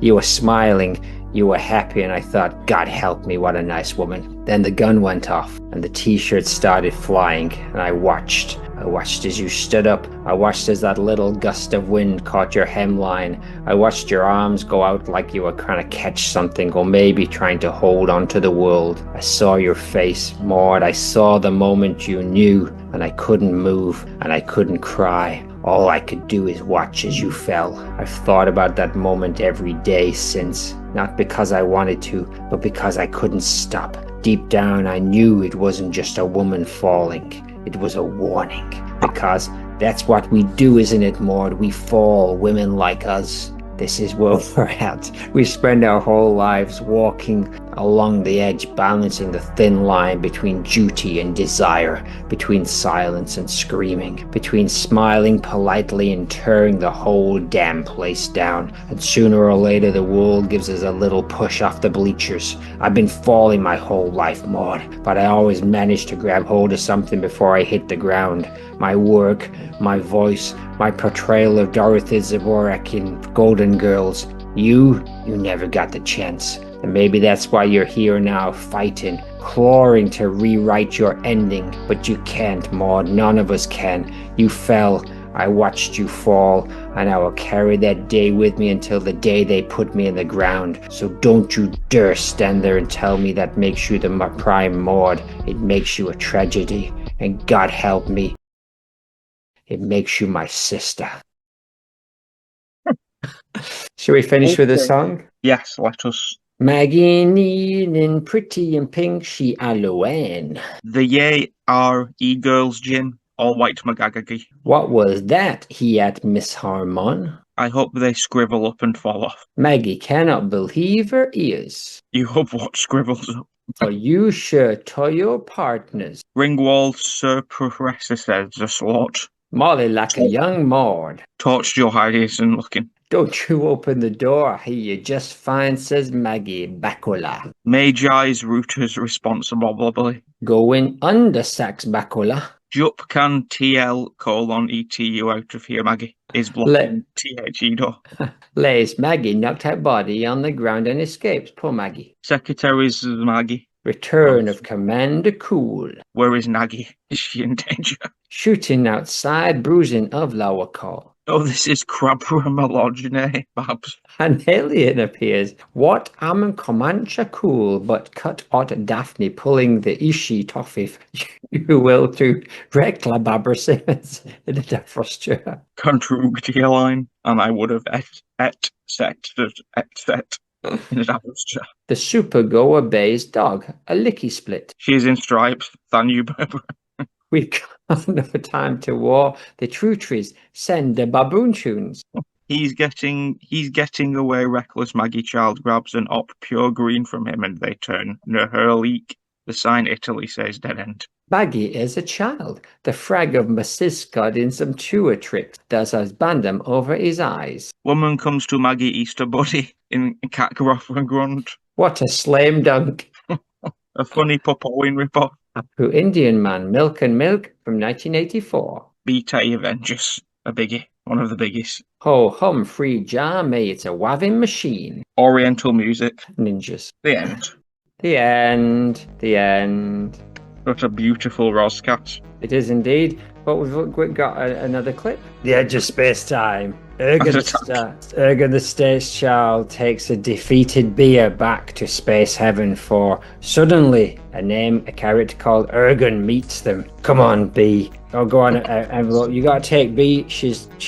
They've all made up off screen, and now you've got to take her to the end of space time to finish your journey. I think they made up on screen. B, it's me, Ergen. I was dead a week ago. B, it's time, and now I live forever in the stars or something. You've done enough here. Let's go see the 6 squares who rule 2 universes and see what's to be done with you. It's time. I'm ignoring Musk and addressing B. It's time for your journey. Let the 6 squares deal with their mess while you find the peace you deserve. Well, we're in space heaven. The 6 squares are arguing. 6 squares, Bezos, Musk, Gates, Buffett, Jobs and Apple are all in the midst of an absurd bickering. Who is this? Is he in charge? Each of them is arguing in a bizarre, farcical way about what to do with her. One insists time should be flat, while another shouts space should be invisible for a day. Meanwhile, a third concerned about turning everything pink. The squares, absurd and illogical, something watches them, bicker incessantly. B watches them amused but with quiet smile. She isn't about to give up or be erased. I didn't think that was happening.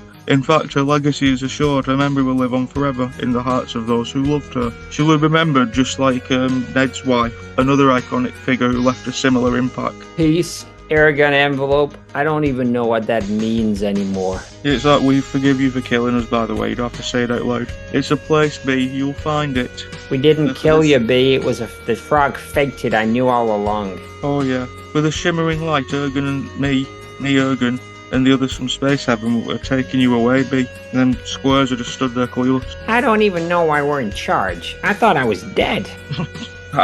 All of us are dead here. Space heaven. B. Arthur looks back at one last time, nods and exits with Ergen and the others heading away from the 6 squares that rule the universe and towards space heaven. Assistant Marmoset suddenly appears. B looks at Marmoset frustrated. Do you have any idea what's going on here? Yes, B. It's clear they can't even decide on the right colour for their next vanity project, let alone how to manage the universe. I don't want to fix the world anymore, Marmoset. I just want some peace. You don't have to fix the world, B. I thought I just told you that I don't want to. Okay, but you don't have to.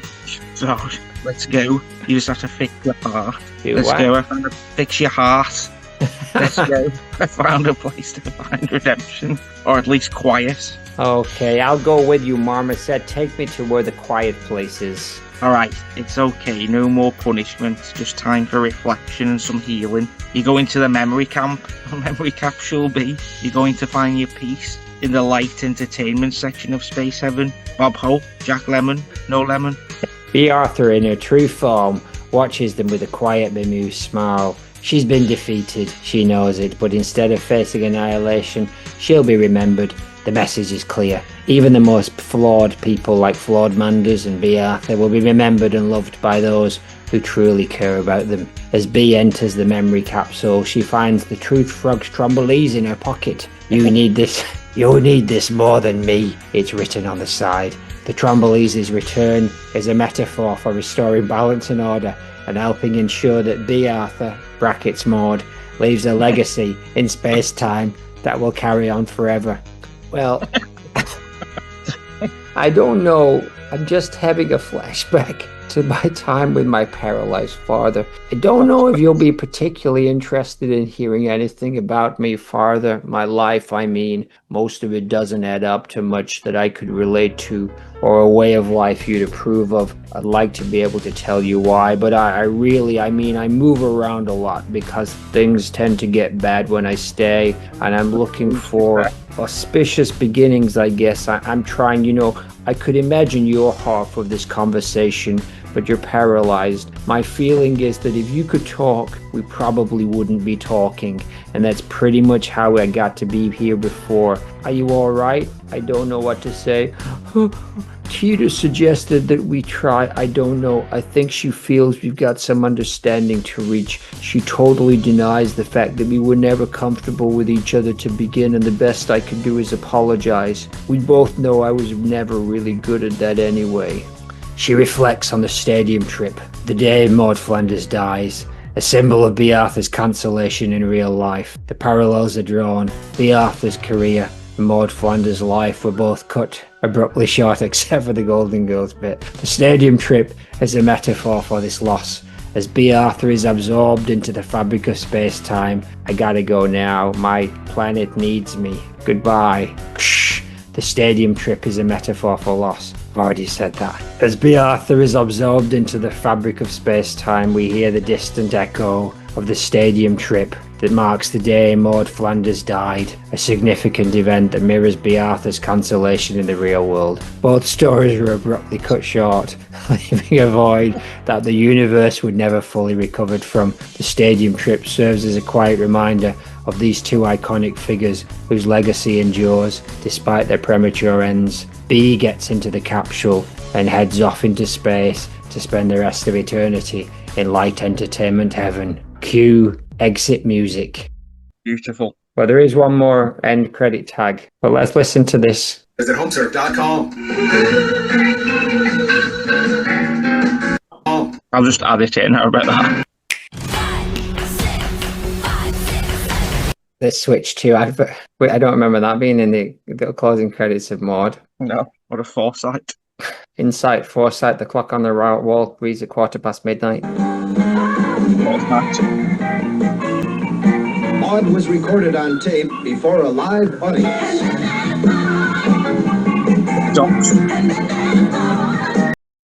And then there was more. IMFDB1 has been rebuilt 9 months later, or however long it takes for cows to give birth. The newly rebuilt IMFDB. Envelope, why don't you read some of this? Alright, Clara and Alan are now parents and they've just both given birth. The atmosphere is quite quiet, yet filled with profound meaning. The baby's first cries echo softly, signifying the beginning of a new cycle. As Clara and Alan gaze lovingly at their child, a shimmering effect occurs. A distant twinkle in the baby's eyes. The moment of the birth is quiet, I've already said that, yet profound, I've already said that as well. As we hear a soft cry from the baby, it is symbolic of renewal of things reborn even after the passing of time. The baby's first sounds are paired with a shimmering twinkle in its eyes. Look, Clara, I'm so happy to have spent this time with you and our baby. But in the background, a subtle hint of Bea Arthur's spirit lingers, much like the legacy of Maude Flanders. Though the twinkle in the baby's eyes, we hear Bea Arthur singing in a low, distant hum. Her voice echoes through space, and her essence continues to live on, not only in the memory of Maude, but in a cheeky, mischievous way. The final shot shows Osiris Gonamu Windfluffer, the child, becoming a metaphor for Bea Arthur's presence in the world. Just then, the fella who we mentioned going missing in the beginning of IMDb1 turns up with his suitcase, the owner of Turkish MFIMDB1, and he says, "Did I miss something?" Ha ha ha ha. Ha ha ha. Did the man tell you that? The end. Exactly. The end. Glad that bit. Oh, good lord. Beautiful. Good lord. Did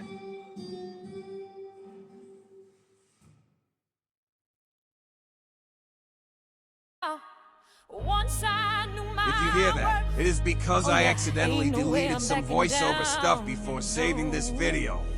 And I can't remember what it said, and frankly, I am choosing to not to try to remember. Don't you know? Put risk in a box, set it right on the shelf, came back stronger. Ja, still being myself.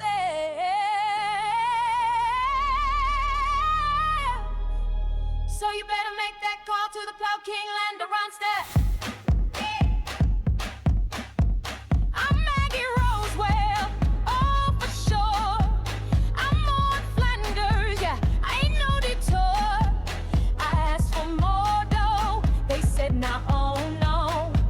So I packed up my mic and I said, well then I gotta go. You better make that call to the Plow King Land to Ronstadt. What are your chances that I can rig it?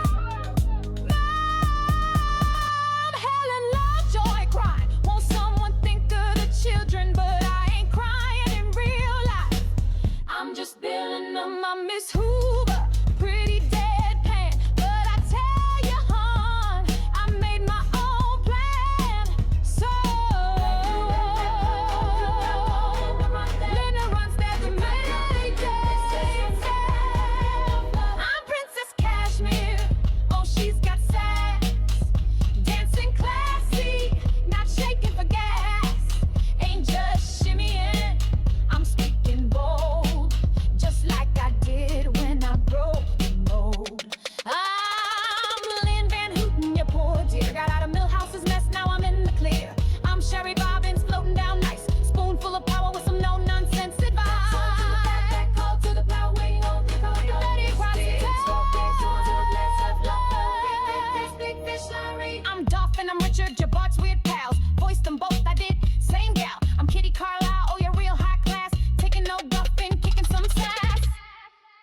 I'm Maggie Roswell, oh yeah you bet. I left when they said that's all you get. But I came back, stronger than most, still voicing folks who got nothing to lose. So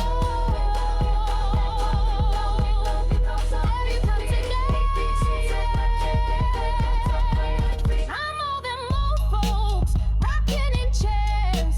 Still got opinions and wild white hairs. And I'm the mail woman delivering the post with a bag full of sass and a don't you ghost. Thought I'd just crumble, oh for Pete's sake. I got grit, you know, like ice on the lake. They said no, well I said bye, then came back with lefts and a twinkle in my eye. I ain't your backdrop, I ain't your extra. I'm the one voicing all of Springfield spectra. From flirty to cranky, from whiny to wise, I got more range than a North Dakota sky.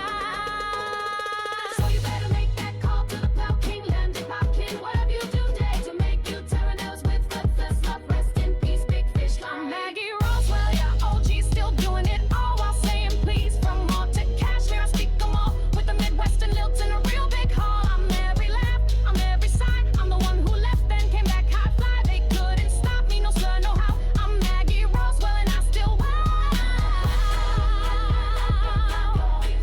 So you done today. Fish Laurie, have you ever seen an animal with three bloody feet? I will survive being fine. La la la la. I will survive being sexy. La la la la. I will survive being bootylicious.